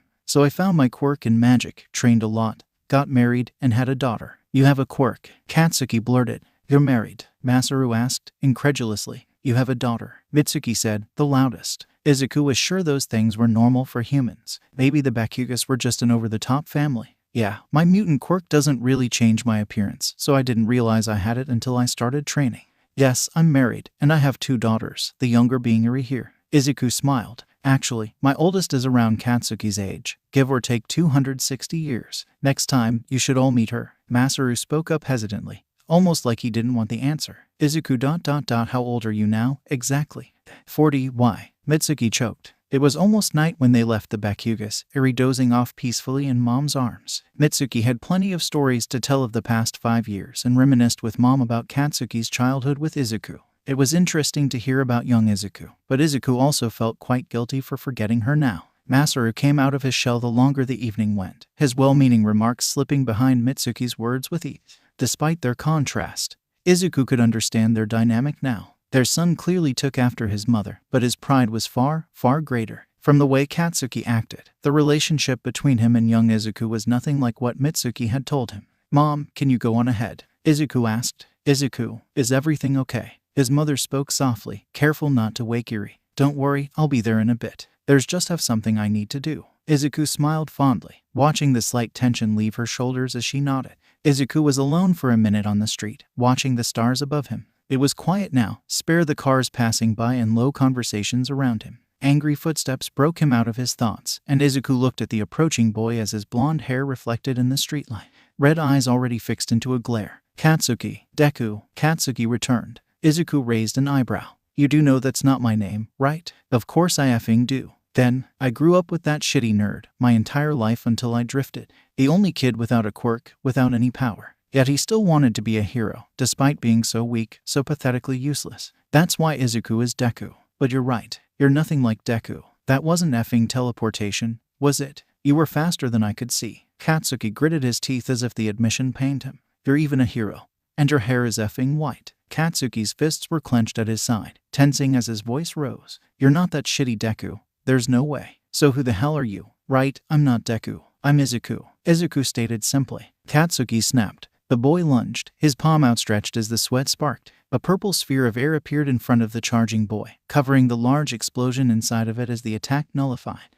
Even as Katsuki's eyes widened at the display of magic, his leg was swinging forward in a kick, foot covered in flame. Izuku stepped past the flaming kick, too fast for the boy's red eyes to track. With one leg still in the air, the boy was unbalanced. A targeted poke to the back and the blonde was knocked to the ground. Chains materialized, tying him to the asphalt. 20 years is a long time, Katsuki. The words were quiet but so heavy with meaning the boy stilled. 1,000 was even longer. You're right, I am pretty different from the Izuku you know. A hand drifted to his head, rubbing his white hair self-consciously. My quirk is called Titan, a simple mutant enhancer. The more I train and my body develops, the exponentially stronger I grow. Katsuki's face shifted in realization. It makes sense, doesn't it? I didn't even notice the quirk until I had trained for a decade. And I was far stronger than I should be. A part of that was true, actually. Izuku hadn't realized how powerful he was for quite a while. My drift was enough time for me to find power in family, to realize things and change. Izuku turned, chains vanishing. I'm Izuku, not Deku. Remember that when I'm teaching you next year, Katsuki. The words hung in the air as Izuku walked away, leaving a stunned blonde to an empty street. Izuku clumsily tapped the green button on his smartphone, raising it to his ear. Heaven's communicators were much easier. But unfortunately, this was just what humans used. They didn't even work sometimes. Hello, this is Sir Night-Eye, a stern voice said. Can I assume I'm talking to Atlas? That's right. Do you need something? Izuku asked. I'm calling to set up a meeting about the Shai Hasekai case. I couldn't find the number of your hero agency. Oh, that's because I don't have one. There is a pause. Then we should meet at my agency. Does Santa work for you? Night-Eye asked. Yeah, I'll see you then. The line cut off abruptly, the equivalent of someone dashing off mid-conversation. Rude. Izuku walked into the building, a little curious. Of course, he could go anywhere he wanted during the drift, when there were 0 humans to stop him, but the idea of breaking into a place like this was strangely uncomfortable. A blue girl led him to Night-Eye's office, bright with excitement, and gave him a brief tour on the way. Bubble Girl was nice, but her hero costume was just ridiculous. She was supposed to fight in that, right? It was like the girl was asking to be hit in the gut. Izuku kept those thoughts to himself though, thanking her for showing him where it was. He would surely have gotten lost in the maze of hallways. A man glanced up from his as Izuku walked in. You're an All Might fan? Izuku couldn't help asking. The walls were filled with posters and merchandise, and there was even a life-size cutout of the hero. Night-Eye nodded seriously. He wore glasses and a suit and had green hair mixed with yellow stripes. The lean man pulled off a strict presence like he was observing you with complete focus. The biggest. He's who gave me your number, actually. Night-Eye reached into his desk, pulling out a file. You know All Might. We go back a long time. Before Izuku could question that, the hero was moving on. My agency worked for months on the Shai Hasekai case, but then we drifted, and as you can imagine, resuming cases from 5 years ago is difficult. Izuku winced in sympathy. Paperwork was annoying. Paperwork from years ago must be a pain. What's the Shai Hasekai? A powerful Yakuza group that's mostly stayed under the radar, with almost no evidence to stick to them. After the drift, though, their movements started to become erratic, traceable, and then one day, you came along. Night-Eye held up a photo of a man in a bird mask, and took out their leader, taking the girl that was with him in the process. The Shai Hasekai are essentially headless chickens running around now, and we've almost captured all of them. I must thank you for knocking out such a dangerous threat. Izuku shrugged. It wasn't much, but currently, we lack information on exactly what operations the Yakuza were running. I asked you to come here today to see if you learned anything from the girl you took in, and her time with the villain. I'm surprised you waited this long to call, Night-Eye. Izuku commented. Anyone with working eyes can tell that Overhaul clearly wasn't treating her well. Night-Eye stated, an adjustment period is necessary, especially for victims in cases such as this. Izuku noted the traces of emotion behind that stern mask. Good. Rewind. Iri's quirk lets her reverse any living thing back to a previous state. He met Night-Eye's wide eyes. From what Iri has told me, he definitely wanted to use that ability for his own goals, and didn't mind disassembling and reassembling her to do so. Night-Eye nodded grimly. Overhaul's quirk makes this picture a lot more gruesome. Izuku thought of the wrecked street, massive with no care for the lives around them. Yeah, it really does. The man stood, so Izuku did as well. Thank you for coming today, Atlas. I'll inform you if this case has any urgent developments. Night Eye held out his hand. Izuku was a little surprised at the dismissal, almost as abrupt as he was over the phone. But seeing the man in person, he must be quite a busy person. Izuku shook his hand, and suddenly there was energy focusing into Night Eye's eyes as yellow turned to purple, pupils changing. One of the man's hands started to go to his head.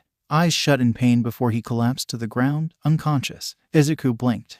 Thankfully, the camera told the agency that he had, in fact, not knocked out their boss. He carried the downed hero on Centipter's instructions to a hospital bed before waiting in a provided chair, a bit of anxiety poking at him. Izuku had no idea what happened after all, just that Night Eye's ability failed somehow, so he just decided to wait. Night Eye stumbled out of the infirmary half an hour later, hand on his forehead. His sidekicks fluttered around him, worried, until the hero raised a hand and shooed them away. Are you okay? Izuku asked. A headache, but that's my fault, the man admitted, slumping down in the chair next to Izuku. His perfect composure from before was missing. My quirk is called foresight. With a touch, I can accurately see someone's short-term future, Night Eye said. Izuku's face tightened a little. And you tried to use this on me. That was a pretty big breach of privacy, someone seeing some of his life without his permission. I apologize for using my quirk on you like that, but someone completely unknown, powerful enough to best our strongest hero, needed to be verified. Now that I trust you, I won't do so without consent or necessity. Izuku had to admit that he was pretty suspicious, especially when he dealt with Overhaul so easily.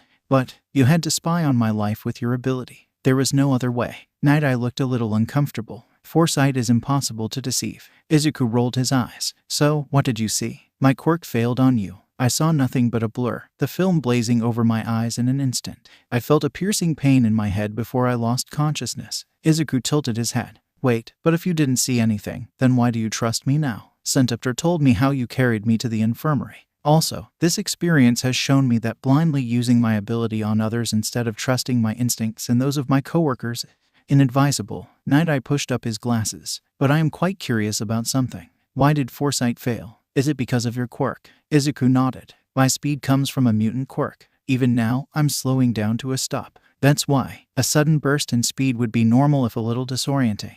But you're constantly moving at incredible speeds, needing to adjust yourself to a base level. No wonder seeing the world from your perspective caused that much backlash. Not to mention how Izuku's sense of time perception was far, far different from Night Eye's. But the man was certainly smart, and despite this experience, Izuku could tell he had earned his role as an investigative hero. See you later then, Night Eye. I'm looking forward to working with you in the future. Before Night Eye could reply, the man was gone, dashing out of the agency faster than he could see. The hero stared at the spot where Atlas had stood in wonder. I deserved that, didn't I? Night Eye muttered. You sure did, boss. Bubble Girl chirped. Dad had left early for UA, probably to set up the exam. So after getting ready and armed with school supplies, she walked out the doorway. Even though Dad had definitely made the physical part a challenge, she could do this. Probably. Well, either way, she was going to try her best. Good luck, Ni-chan. Yuri called out brightly. Akari was going to destroy this exam. UA was impressive, with huge buildings that stretched straight up. The auditorium wasn't nearly as large as Arcadia's, though. Akari took her seat near the back, next to a blonde with red eyes. He was glaring up at the front with some kind of intense focus as a man walked up to the stage. What the hell was that hair? It shot straight up, like the man had lost a fight with an electrical outlet. Hello, listeners. The cockatoo boomed. Despite his lack of a microphone, it echoed throughout the spacious room. I'm the voice hero, Present Mike, your host for this practical exam. Who's excited? Can I get a yeah? She was. Akari cupped her hands around her mouth and shouted back, yeah, then realized that not a single other examinee had responded. Almost every head turned to look at her, and Akari now wanted to bury herself into the ground. Mike, however, grinned. Thank you, listener. A board lit up behind the hero. 3 shadowed figures listed. This year's practical exam will be point-based. There are 4 different enemies you will encounter. Robots will count for 1 villain point, and you will find several throughout your zone. Fake monsters, stimulated through an ability, will be more of a challenge and count as 2 villain points each. And for the 3-pointers, Mike's grin grew wider and next to him a familiar woman appeared. Blonde hair with green eyes scanning the room. Was that Loki-sensei? Loki here will be helping out. Mike stepped back, and the goddess took the stage. In her hand, a microphone appeared. Hello everyone, my name is Loki, and I'll be serving as your 3-pointer today. A clone of the woman appeared next to her, and they both bowed to the audience. There won't be too many of us around, but will definitely be a challenge. Good luck, students. With that, both Lokis winked and vanished into thin air. That covers your 3 enemies, listeners. Also, Mike paused, looking at a student waving his arm in the air frantically. Yes, a boy shot up from his seat. Excuse me, I have a question. Mike cut him off kindly. Then it should wait till after I'm finished. You dig? I could end up answering you. Engine Boy sat down, abashed, as the loud hero continued. There will also be an obstacle, worth 0 points. The enemy is not worth defeating and is there to hinder your quest for points. You may all use your fancy quirks for this exam, but there will be no attacking other examinees whatsoever. Now, are there any questions before we begin? No? Then let's get started. Yue had a giant fake city to battle in, complete with roads and buildings for them to freely destroy. Akari was starting to wonder just how bottomless their budget was. She was moving as soon as the gates opened, Mike's loud go ringing behind her. Akari raised her hand, a sphere of white light forming in her palm before splitting into her 6 colors. Prism. She couldn't help but smile, no matter how many times she used it, because Prism was hers, born and practiced through hard work, and now was one of the times she got to show off. Akari controlled each of her lights, shifting them into weapons. Red and blue formed into twin blades. Akari blazed through the first swarm, agonizing slow robots not having time to fire before she sliced through them like butter. This was going to be fun. Orange, yellow,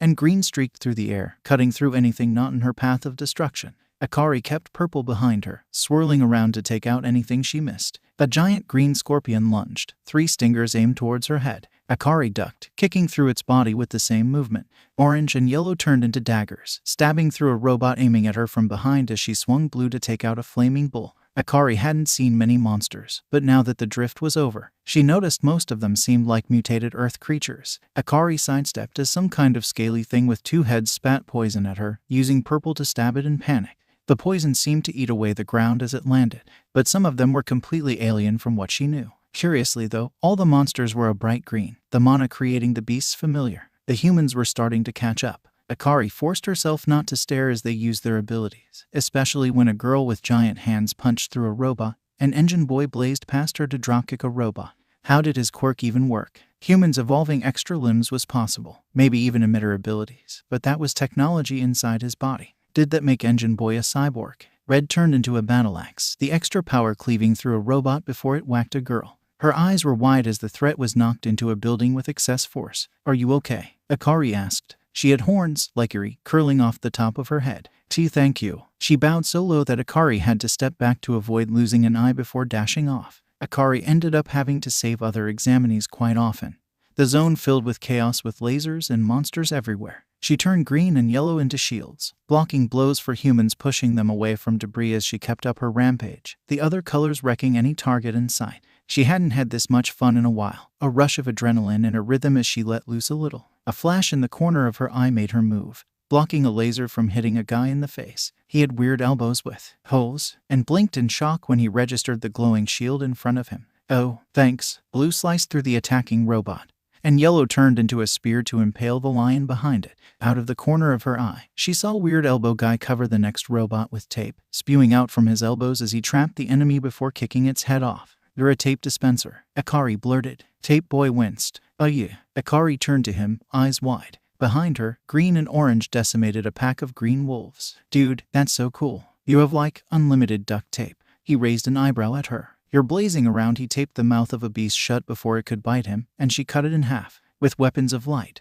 Meanwhile, I'm just a knockoff Spider-Man. Akari blinked in confusion, blasting a robot into pieces with a burst from her palm. Who? Tape Boy sputtered. What? You don't know who Spider-Man is. He didn't even notice the robot behind him, and Akari had to use purple to stab through its head before it could fire. Should I? Akari asked, hesitantly. He turned green, turned into a whip, striking out at a wolf before it could bite a downed examinee before dragging them out of harm's way. Akari wasn't exactly sure how far Loki's magic monsters would go, but she didn't really want to find out. You know what? The next time I see you, when we're not fighting a bunch of monsters or whatever, I'm showing you what a comic is. Akari brightened. Oh, I've heard of those. Like Batman. Tape Boy sighed. How you know what? Whatever, I'm not going to question the scary girl's taste in comics. Ska. A woman appeared suddenly, lashing out in a kick. Purple blocked the blow, the force on the shield making Akari wince, and green and yellow forced the new woman to leap back. Hello, Akari. The goddess greeted cheerfully, green eyes alight. Oh, Loki-sensei ... Why are you here? Loki shrugged, even as two clones appeared behind her student, firing off blasts of green energy. Izuku asked me for a favor, and I was bored. Here we are. Red and blue flashed, cutting through both. She would probably feel bad for killing clones of her teacher later, but right now, she honestly didn't care. Tape Boy was struggling against a Loki, but she couldn't help him without dealing with her own clones first as they came from every direction. 2 more clones appeared with every one Akari dispelled. Her 6 colors suddenly not enough against the onslaught. Hey, aren't you going way harder on me than anybody else? Akari asked, forced to turn blue into a shield for the extra defense. Each Loki clone was using all kinds of magic, toned down on the humans of course, but naturally, they were at full speed for her. Yep, the Loki replied, shamelessly. Purple floated around her in shield form, red and blue a sword and buckler as she pushed herself to counter. Her concentration was stretched thin with the rest of her colors flying around in a fence, keeping the Lokis from gathering together. Red slashed at a Loki, but instead of slicing through, the trickster caught it, aiming a powerful punch that slammed into blue like a sledgehammer. The Loki raised both arms to fire. Before they were completely wrapped in white tape, Loki's eyes went wide, and Akari used the moment to lunge through her with red. Thanks, Tape Boy. No problem, scary girl. Akari squinted at him. I'm not scary. Tape Boy stared at her, incredulous. Or why? Every Loki suddenly vanished as one, leaving behind many confused students. Akari didn't question the good fortune though, gathering her mana to leap back in. With the abrupt gap in, Akari noticed the students hiding along walls or away from the fighting. It wasn't like combat was for everyone. After all, and better they find that out now than in an actual fight. That was one thing this crazy, unorganized exam was good for. But the Loki's gone for some reason. Reaping through the monsters and robots was easy. She left Tape Boy back there somewhere, but he would be fine. It wasn't like there was anything more dangerous her. Then the ground shook, trembling like her very thoughts were an insult. A huge robot stumbled into view, taller than a skyscraper as glowing red lenses scanned the ruined fake city. Its giant head rotated to face the now terrified examinees, weapons preparing to fire. Right, the 0-pointer. She forgot about that. Well, that was ... cool. But it was just that. A 0-pointer that would give her absolutely nothing but stress. Akari ran the other way, like a calm, reasonable person. She wasn't going near that massive thing, probably worth more money than their Earth apartment.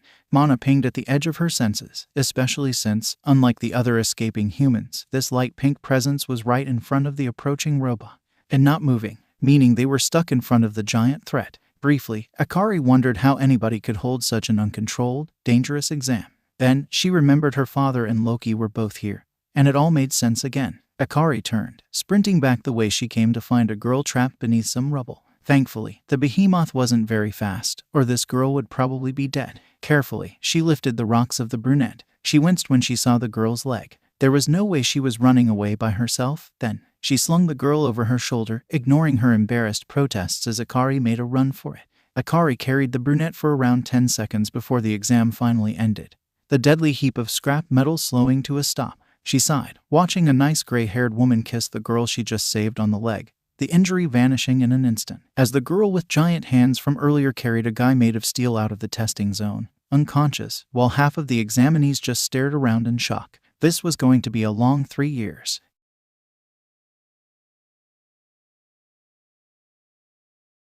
Izuku picked up the phone on the first ring, the sun starting to rise as his daily routine finished. Oh, hey Night Eye. Overhaul is dead. Izuku blinked as the words set into his hazy morning brain. Overhaul? Wasn't he in jail? He was, Night Eye confirmed, and his cell was isolated, so it couldn't have been another prisoner. This morning guard came by for a check and Overhaul was just ... dead. We can't even tell how it happened, since there's zero sign of injury. Was he sick? Izuku asked. Perfectly healthy the day before. And if this was an attack, the list of people with a grudge against a Yakuza boss is ... high. I thought you should be the first to know, being the one who captured him, after all. Izuku was new to the investigative part of heroics, but he had a feeling this wasn't just a petty grudge. Thanks for telling me, Night Eye, Izuku said. You'll call me if you need help, right? The line went silent, and Izuku was just about to check if he had been hung up on again when the man spoke. Of course. Open it.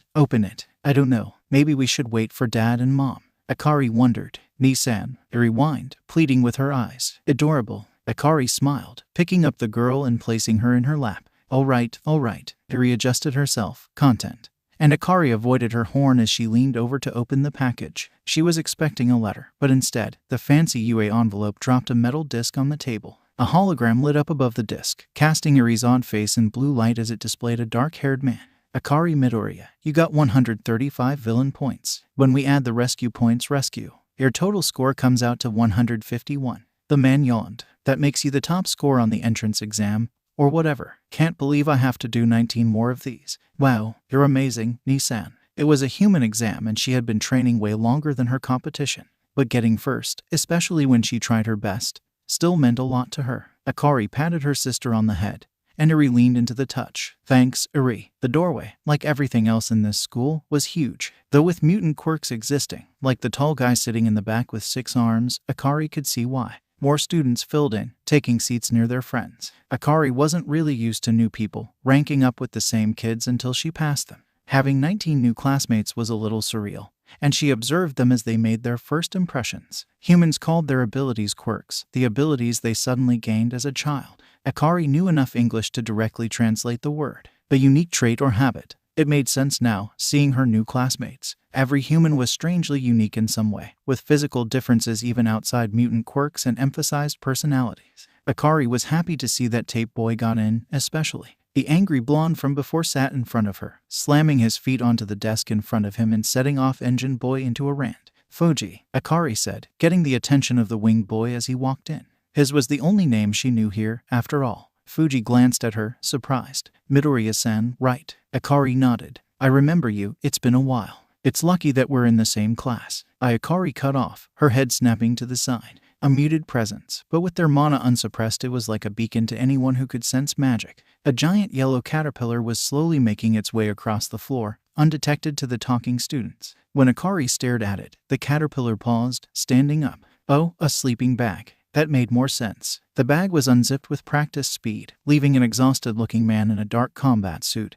The same guy who gave her the exam results. There was some kind of wrapping around his neck, and the conversations around the room slowly stopped as they noticed him. It took a full minute for you all to quiet down, and only one student here even noticed me come in. Much to improve on. My name is Aizawa Shota, and I'm your homeroom teacher. Behind me are your gym uniforms. Get dressed in the changing rooms and meet me on the field. Hurry up, you have 5 minutes. The scruffy man walked out of the room as he finished, leaving them rushing to comply. Aizawa-sensei seemed like a serious person, which was probably exactly what heroes in training needed. But at the same time, he seemed to exude an aura of pure exhaustion, like he was seconds from falling asleep. It didn't look like he had taken care of his hair once in his life, either. We're all human teachers like this. Dark eyes scanned the crowd. Today we'll be holding the quirk assessment test, a simple set of physical exams. But sensei, what about orientation? A brunette asked. Oh, girl, Akari saved. A waste of time, really. So every year, I've held this instead. You've probably done exercises like this to measure your growth throughout your schooling on Earth, without any quirks.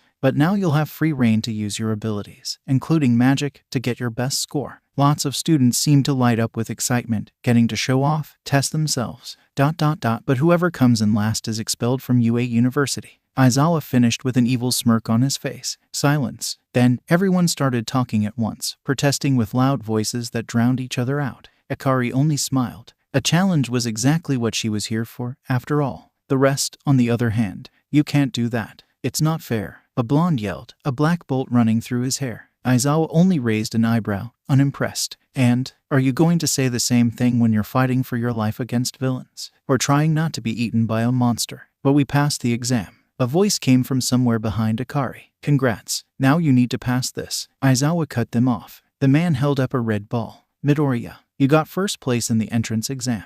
As a demonstration, stand in that circle and launch the ball as far as you can. Akari caught the ball in her palm, feeling its weight as she stared at the field in front of her. She could hear the students whispering behind her, excited to see the top-placed examinee's abilities. She could, really, just toss the ball and get more than enough distance. After decades of training with Dad, her physical strength was nothing to scoff at, especially by human standards. But that would be boring. Moreover, she definitely wasn't going to spend 3 years holding back, and Akari had shown off her magic in the exam. If Akari was going to be a hero, then she might as well be the best one, right? Akari glanced back at the crowd. You might want to cover your ears. A girl with headphone-like jacks did so immediately, along with a few others. The rest just seemed confused, though. At least she'd warned them. Akari's mana flowed out, a brilliant sphere of light enveloping the ball. Soon it was completely covered, a white projectile bristling with energy in her hand. It was almost too bright for the other students to look at, lighting up her face. Akari winded back her arm, YET, and launched the ball with all her strength. The white beam streaked through the clouds, vanishing in an instant. The boom came immediately after as the sound barrier shattered. The force knocked a few students off her feet. Their eyes wide as the wind blew past them, the bushes around them flattened. There was a giant hole in the clouds, stretching wide from where her throw pierced through. Akari grinned. It wasn't as strong as Dad's javelin. Not yet. ... But it was definitely pretty cool. Aizawa was still standing, impressively, despite being the closest to her. Akari could see a bit of his carefree mask break, eyes calculating. But then the tired look was back, just a second later. Infinity, you must have thrown it outside the atmosphere. Aizawa intoned, holding up the distance gauge. The rest of you, see this as an example to push yourselves as far as you can go. Holy shit. Did she say yeet? That chick just launched the ball into space. How do we beat that? Aizawa ignored them. Next, Akari felt a little guilty, destroying her classmates at the physical tests. Then again, some of them clearly hadn't trained their bodies at all, like that electric guy. Most of them were creative with their abilities. A guy who shot beams out of his stomach propelled himself for the sprint. And she saw Tape Boy launch the ball with a tape slingshot. Some people were perfect for a specific test, like when the brunette matched her score on the ball throw by removing its gravity, making it float into space. On the long jump, Fuji simply hovered with his wings until Aizawa sighed and told him to come down. A dark-haired girl seemed to be able to create objects with her body, which was probably the most useful quirk Akari had seen so far. Almost anything she'd need, right at her fingertips. She breezed through the tests, able to make the right item to get through each one while the red and white-haired guy created large amounts of ice, scoring high with similar ease. For some reason, though, the ice only seemed to come from his right side. In contrast, the invisible girl had it the worst. Being invisible was useless for physical tests. And while she was a lot more flexible than the majority of her class, she couldn't get an impressive score on any of them. Akari came in first, the dark-haired girl behind her. And third was the angry blonde, seething. Akari thought he did pretty well. Really, fire magic boosting his legs while explosions emitted from his hands for a lot of mobility. Her eyes slide down to the end of the list, wincing at the invisible girl's dejected pose. By the way, that was a logical ruse to make you try harder. No one is getting expelled, Hagakure, Aizawa said casually. The class burst into an uproar, Hagakure straightening up in surprise. We're already on the roster. Of course, he wouldn't actually expel us, the dark-haired girl commented over the fuss. Unfortunately, their teacher heard her. Actually, Yaoyorozu, I expelled the entire class the year before the drift. Her face changed from a reassuring smile into shock. The only reason the 20 of you aren't going home is that I see a bit of potential in all of you. Class is dismissed for today, so go check out your dorms. Before I change my mind, Aizawa finished. The field was empty of students in an instant.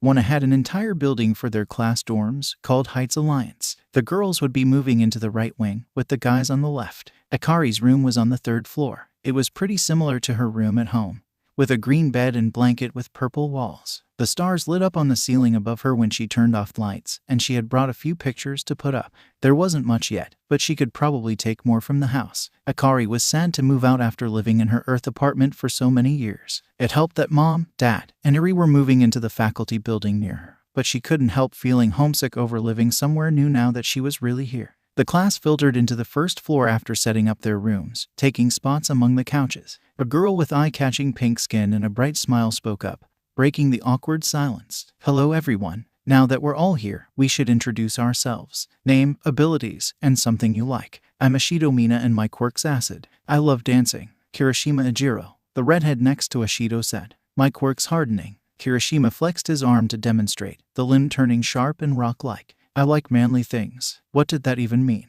Asuitsuyu. My quirk is called Frog, which is pretty self-explanatory. I learned a bit of water magic since I love swimming. Kiro. I'm Hagakure Toru. The invisible girl waved her sleeves at them. I'm invisible, as you might have noticed. I'm trying to learn light magic, and I love dogs. Meshur Awajiro. The blonde nodded, curling his tail behind him. You can see what my quirk is. I'm learning enhancement magic, and I enjoy martial arts. My name's Rikido Sato, and my quirk is Sugar Rush. I love baking. Almost every head whipped to him, eyes wide. You're free to use the kitchen whenever you want, Ashido promised, grasping his hands seriously. Thanks, Mizo Shoji. My quirk is Dupli Arms, the tall boy with a mask said quietly. I like cats. In contrast, the blonde next to him posed dramatically. Iwuga Eyama. My fabulous ability is called Naval Laser. I love myself. How did he just? Fumikage Takoyami. My fate is to be forever possessed by a powerful being. I am one with the darkness. Then a dark bird thing popped out of him. And I'm Dark Shadow, cursed to forever possess a weak body. Oh, and I love video games. Humans were so weird. The boy with a rock-like head was up next. He seemed flustered as the room's attention turned to him, unable to speak. I know sign language ... if that would be easier, Shoji asked, and the boy turned to him with relief. He says his name is Koji Koda. Shoji glanced at the boy again. And his quirk is Ana voice, letting him speak to animals. He loves nature. My name's Kaminari Denki. Quirk, electrification. I love girls. Oh. Akari winced as the blonde was cut off with a sharp blow. The girl who just elbowed him rolled her eyes. Ignore him. I'm Kyoka Jiru. And my quirk's earphone jack. Her long earlobes twisted into a lazy circle. I love music. Haruto Fuji. My quirk's called Angel Wings. I love pizza and flying. Dude, that's so cool. Your quirk is just like Hawk's, Kirishima exclaimed. Fuji beamed at the redhead, his feathers turning a vibrant yellow behind him. He's my favorite hero. Who's yours? Crimson Riot. He's kinda retro, but he's just so manly, you know. And Uraraka Ochako, the brunette next to Akari said. My quirk's called Zero Gravity, and I love space. Is that what you did earlier? Removed the ball's gravity so it floated off? Akari asked, curious. Yep. Oh, and thank you so much for saving me from that giant robot. Uraraka trailed off. Midoriya Akari. Akari realized that she was next to introduce herself anyway, and continued. My quirk's called Demigod, and I know light magic. Irie flashed in her mind, and Akari smiled. Love unicorns and Katsuden. In that order. Is it your quirk that makes you so strong? Uraraka asked. You threw the ball so fast it just went whoosh then bam. Her hands moved as she talked with wild gestures. Akari couldn't help but smile at her antics. Yeah, I got it from my dad. The angry blonde huffed when he realized it was his turn. Name's Bakugo Katsuki. My quirk, explosion his hands sparked, is a lot better than all of your lame-ass abilities. I know fire magic too, and like really spicy food. The elegant girl next to him narrowed her eyes at his arrogance. My name is Yaoyorozu Momo, and it's a pleasure to meet you all. My quirk is creation, and I enjoy reading. I am Ida Tenya, and my quirk is called Engine. I am fond of studying and furthering academic achievement. Ida bowed formally. I look forward to working with you all. Hanta Zero. My quirk's called Tape, and I like comics, Tape Boy said. Everyone looked at the last student, the red and white-haired boy zoning back in when he realized they were waiting for a response. Todoroki Shouto. Half hot, half cold, he said flatly. And something you like, Kaminari prompted when he didn't continue. Todoroki stared at them for a full 20 seconds, as if Kaminari just asked him the meaning of the universe. Finally, Todoroki tilted his head. Soba. Ashido clapped her hands like that hadn't been horribly awkward. Great, now that we all know each other. Akari interrupted with a mental apology to the pink girl, desperately avoiding an icebreaker. We should be eating dinner soon, right? Does anyone else know how to cook? Among the other 19 students, there were only a few raised hands. She could see it dawn on them that they would need to cook their own food, that their class was now living together for another 3 years. Akari sighed. Izuku met 20 pairs of eyes with a smile, his runic cloak snug around him. He was probably just as excited as they were, to be honest, but he couldn't help it. Unlike magic, every quirk was almost completely unique. Furthering all of their abilities was going to be so cool. Hello everyone, my name is Midoriya Izuku, also known as the Hero Atlas, and I'll be teaching you foundational hero studies. A dark-haired girl raised her hand. You're the man who arrested Overhaul, are you not? Yep, you've heard about it, Izuku said. Several students spoke at once. I saw the video, it was so cool. How did you move that fast? What's your quirk? What will we be doing today, Atlas-sensei? You're right, I do have a powerful mutant enhancer. Though when you're in the classroom, please raise your hands like Yaoyorozu did when you have something to say. To answer your question, Ida. Behind him 20 slots opened in the wall, each holding a suitcase. Today you'll be getting used to your hero costumes. Izuku grinned at their excited faces. He lined them up in Gym Gamma, which he reserved the day before. He shouldn't have bothered really. UA had quite a few training areas, all just as big. The budget for the university truly was amazing. Izuku didn't know a lot about hero costumes. His own was literally just his favorite cloak. But he did understand the basic concept. Something to wear in battle, usually designed for ease of combat and to improve the effectiveness of a hero's unique abilities. Present Mike's directional speakers let him aim his voice quirk, for example. And Vlad King had a glove that removed his own blood for him to manipulate. Doesn't my cape look stunning? Aoyama asked. It does. All your hero costumes look amazing, Izuku praised. And they truly did, making the group of almost adults seem impressive, each imprinted with their own distinct style. That didn't change how horribly impractical some of them were, though. Aoyama's beautiful indigo cape was a glaring weakness, easily pulled on in a fight. Todoroki's entire left side was covered in what looked like fake eyes. That would probably mess with the hot side of his quirk. And if it was symbolizing that the boy was just going to be using his ice, well, that was even worse. Yaoyorozu's costume was revealing. Though it made sense with her quirk, more exposed skin would let her wield her creations better and bring out bigger objects. It didn't change the fact, though, that she was practically asking to be hit in the stomach. It worked for Kirishima, whose ability was essentially armor, but Yaoyorozu didn't have that same luxury. He almost winced when he saw Hagakire's costume. It was probably tough to make a costume that could turn invisible, but a support department just giving someone gloves to fight in was absolutely ridiculous. Izuku would definitely bring this up to them later, but for now, he let them enjoy their first time being in costume, glancing at each other in awe. He gave Akari a thumbs up when he saw her, and she forgot to be embarrassed by him long enough to grin back. He put them through stretches first, getting their muscles ready for what they were going to do next. Plus, if a costume was too bulky or constraining to stretch, you probably couldn't fight in it. Some of his new students had barely stretched before, while on the opposite end Ashido looked like she was having fun. He had to concentrate on the feel of her light refraction to even get a vague idea of what Hagakure was doing. But the invisible girl was even more flexible than Ashido. When they were done, Izuku reinforced the air, creating a large purple dome in the center to function as the arena. "I'll be pairing each of you off to fight," Izuku said. "The rules are simple. If you are unable to move, surrender, or are forced out of the battle area, you lose. No maiming or other serious injuries, obviously." He ignored Bakugo's disappointed huff. "When you're not fighting, try to observe your classmates since we'll be discussing the battles after." "Any questions, Ashido? Are we allowed to damage the floor?" the pink girl asked. Izuku blinked. "Yeah, sure." The muttered yes was concerning. Ajiro was up first for his casual confidence, clearly used to sparring. He faced Fuji. The boy's wings turned a light red, tensing up behind him. As soon as the match started, Ajiro leaped. He flipped midair, building momentum as his tail swung down like a sledgehammer on his opponent. Fuji's eyes widened, wings folding above him just in time. The blow made him wince, knees bending from the force. Ajiro landed smoothly, tail sliding off the block as he aimed a flurry of jabs at Fuji's body. Fuji seemed to have some training as well, deflecting and countering with his own attacks. His wings shot forward, forcing the tailed boy to back out of range whenever they lashed out. The two danced around each other, launching wide attacks with their extra limbs. Fuji was doing his best to keep Ajiro away since his wings weren't nearly as agile as the boy's tail, but he was already tiring. Ajiro ducked under Fuji's left wing, landing a fierce punch before sweeping out the winged boy's legs from under him. The match ended with Fuji pinned on his back, wings flapping below him uselessly. Ajiro let him up once Izuku called it, grinning despite the sweat on his face. "Good fight." Fuji smiled back hesitantly, his wings flickering into a light yellow. "You too." Ashido slid across the cement, her acid letting her skate circles around her opponent.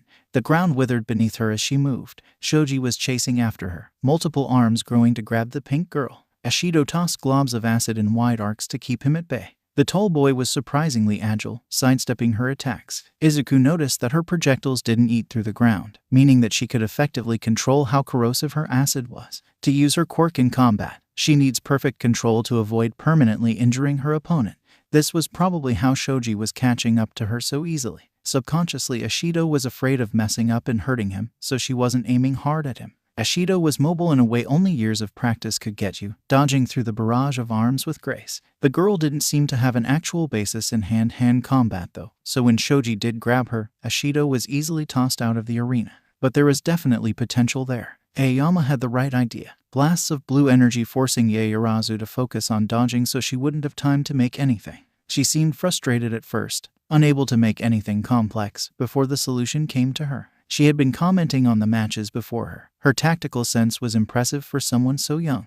Yaoyorozu ducked under the next beam, a shield forming on her left hand as she sprinted toward the fancy blonde, the metal letting her deflect the light beams as she approached. The downside of freely attacking that much was the intelligent girl had now figured out his pattern, letting her weave through his increasingly panicked attacks easily. Aoyama's eyes widened as she got close, firing a huge beam. That literally backfired when the girl pulled a mirror from her stomach. The light reflected off the shining surface, crashing back into the unfortunate blonde and throwing him out of the arena. The less said about Hagakure and Koda's match, the better. Zero and Uraraka's fight went on the longest, a tense match to see whose quirk would grip the other first. Zero finally slipped up when Uraraka grabbed his next string of tape, removing the gravity and pulling the surprised boy towards her into a vicious punch before throwing him out of bounds. Kaminari let out all of his electricity in a single burst that Kirishima's fully hardened body tanked. The redhead lowered his arms to attack, only to find the blonde stumbling around with a dazed expression. Izuku definitely needed to fix that. Unleashing a single attack before becoming useless and vulnerable could get the boy killed. Fighting without frying his own brain would be great as well. Katsuki and Ada were up last for the day, since this would probably be the most intense match. And at least one of them would most likely need to visit Recovery Girl.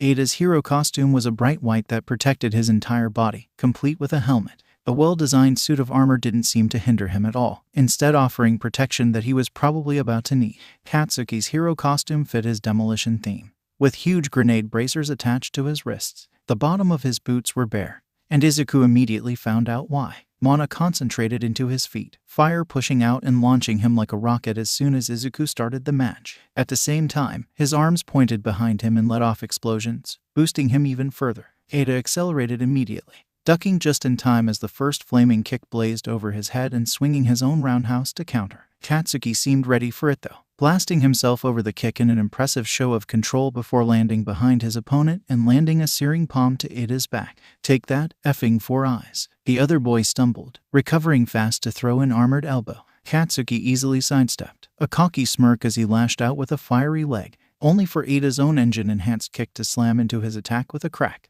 The blonde was knocked off balance and Ada's engines kicked into gear, grabbing Katsuki as he zoomed towards the edge of the arena. Katsuki reacted fast, twisting out of the taller boy's grip. His palms blasted away armored arms before scoring a clean hit on Ada's torso, a large explosion throwing Ada back. Katsuki lunged for Ada's helmet only to miss as the boy ducked, knee shooting up at his opponent's chin. Katsuki parried the attack with an explosion, showing off his pure reaction speed, before kicking straight up, a whip of flame striking Ada's chest with a hiss. Ada was exhausted, and while Katsuki was too, sweating only made the blonde's quirk powerful. Then tall boy's stance set into something determined, and his engines began to fire blue. His speed increased almost tenfold, as Ada streaked towards his opponent at a velocity that only Izuku could properly see. His first kick was a blur of silver that Katsuki's arms raised to block on instinct, red eyes widening as the powerful blow hit his side. The impact traveled through, knocking the blonde harshly to the ground as he tumbled. Katsuki rolled to his feet, blasting the ground as Ada approached. The rippling cement was a smart obstacle against an enemy too fast to defend against,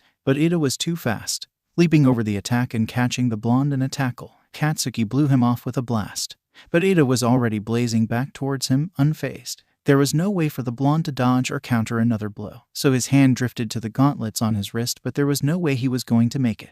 Then Ada's engine stalled, blue fire giving way to smoke as the boy slowed to a stop a few meters away from his opponent. Unable to move, he was stuck, stiffening as he realized he was out of time. Katsuki released the pin on both gauntlets and all his built-up power burst. Pause. The explosion was like a blooming flower of fire, captured in front of Ada like art, his white armor glowing in orange and yellow light. Katsuki's face was frozen in a wide grin. Izuku passed the odd faces of his students as he stepped into the air dome, inspecting the flame. Pretty powerful for human levels, but not enough to seriously injure his strictest student.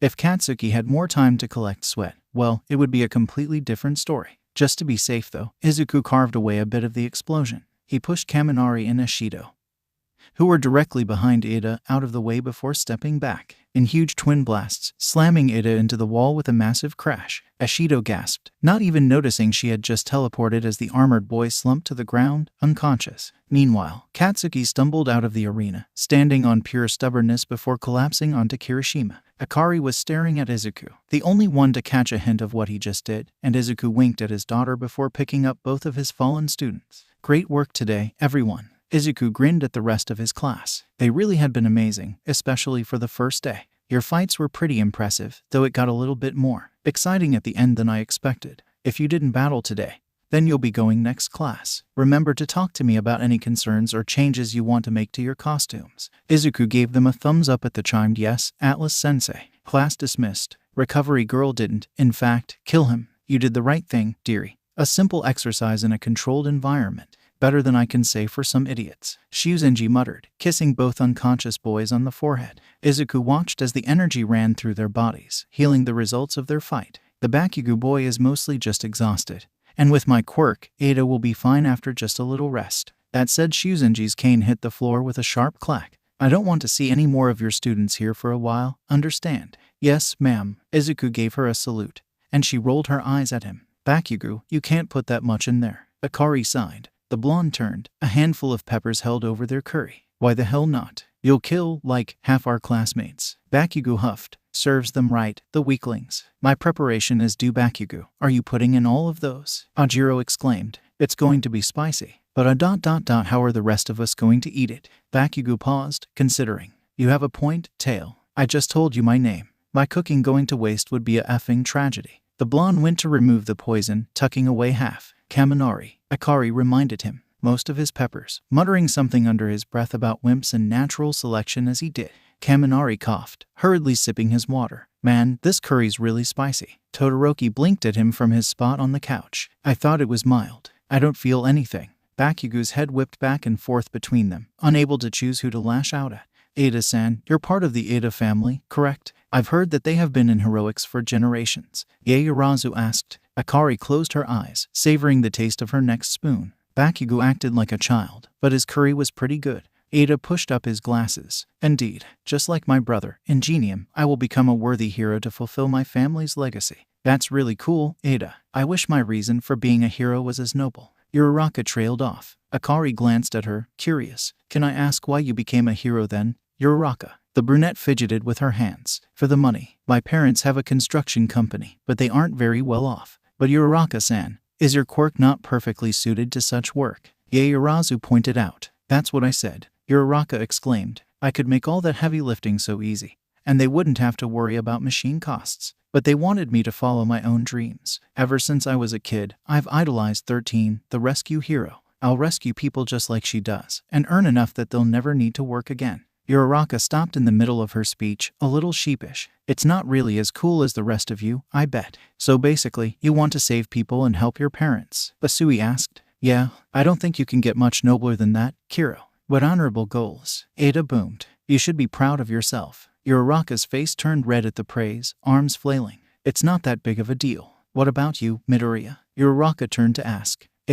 Why do you want to be a hero? Akari shrugged. I learned about heroes a few months ago. Ida coughed. And I was like, that seems kind of fun, why not? You came to UA. Because you were bored. Yaoyorozu blurted, incredulous. Pretty much. Dad's a hero too. Atlas-sensei is your father, correct? You have the same surname, but I didn't want to assume. Ada said. Yep. It's kinda weird having your dad as a teacher, to be honest. Akari said. It seems we're both related to heroes, Midoriya-san. Please, just call me Akari. She didn't think she would ever get used to being called Midoriya-san. Mom, on the other hand, seemed to love it for some reason. Akari was used to given names. Having to worry about a surname, and when you've had permission to call someone by their given name was just a hassle. Then again, with so many humans around, they would probably get confused without two names to identify themselves. Ada gasped, looking scandalized. Then you should all call me Tsu. Asui chimed in. Isn't it too early? Ada started. Tsu's eyes narrowed, cutting him off with a glare. Tsu, Ada wilted, resigning himself to informality.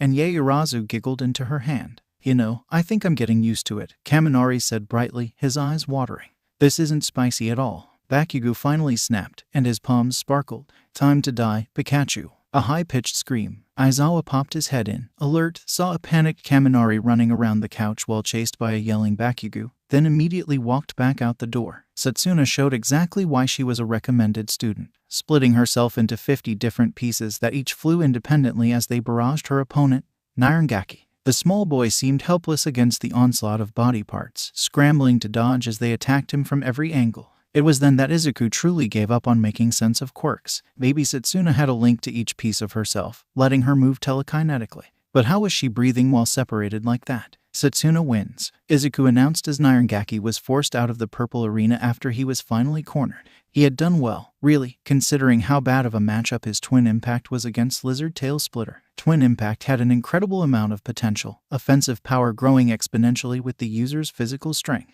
A fight like this would force the boy's skills outside his quirk to come into focus, something that was important when his quirk enhanced things that were already there. Their costumes were more practical than 1A's, Izuku noticed. Though there were exceptions, like that ceremonial armor weighing Shizaki down, most of the students had chosen gear to enhance the effectiveness of their quirks. They seemed to have fewer powerhouses, but the unique nature of their abilities made up for it.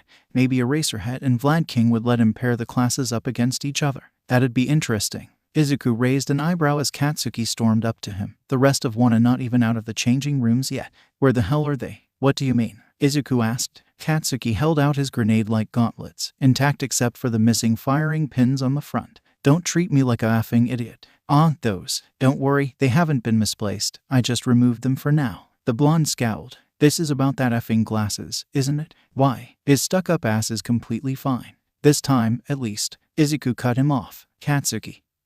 How full were your gauntlets when you pulled the pin? Katsuki hesitated for a split second. Not very. The match didn't last long, so I didn't have much sweat built up. The pause before his answer was obvious after decades of dealing with bullshitting students. Your gauntlets are designed well, Izuku said. They function as bracers, protecting your wrists from the backlash of your quirk. But more importantly, they store your explosive sweat as you fight, letting you unleash it in a huge blast later. I effing know. But your gauntlets don't actually tell you how much sweat is stored up, right? Izuku continued as if he hadn't been interrupted. Of course, they might weigh a little more as they charge, but ultimately, you have no clue how powerful of a weapon you're about to use. From what I gathered, the blast you launched carelessly, Katsuki stiffened, was at around 10% of the gauntlet's max capacity. It was a short fight, but you still managed to build up enough sweat for quite some force, not to mention how you fired off both on a whim. Katsuki's eyes widened. I thought the left one didn't fire when I was sure I pulled both. That was you, wasn't it? You're effing fast enough now to block half of it without anyone noticing.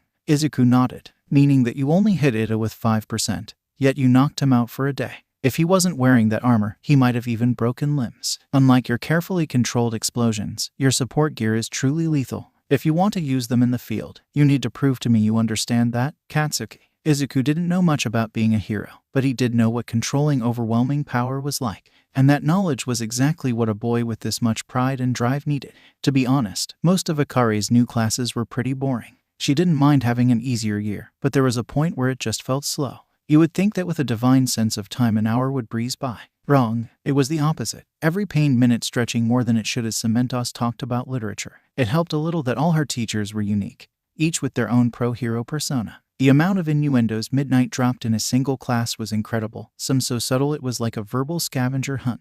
Present Mike was a bit too loud, but he did teach the only new subject she had. Akari had almost zero background in English, so learning it actually took some effort. Maybe she should learn other human languages. She'd probably never use them, though. Akari sighed. She couldn't wait for heroics, where she could work off her boredom by beating someone to a pulp. Wait, that sounded bad. Bakugo was sulking when Akari walked in, which was weird, but the lack of screaming was definitely welcome. Today we'll be finishing off the battles from last class for those who haven't gone yet. Dad's clear voice carried throughout the gym as he set up his fancy air sphere, the arena brimming with purple mana as it expanded. What a show-off. He could have just drawn a circle or something. Sato pulled a sugary treat from his hero costume, and his muscles bulged as he ate. The bright yellow costume stretched with him as his quirk activated, and the boy rushed forward, only to cover his ears as a wave of sound blasted past him. Jiru's jacks plugged into her legs, weaponizing her heartbeat in vibrational bursts. She crouched low on her side of the arena, focusing her attacks on Sato's head. Akari winced. No matter how durable Sato's quirk made him, that noise wouldn't hurt any less. If her ears were ringing from here, then the boy must be in agony. Sato's fist smashed into the ground in front of him, cracking open the concrete. Jiru sidestepped the fissure, forced to cut off the audio as she moved. Sato leaped towards the girl in the opening, fists already swinging as he landed. Jiru ducked under his punches easily, edging towards the boundary. It seemed that Sugar Rush didn't make Sato any faster, only enhancing his physical strength. In fact, the added muscle mass made him even slower. Combined with how straightforward he was in his attacks, Sato was just too predictable. Jiru was just about to be pushed out when her ear jacks suddenly stabbed straight for the boy's eyes. His hands immediately rose to cover his face in reflex, and Jiru used the distraction to step behind him. Jiru's jacks went into the amplifiers on her arms, releasing a powerful short-range blast into Sato's back, knocking him out of the purple dome. Akari walked into the arena as Jiru helped the boy up, Todoroki doing the same. They were the last ones to fight. The purple arena grew bigger as if in preparation for the mayhem they were about to cause. Akari's hero costume was simple, a green cloak with runic designs similar to Dad's. Unlike his, though, it was more reinforced, and its cloth was weaved just for her. She could see Todoroki's scar completely, facing him like this, a deep red reaching down the left side of his face. His eyes were just as mismatched as his hair, a bright blue contrasting with a dark gray. More importantly, though, was the large layer of fake ice covering the left side of the body. Not only did this boy have zero fashion sense,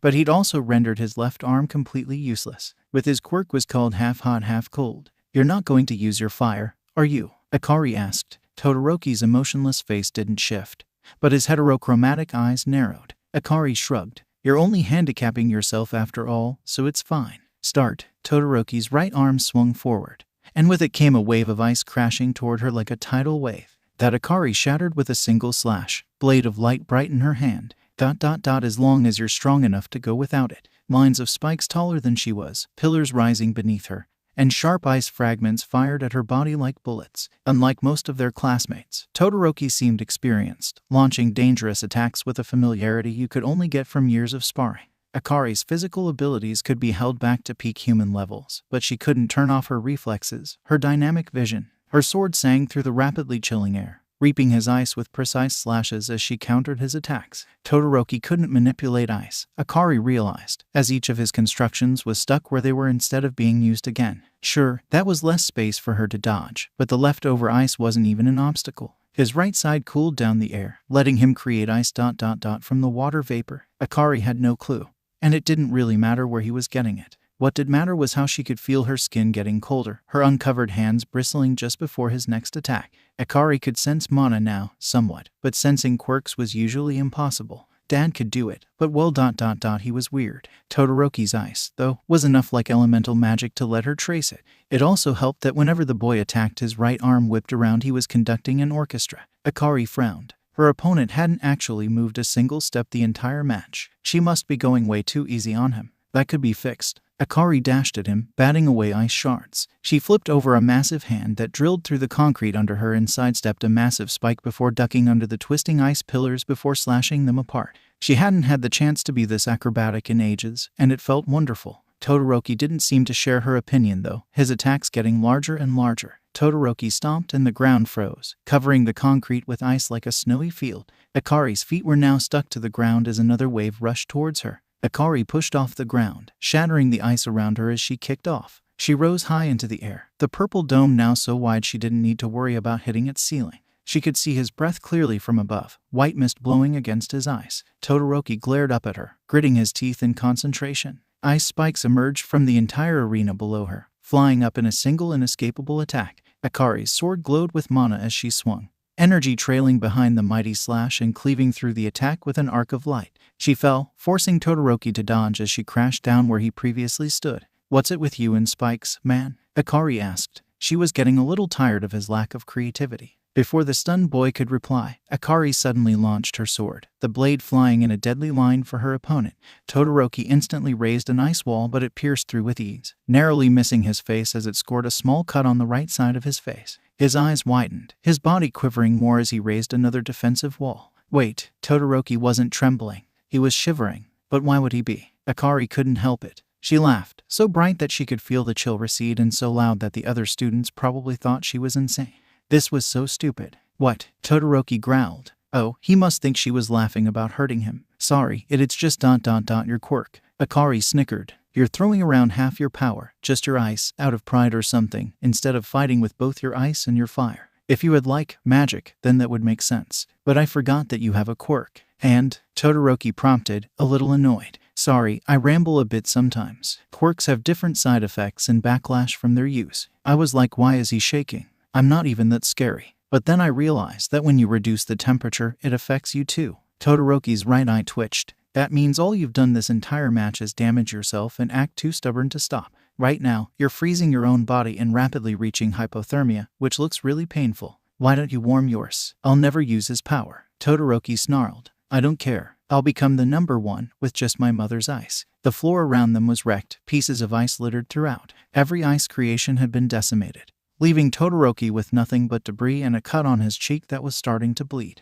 The air now felt freezing cold, and she could almost hear his teeth chattering. Meanwhile, Akari didn't have a single scratch, costume almost pristine despite the fight. She raised an eyebrow. And how's that going for you? Akari asked. I don't even need to beat you myself. You're freezing yourself out of commission for me. How are you going to be a hero like that, much less the best? The air temperature suddenly dropped even further, the chill making Akari wince as it swept past her. It was a full-on glacier, jagged and so huge that for a second she could see nothing but all-encompassing ice rushing towards her like a tsunami. Akari's mana focused into her hand, more and more until it was too bright to see her own fist. Then she punched. The massive storm fell to her blow, shattering into a million pieces that rained around her. The arena turned solid, a reinforced wall protecting the audience from the shrapnel. The shockwave rammed into Todoroki's body, and an instinctive wall was all that stopped the boy from flying out of bounds. The ice cracked as it stopped his momentum. Todoroki was completely shivering now. Akari was on him as soon as he managed to stand up with a series of jabs. She batted away a freezing palm before landing a hit on his shoulder, and then another to his chest. Todoroki was good at hand-to-hand combat, but while exhausted and half-frozen he was just so slow. He ducked under a kick just in time,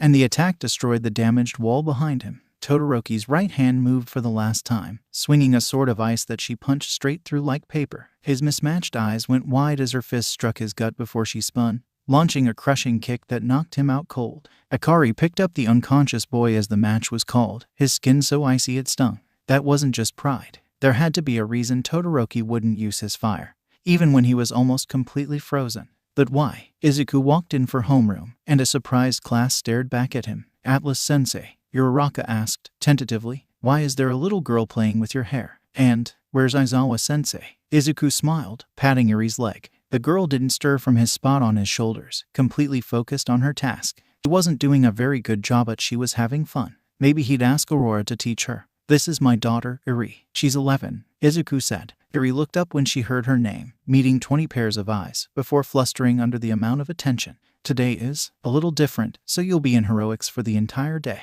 She's the cutest thing I've ever seen, Ashido declared immediately. Hagakure nodded her entire body in agreement. Yuri waved shyly at the students, and Ashido squealed. What will we be doing, Atlas-sensei? Yaoyorozu asked, unable to resist waving back at the girl. We'll be going on a field trip to the USJ for rescue training. This isn't necessary, so you can opt out if you really want to, but it's a valuable experience. When no one spoke up, Izuku continued. We'll leave in about 10 minutes, so suit up in your hero costumes. A few students had taken his costume suggestions. Izuku noticed. Aoyama's red cape was gone from his shining armor. The boy had been reluctant but gave in after Izuku convinced him that it wouldn't be very stylish to get pulled by. Uraraka switched out her heels, and her new shoes could absorb her landings even better. Eraserhead met them at the buses, his eyes scanning over their students as he counted them over. Izuku raised an eyebrow. Did you think I lost one of them? Izuku asked. Eraserhead muttered something about not underestimating the hellspawn before climbing into the bus. He had tried to organize the class seating before Yaoyorozu, the new class president, pointed out that they didn't need to. Eraserhead was already bundled into his yellow sleeping bag like a caterpillar when they filled in. Izuku took a seat near the front with Yuri, conversations starting up behind him as the bus started moving. Akari, I've been told that I'm very direct at times. Can I ask you something? Isui started. Akari smiled at the frog-like girl. I've noticed that, too. Your magic is really advanced, far more than from anything I've seen heroes use so far. Where did you drift to learn that much? Several students seemed to lean in, interested in learning about their strongest classmate. Even Katsuki had stilled at the question. Akari shrugged. It was a pretty normal world. My school taught us magic. My mom's even better than I am at it. And she taught me almost everything I know about my light magic. What about the thing with the different colors? Zero asked from the back. I saw you fight during the entrance exam with them, but since then your magic's just been a pure white. Akari used Prism, splitting a small white ball into her lights. I call it Prism, sort of a trump card. Akari grinned, a little bit of challenge in her eyes. None of you have made me use it yet, though. I'll take you on any day. Flashlight. Katsuki barked. That's so manly, Midoriya, Kirishima said. He glanced down at his hardened arm. I wish my quirk was that flashy, but it's kinda boring. Your quirk definitely isn't boring, Kirishima. Izuku cut in. That kind of defensive ability is incredibly useful in a fight and is also perfect for protecting people. Not to mention that you look pretty cool when your quirk is fully activated. Kirishima's face was almost as red as his hair. Thanks, Atlas-sensei. What about me, Atlas-sensei? A student chimed in. Or me. Hello, everyone. 13 greeted them, her full spacesuit on. Welcome to the USJ, otherwise known as the Unforeseen Simulation Joint.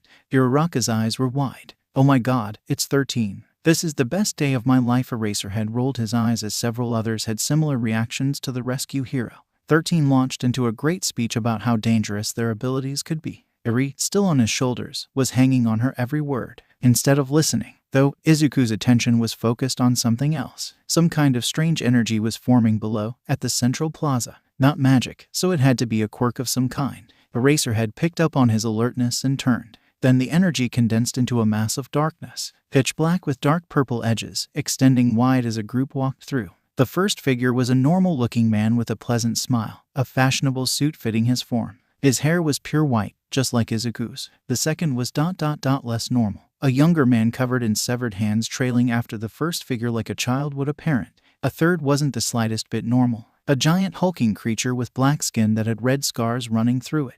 The monster had a beak and its brain was exposed. A small army of humans followed, filled with confidence and cocky smirks. The last one through was a cloud of darkness in a suit, obviously the one who made the portal that closed behind him. An attack, then. He squeezed Eri's leg in reassurance, before placing her in Ashido's arms. Izuku smiled at them before walking up to Eraserhead's side. What's going on? Is this an exercise? Kirishima asked, a bit of fear in his voice. This isn't an exercise. Those are villains, Eraserhead stated. All traces of exhaustion had vanished, sleepiness fading to reveal a veteran hero as he barked out orders. Kaminari, use your gear to try to get a signal through. Koda, are there any birds around? It's not working, everything's jammed. Kaminari responded. Koda shook his head. Then we'll have to get Ida out. He's the fastest runner. Eraserhead cut off as the villains approached, getting into earshot. The white-haired man spoke, as smooth as silk. Hello, UA. We're the League of Villains. It's a pleasure to meet you. Who are you, and why are you here? Eraserhead demanded, his scarf unraveled. The villain merely tilted his head at the hostile tone. Asking for someone's name without introducing yourself is rude, Eraserhead. He chuckled as the underground hero continued to glare at him. My name is All for One. That was pretentious, but it somehow suited the man. Why did you come here, All for One? Izuku asked. He was looking forward to this class, too. Oh well, at least he'd get an interesting fight out of it. Maybe his class would learn some. Atlas, right. I'm here for One for All. If you could hand it over, that would be wonderful. Izuku blinked. One for All. Like the opposite of his name. What's that? Don't play dumb with All for One's eyes narrowed, searching for something. They were a deep crimson, like blood. His hand twitched, and Izuku could feel mana crackle with the movement. Enhancement magic, just like. You think I'm All Might? Izuku realized. Yeah, I don't have that blessing. And even if I did, I definitely wouldn't give it to you. Eraserhead tensed next to him, clearly confused but listening intently. All for One paused, considering. So you're not the successor, then? Assuming that you were, or even that the Big Oaf had one, was a bit of a leap. I don't have the ability you want. There isn't a reason for you to be here anymore. Leave. A bit of anger flowed into the last word, making several villains flinch. Izuku loved fighting, but attacking him along with his family, his students, unacceptable. All for One hadn't moved, but now his full attention was on him, calculating. You don't have One for All, but you're not a normal hero at all. You're something different, something stronger. As for your request, we won't be leaving just yet. We still have a second goal to fulfill. The death of every student behind you, there. All for One stated calmly. The pleasant smile didn't change but now just felt cold. Tamura, take the party in boss and kill all of them. I'll have a nice chat with this one. Handman reacted to the name. And the army, monster, and suited darkness followed him as he marched towards the class. Eraserhead's voice was completely steady, calming down the terrified students. Gather together and don't move until I tell you to. 13. Be ready to use your quirk. 13 didn't seem to have much combat experience, but they were a hero for a reason and could hopefully defend the students. Eraserhead was incredibly skilled for a human, and Izuku didn't doubt that he could take on the weak-looking army of villains easily. The newly named Tamura and Portal villain were more of a threat though, and that monster, from what Izuku could tell, that thing was as strong as All Might. He had no idea how they had a monster following commands, but it would snap his co-workers like toothpicks. Izuku would have liked to defeat that thing himself before wiping out the rest. But he couldn't risk taking his eyes off All for One. He'd have to rely on Akari to kill it, and that made him grit his teeth. All for One raised an eyebrow, surprised when Izuku didn't move. You're not going to help them with that, so the best thing to do would be to deal with this man as fast as possible. Who had the nerve to try to kill his class? That's some confidence, hero. Izuku stepped behind him. All for One reacted in an instant, whirling around as a green barrier formed between them. That Izuku's fist shattered, continuing to slam into the irritating man's face. All for One's body tumbled against the ground, and Izuku dashed in to follow up with a kick. Suddenly, something welled up from his enemy and Izuku leaped back just in time, spikes erupting from the man's chest. The metal retracted into his body, a centimeter away from impaling Izuku, red energy crackling along their edges. That one's called Spike Body. All for One explained proudly, like he was showing off a new phone. As he spoke, his jaw lit green as it mended itself. Some kind of healing. Izuku recognized that energy, a quirk, but nothing like he'd ever seen before. It was confusing, so fragmented yet running through his body like mana. Now that Izuku looked closer, it was like a set of parts. His face was the most emphasized in the array as the healing quirk worked. I thought people only got one quirk, Izuku asked, confused. If each of those fragments of energy were a separate quirk, then this human was even stronger than All Might. All for One laughed. Usually, yes, I'm a bit of a special case though. He raised his hand as a third quirk activated, and with a tunnel of wind shot forward like a miniature hurricane, only to do nothing, rolling off Izuku's body harmlessly like a gentle breeze as the air was tinted purple. Attacking Izuku with air was like splashing water on an island. Fascinating, All for One said. Some kind of air quirk. Or was that mag? The reinforced air shifted. I don't really care for a chat right now. Izuku cut him off. 4 bladed chains pierced every one of All for One's limbs, looping back to wrap around the man like a mummy. Lightning sparked, a bright yellow that ran along the chains to Izuku and made him wince. With a single tap of All for One's hands, the purple bindings unraveled into nothing, and 2 bolts of lightning lanced towards the hero. Fair enough, All for One replied casually, like his arms and legs hadn't just been stabbed. Izuku's trusty staff spun, deflecting both attacks. He had no idea how the chains had been broken, but Izuku knew that All for One's regeneration had limits now. His legs were still bleeding, healing too slowly to let the man move, and his arms were in similar condition. Yet despite how much that must have hurt, All for One's face hadn't even twitched. Izuku ducked under a burst of flame from the man's mouth. With no way to dodge, the man was vulnerable. Stance 2, bash, and the glowing staff slammed into All for One's stomach, throwing him across the plaza in an unwilling tour. The man crashed into the ground near the flood zone, the impact wrecking the area below. Izuku leaped near the crater, seeing his enemy in an unconscious heap, the biggest threat dealt with. Then All for One disassembled. Like a glitch in a video game, his wounded limbs dissolved before reforming completely healed, new limbs attaching to his body. It was strange to watch, like he was rewriting himself. Even his suit stitched itself as good as new. All for One rose, completely unharmed, a slight smirk playing across his face. Overhaul, a ridiculously useful quirk, wasting away on some low-time yakuza. All for One said, I suppose I have you to thank for practically wrapping up the quirk in a gift for me. You can take quirks. Izuku realized, what an amazing power. The potential it had was limitless. Yet just like Overhaul, it ended up with a villain. All for One smiled, but it didn't reach his eyes. His fingertips lit up, red energy shooting out like streaks of light. What gave it away? A shield of air blocked the projectiles, and Izuku's staff spun, stopping the lightning that followed. All for One was forced to duck as a chain sliced past his head, and disassembled a second one. The name, Izuku answered honestly. All for One should have set off red flags in his head. Really? All for One's hands slapped the ground, and it opened underneath Izuku in a gaping pit. The edges of the abyss were jagged, and Izuku caught himself on a purple platform as he fell before jumping up, the earth shutting beneath him like a giant jaw. 2 deep blue dragons shot out from All for One's back, zooming towards Izuku's airborne form. The hero twisted, easily shattering both with twin kicks. Izuku landed, launching the air in a spiral that drilled towards his enemy. It was casually ripped apart as well, but the purple covering his view let Izuku land another blow to his face. Izuku leaned back, a deadly hand just short of grabbing him. Stance 1, sweep, and knocked All for One down, and the man was forced to fix his destroyed legs. Izuku leaped away, safe. Izuku grimaced. Overhaul was way too overpowered. Not only could All for One heal his body completely, but he could also attack like he'd mastered earth magic. And with a single touch, it would be over. Out of the corner of his eye, Eraserhead engaged the crowd of villains, knocking them out with practiced ease. Behind him were the students he was protecting, and 13, who was glaring at Tamura and the portal guy. They were too close, so Izuku couldn't just go all out on the terrain around them. All for One, however, seemed to have zero issues with that, reforming it to his will as he attacked haphazardly with an array of different abilities.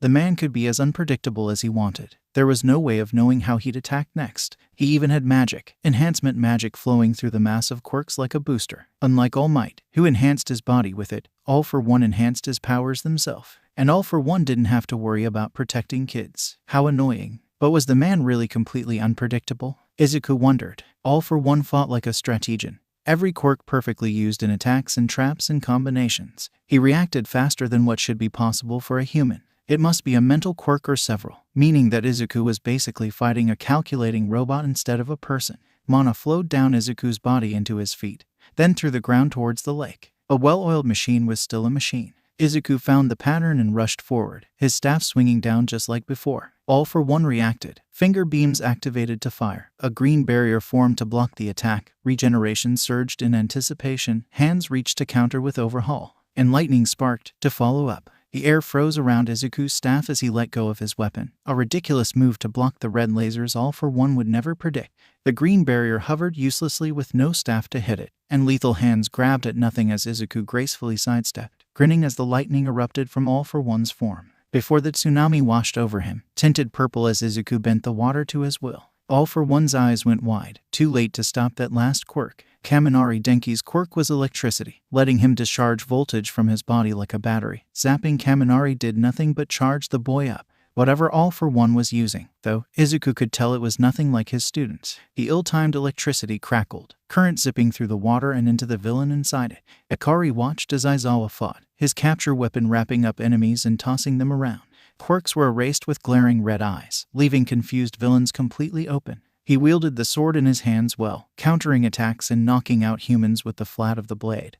And to top it off, vicious kicks met anyone too close. This man was nothing like the unkempt, sleepy teacher she knew, and she almost didn't recognize him. Pretty badass though. She'd immediately gotten Ida out through the large hole now in the doors. 13 was holding the black cloud guy back with careful use of her black hole. He had almost redirected 13's quirk against her, but luckily the hero had dodged in time. Akari wasn't very helpful there. She couldn't tell where hitting him would actually do shit, and her light magic would be aimed at her classmates. Eraserhead had given some of them permission to use their quirks on the army of villains. They were really weak, and Wano was mowing through them like grass. Akari kept an eye on her little sister, Ashido protecting her near the rear. She'd have to thank her after this. Eraserhead was fighting defensively, instead of just carving straight through them, and Akari could see why. The guy covered in hands and the huge monster were waiting, watching the battle. Tamura, as the boss guy had called him, was a much bigger threat than the cannon fodder in front of them. He seemed thin but lean, and his hand was vigorously scratching his neck in agitation as the villains fell. What worried Akari even more, though, was the bird thing. It was tall, and she could feel how powerful it was. It wasn't like any monster she'd ever heard of before, standing still and only reacting to Tamura's orders. Minutes passed, the army of villains thinning. A few students were trying to help 13, but Kurogiri was experienced, running circles around them even after Bakugo figured out his solid part. She fired off a few stray shots at Tamura, but the monster moved in front of him, tanking the attacks easily. In the distance the ground shook, Dad no doubt's beating the crap out of the leader. This battle's getting boring. Our summons are effing pathetic and not getting anywhere. Tamura mused. Oh well, Sensei will be happy if I finish early. The scratching stopped. Namu, kill. The giant bird thing moved. It was like Akari's limbs were filled with Lee. The students and villains around her were in slow motion. Aizawa was punching a woman in the face, a rare blink stretching on forever, and one of Kurogiri's portals was slowly opening, an oval of collapsing darkness. The Namu, meanwhile, was jogging, bulky arms reaching out to crush her closed-eye teacher, so fast that none of the humans could even track it. But Akari knew exactly what this was like. Trying to move at Dad's speed was like moving underwater, every movement a painfully slow process. It was as if he'd conquered time itself, and you could do nothing but watch as he drifted through it as easy as could be. Namu, well, was nowhere near as fast as he was. She leaped, her arm lifting up as white mana concentrated into her hand. She wasn't moving fast enough. The Namu was almost there, its palm way bigger than Aizawa's head, so she pushed herself to be faster, and now it was less dragging herself through the currents and more swimming. In a single movement, Akari pushed her teacher out of the way and a completed white sword slashed up, cutting off the monster's arm. The black limb fell to the ground, and everyone blinked as they both seemingly teleported. Midoriya, get back from that thing, Aizawa shouted. His concern was admirable. But Aizawa, you stand zero chance here. Let me handle it. Aizawa wasn't stupid, but she could see how much it hurt him to have a student fight the bigger threat as he turned, punching the next villain a little too hard. What's this? Tamura said. Someone brave enough to take on the Namu. How interesting. Like a bad horror movie, the stump on the monster's hand regrew until in seconds it had a fully functional arm once more. Tamura snickered. You don't stand a chance against a boss of this level, though. A boss level? Huh. Akari grinned. That sounds pretty fun. Tamura started. She could do without the whole kill order thing, thanks. Out of her non-sword hand, a whip of light struck fast, forcing the man to leap back. It clipped his face, slapping the hand off, and it landed on the ground. She was just collecting severed limbs now. Angry red eyes, pale skin, and chapped lips were revealed to the unfortunate world. Akari winced. On second thought, you can put that thing back on. Father, the weird guy shrieked. What? You dare? Namu, kill her. Akari launched her sword straight forward. As predicted, the Namu dashed in a direct line for her, letting the blade pierce through its exposed brain. Naturally, this made it pause for exactly 1 second before it started moving again. She was going to need to do a lot more than that. Prism. Akari didn't even get to say her super cool name out loud before she was forced to roll under a strike that pulverized the ground.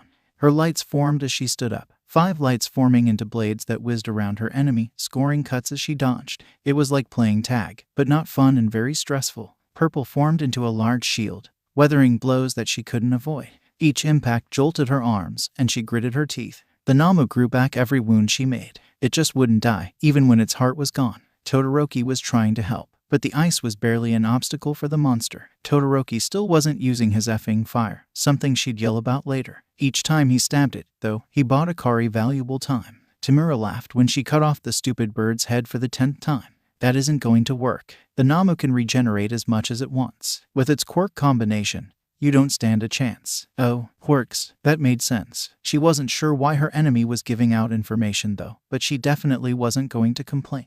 Red and orange formed into spears, stabbing through Namu's arms while her other colors linked into chains, wrapping around its legs. Aizawa-sensei, Akari yelled. He turned, assessing the situation in an instant, and a razor turned on the monster. The stab wounds in its arms stopped healing and Akari immediately attacked in a whirlwind of rainbow blades in a desperate effort. The Namu fell to the ground without its limbs, head, or heart like the mess it was. Akari's blades flew back to her, hovering, and she drew a long breath with no monster chasing her. The Namu, finally, didn't get up. You cheaters. Tamura seethed and sprinted towards Aizawa. The man whirled, capture scarf wrapping around the man-child, only for the scarf to disintegrate into nothing. Aizawa's eyes widened as he ducked under the lethal hands, aiming careful kicks to avoid becoming dust. Some of the remnants of the scarf fell as they fought, a bit blowing into Aizawa's eyes, and he blinked, and a familiar crunch reached Akari's ears. Of effing course, the Namu stood, fully healed, ready to continue its previous order. What was it going to take to kill that freak show? Its regeneration kicked in after it was definitely dead, and a razor would have taken care of any revival quirks, meaning they'd have to completely eradicate the thing. And Akari wasn't strong enough to do that, but she knew who could. Izuku wrinkled his nose as the water flowed away to leave his ruined enemy. He'd been lucky to never smell burning flesh before. It really was rotten. All for One broke himself and came back together whole once again, standing up, several quirk combinations already set. He hadn't even bothered to repair the suit this time. Atlas, was it? I thought you were a hero. All for One mused. In my 200 years, I've never seen a proclaimed hero that was this violent. Stabbing, lethal amounts of impact, electrification. Really, it's a wonder I missed a monster like you 5 years ago. Izuku rolled his eyes. You're clearly still fine, so it's not like I've overestimated you. And why would I hold back on an enemy like this? Then again, you are quirkless. Izuku stilled. What? All for One laughed. You thought I didn't notice. I can't sense any quirk inside of you, despite the impressive amount of mana you have. But if you don't have one for all, how are you this strong? I guess I'll just have to pull the truth from your dead body. All for One side. The villain was getting ready to kill Izuku, meaning he thought he had seen everything he had to offer. For someone so smart, All for One really was an idiot. Izuku activated Void, and his mana flowed into the air, stitching itself into space. He had no access to magic now. The quirk combination All for One was about to use was offensive, enhancement magic flooding into quirks Izuku couldn't recognize. The rest of his quirks were affecting his eyes and brain to keep up with Izuku's speed. All for One smirked. I know you're still holding back some of that strength. It's hard to tell with how brutal you fight, but you have the same problem as that blonde oaf. We're still too close to the students, aren't we? Izuku charged. The sound barrier broke as soon as he took a step, the ground starting to break behind him, air whistling past him so fast it stood still. Walking like this made him feel like he had been running for days. But Izuku still pushed himself into a sprint. He gripped his staff harder, an anchoring weight in a silent world. All for One was still moving, mental and reflex quirks stacking on top of each other to bring the human to incredible heights. The quirk combination activated as Izuku approached. Hundreds of swords formed into existence in front of him, hanging for an instant like a wall before the telekinesis kicked in with a red outline. They launched forward in a deadly maze of metal. The weapons couldn't fly nearly fast enough to catch up though. Izuku weaved through them gracefully, his cloak protecting him from the few glancing blows as his staff spun, flicking away the last few blades aimed straight for his heart. The magnetism was less expected, forcing Izuku to tightly grip his staff before he lost it and duck under the storm of blades returning like boomerangs. One scored a cut on his temple, a light prick that could have been much worse. All for One's left hand broke off his body, his arm turning into a spring. Izuku's fist slammed the palm aside. All for One tried to activate Overhaul in triumph, only for nothing to happen. After all, how could he focus on a biological process when they were moving that fast? All for One's mistake cost him 10 strikes, slamming into his chest in a single breath. His other hand turned into a massive drill, and Izuku sidestepped to land a crushing kick that shattered it, rendering the arm useless. Then every bit of All for One's energy focused into a single quirk. Izuku was forced to stop moving as something pressed him down, the world returning to sound and perception. His feet dug into the ground like someone had put a huge weight on his back, yet he couldn't feel anything there. All for One was breathing hard, finally able to activate Overhaul with visible relief. Yet Izuku couldn't move from whatever quirk had been used on him, his tired muscles aching further. The bastard turned up the effing gravity. That quirk didn't even make sense. Like that, hero? All for One mocked, clearly glad that they had slowed down from supersonic speeds. Even someone that powerful can't handle that much gravity for very long. Your insides are going to collapse as you're crushed. Izuku stood up fully, and All for One was finally struck speechless. Izuku rolled back his sore shoulders. Finally, you shut up. That was nothing compared to the weight of the sky. Void deactivated. Mana rushing back to the strongest hero. Before the villain could move, a huge purple fist uppercut him into the clouds. And All for One soared high above the unforeseen simulation joint. Far, far away from Izuku's students. The ones this man was trying to kill. Stance 9, Onslaught. In the air, there was nothing All for One could do to defend himself from the vicious combo. Purple platforms let Izuku strike past him again and again like an angry ping-pong ball as his trusty staff hit thousands of times, pushing Overhaul's instant recovery to its limits. A familiar flash of mana lit up near the gate. So his daughter had a plan. Who was Izuku to object? Izuku's next strike sent All for One hurtling towards the ground like a meteor, hitting the ground with a mighty crash near where they had started. The man slowly pushed himself to his feet, swaying. The businessman mask was completely gone now, Overhaul and Regeneration struggling to repair his broken body as he glared, burning with anger. All for One raised his arm for a final attack, quirk surging, before cutting off completely like a dead car. The villain looked at his hand, confused, before a giant form landed on his head and knocked him to the ground. The Namu lay sprawled on top of All for One's totally ruined suit as they laid in a pile of limbs. And All for One's face finally twisted into fear as he realized a certain underground teacher just rendered them both powerless. Dad, now. Izuku's remaining mana flooded into his staff, glowing so bright that the purple lit up his eyes. He pulled the weapon back so that it was parallel to the ground, lined up directly with his targets. Stance 3. Izuku stabbed forward. Every single bit of his force focused into the small base of the reinforced staff in a single lethal thrust. Pierce. The air shattered around the staff in a horizontal tornado of power as everything hundreds of meters in front of him was erased. The ground wasn't spared. The eviscerated earth was left in a giant trench, extending out in a straight line. There wasn't a single trace of All for One or the Namu. Students and villains alike stared at the destruction brought with one move with a mix of awe and absolute terror. Even Tamura was frozen in shock, letting Eraserhead knock him out. Izuku's trusty staff slid onto his back as the strongest hero turned to face the remaining villains.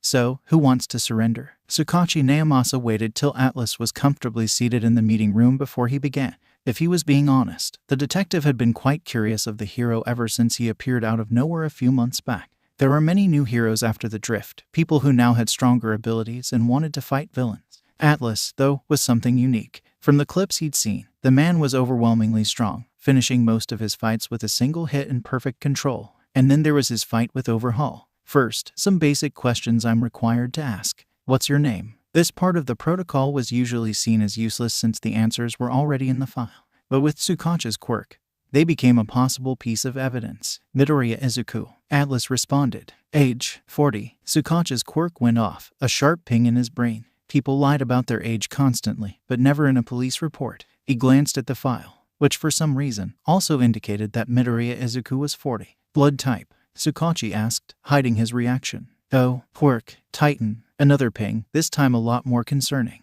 Why was the pro-hero lying about their quirk? Atlas's quirk was known to be a powerful mutant enhancer, powerful but simple. Was there some secret part to it? At this point, Tsukachi would have told the witness about his quirk, lie detector. But this time the detective didn't. There was clearly something going on here. Despite that, Atlas seemed like a pleasant man, kind and curious. The hero was surprisingly a big fan of detectives. Usually, it was the other way around. Then he told him what happened in the USJ. And Tsukachi's blood turned to ice. All for One, apparently alive and healed, had attacked with his successor, a warper, a small army, and a Namu. The calm malice, manipulation, and of course the many quirks matched up with the terrible evil from so long ago. And then Atlas eliminated him and his monster with ease, something that even All Might in his prime couldn't do. Not to mention that every villain, including the Warper and Successor, had been captured. Toshinori had told him, of course, about his spar with Atlas, and Sakachi hadn't really believed him. How could a new hero best the symbol of peace? His longtime friend must have been exaggerating. Sakachi had clearly been wrong. Atlas spoke about his battle with the most powerful villain ever like a game.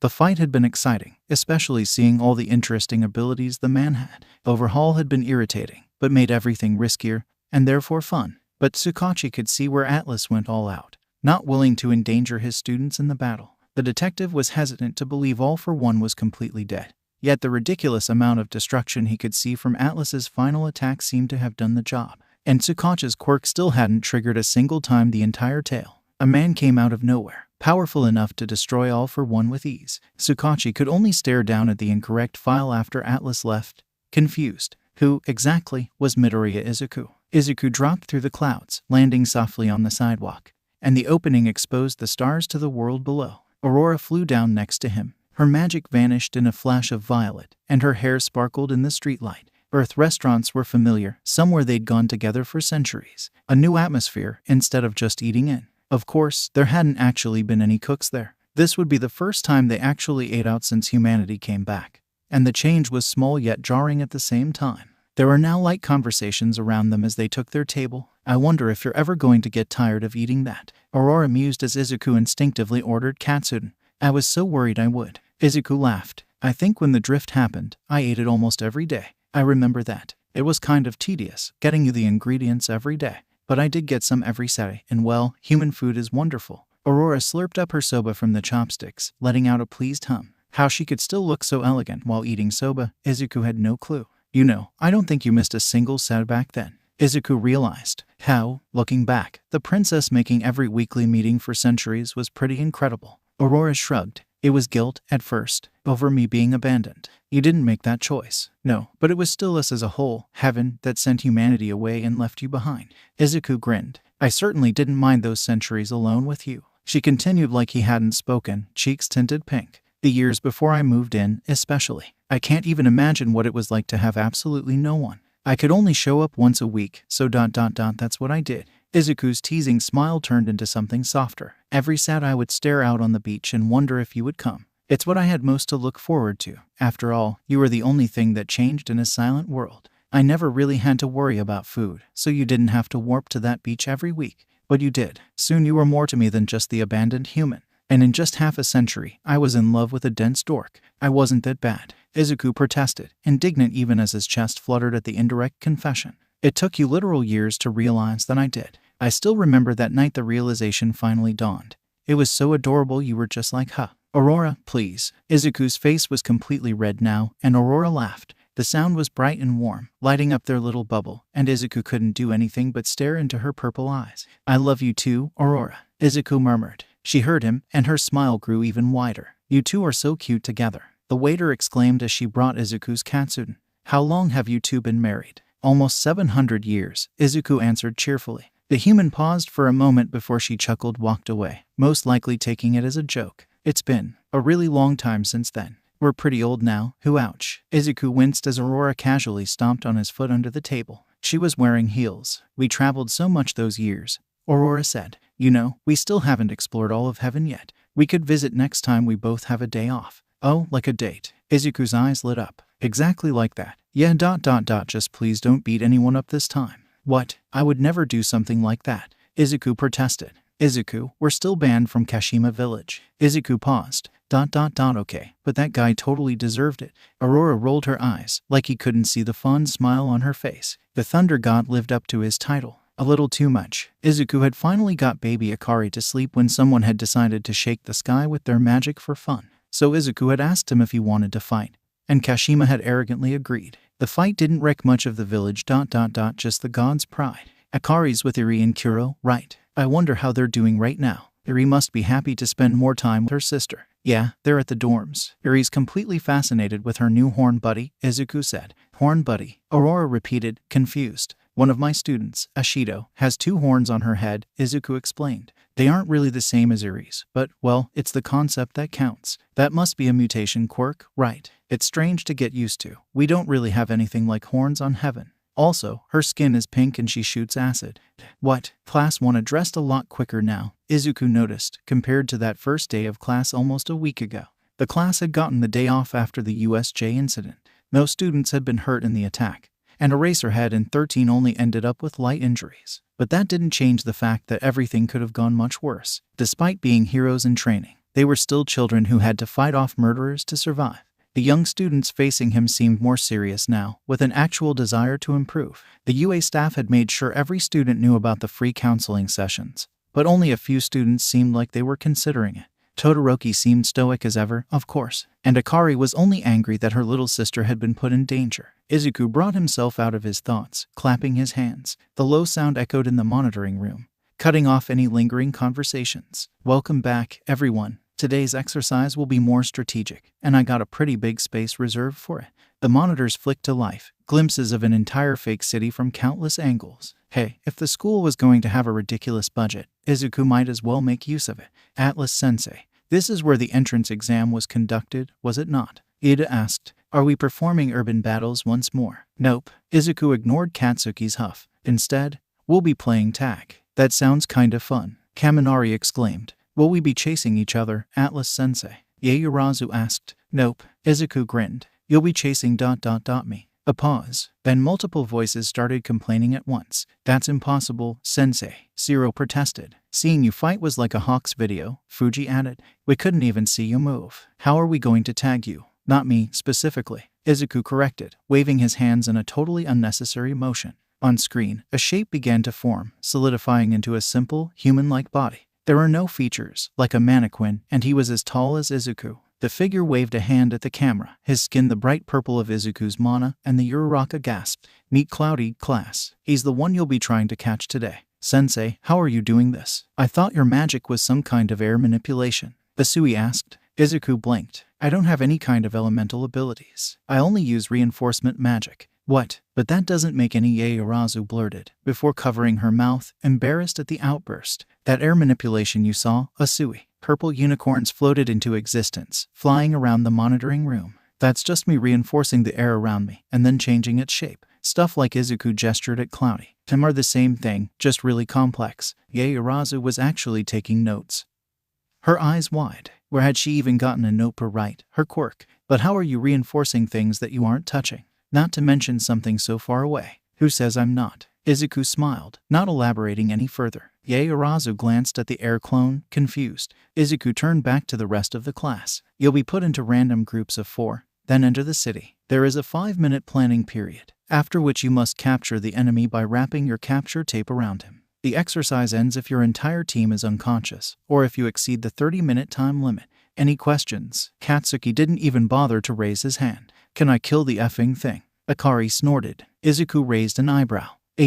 If you can destroy Cloudy, then yeah, that counts as a win. Katsuki slammed his gauntlets together, a savage grin on his face. Sir, is it really a good idea to randomize the groups? Ida asked. There's no way to know who you're going to be working with in the field. Random teams will set you up for that. Ida bowed low. I apologize for questioning you, sensei. You really don't need to bow to me. Izuku turned to the screen, letting 4 names flash. First group, Bakugo, Takoyami, Kaminari, and Ida. On second thought, he definitely should have picked the teams. Though ... this would be a great learning experience for the students. And pretty funny to watch, too. They totally had this in the bag, in Kaminari Denki's humble opinion.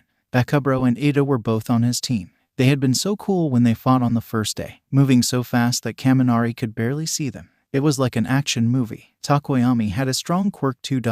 some kind of shadow demon. All these opus quirks combined with Kaminari's electrification, and they were set. Ada stepped forward to take charge, pushing up his glasses. We cannot underestimate this opponent. We shoo. Huh, Katsuki interrupted. Who died and made you king, effing 4 eyes? Ada sputtered. How rude. And for your information, I am the vice representative. I don't give a shit. Here's a plan. Angry red eyes glared at the 3 of them. Stay the hell out of my way. Kaminari couldn't help but ask. But Bakubro ... I sent this like a team thing. Shut up, Pikachu. I'll beat that purple thing all by myself. With that, Bakubro stormed off into the city, his palms sparkling. A loud timer sounded, signaling the early end of their planning time. Ida was frozen for a few moments before dashing after him, leaving their remaining 2 teammates alone. What a mad banquet of darkness, Takoyami muttered. Kaminari had no clue what he just said, but he agreed. It seems that Bakugo isn't going to be working with us, Ada said when they caught up, his jaw clenched. Damn, no honorifics. Ada might as well have cussed. We'll need to work around him. That replica is but a pale imitation of the real threat. While our foe is contending with the flames of wrath, we can force it to yield with our combined strength, Takoyami said. What? Dark Shadow laughed. The looks on your faces. Fumi here's a chunny, you see. He means that he wants to attack the air clone while it's busy with the hothead, or something. Oh ... that sounds good. Kaminari gave the shadow creature a thumbs up. This class really had some interesting personalities. That only made it more fun to get to know them, though. Ada nodded. Simple and effective. We wait for the perfect moment, and Katsuki flew above the buildings, explosions from his hands and fire from his feet propelling him forward. He'd been waiting for a chance to fight, training harder than before ever since those bastards had attacked the USJ. Now he had a chance to test that out. Katsuki's eyes scanned the fake city from his aerial view. He'd picked the most likely path for the fake Deku to appear, a straight path from where they'd started. This wasn't hide and seek, so the target should be easy to spot. And then Katsuki did, a bright purple completely exposed against the dull gray buildings. Gotcha. Katsuki grinned, sharply changing direction with a twist of his body. He blasted towards the clone, palm outstretched. Die. Cloudy backflipped, landing smoothly on the next building over as Katsuki smashed through the rooftop. Katsuki reversed his momentum, feet flaring like thrusters as he flew back at his opponent.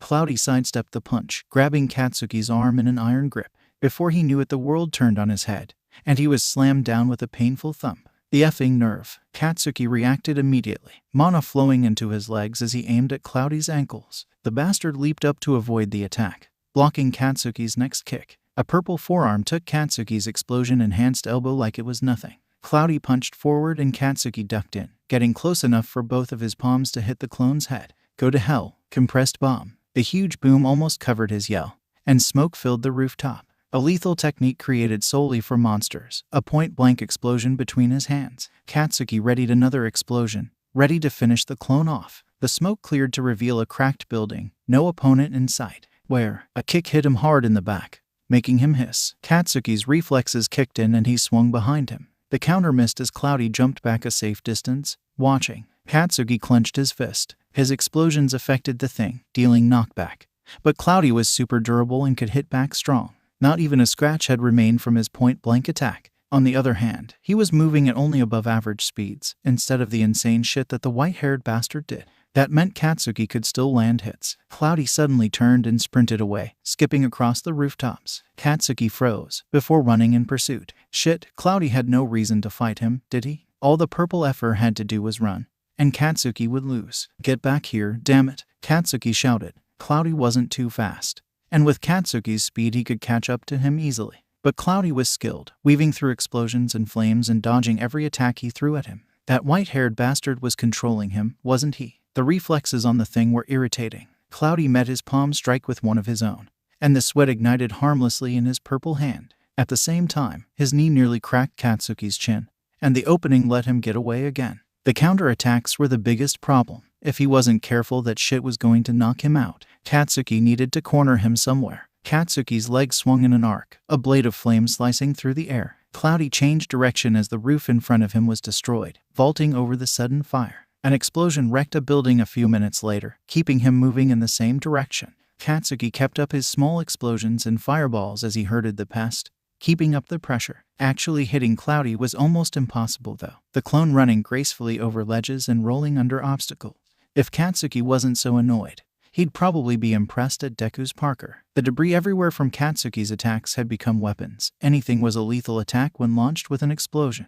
Rocks and pipes had become unwilling projectiles, shattering against his purple enemy. Finally, Cloudy approached his cage, a ridiculously tall building marking the center of the city. In there, Katsuki could let loose, with no way for Cloudy to dodge in the confined space, and bring the entire thing down. He blasted forward at top speed and Cloudy whirled around, arms lifting to block a punch, only for Katsuki to feint into a dropkick, striking him full in the chest and sending the clone flying towards the skyscraper. Suddenly, Cloudy twisted in midair and planted both feet on the side of the building. Instead of falling, the clone kept moving, running straight up as windows cracked below him.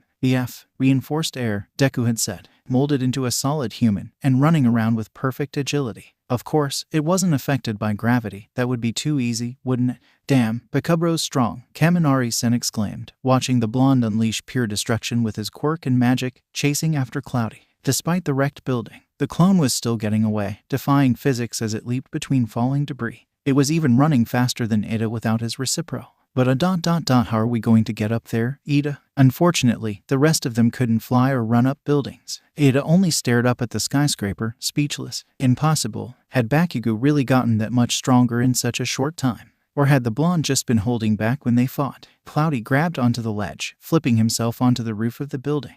Big mistake. Katsuki soared up right behind him, rising higher with a fierce grin on his face. On the roof of the skyscraper, there was nowhere for Cloudy to run. All the clone could do was watch as Katsuki pulled out his trump card. Katsuki stopped, now far above the clone, hovering in place. Then he fell like a meteor, spinning faster and faster, explosions twisting the smoke around him in a spiral as a trail of flame pushed him even faster. Howitzer. Katsuki broke out of his spin at the last moment, palm crackling with an explosion from all of his momentum. Impact. The blast was deafening, a sharp pain against his ears as the rooftop crumbled below him. Katsuki winced as the knockback hit his wrists. That hurt. The heat left in a rush, bristling against Katsuki's skin. The shockwave knocked Cloudy high into the air, and the clone plummeted down, unmoving as the air rushed past his body. He slammed into the street, the crash inaudible to Katsuki's ringing ears as he landed nearby, explosions slowing his descent. Did that do it? Cloudy was embedded in the concrete, stunned. The only damage from the massive explosion and resulting fall were thin cracks in the dust covering his body. Katsuki made his exhausted body move, dashing towards his fallen opponent with his capture tape. A purple fist suddenly shot out, catching him in the gut. The breath was effing pushed out of him as he tumbled across the street, coming to a stop. Cloudy stood up, slower than before but moving nonetheless. Despite the fact that his enemy had no eyes, Katsuki just knew the Emperor was looking down on him as he forced himself to his feet, panting. He could keep going, he wasn't done yet. Now, attack. An annoying voice shouted, somewhere to his side. He'd completely forgotten about those idiots. Cloudy's arm shot behind him, catching a kick from Glasses. Glasses' other leg slammed into Cloudy's ankle, putting the clone off balance. The armored boy rushed in to keep up his attack. But this time Cloudy sidestepped and he tripped. Dark Shadow lunged, pinning Cloudy to the ground. Katsuki used the chance to fire off an explosion, but the clone was unfazed. The shitty Shadow Demon, though, was very scared of the explosion for some reason, leaping back to Bird Brain. The now free air clone had no problem fending off Glasses and Katsuki. The damn engine kid was getting in Katsuki's way, and it was so effing frustrating, his missed kicks jamming at Katsuki's strained arms as they jostled each other. Their styles didn't match up at all, and they were doing more damage to each other than Cloudy. F off, engines, Bird Brain, Katsuki shouted. I have this covered. Takoyami tilted his head, glancing at the ruined landscape. It does not seem to be so, Bakugo. Shut up. Dark Shadow's next rush completely missed, making Glasses trip and face plant into the concrete. This would usually be hilarious, but the opening let Cloudy land another punch on Katsuki's chest that ached like hell. Dark Shadow moved to attack again, but Katsuki's next kick made him flinch back. Was he afraid of the light? The thing that Katsuki, with his explosions and flames, made constantly. The sentient quirk nudged Glasses off balance as it suddenly drew back, making him stumble. When Cloudy ducked, Katsuki's foot slammed into Glasses' weird helmet. Now that was satisfying. Bakugo, Glasses yelled as the blow knocked him to the ground. If he could see his face, the idiot would probably be glaring at him. Katsuki threw another punch, battering against Cloudy's arms. Then something crackled, but the sound wasn't not coming from Katsuki's palms. Oh, indiscriminate shock. 1.3 million volts. Pikachu screamed.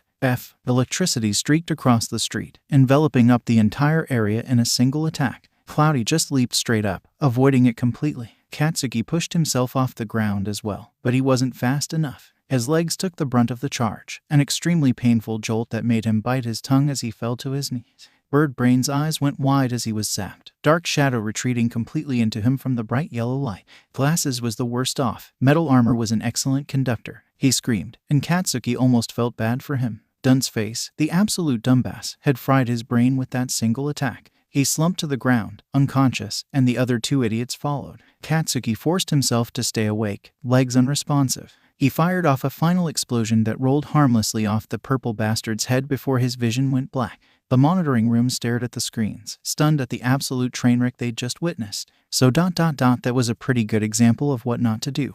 Okay, sadly the chapter is over. And if you enjoyed the video, just leave a like and subscribe with post notification, so when the next chapter is ready, you will be notified. Okay, see you in the next video. Bye.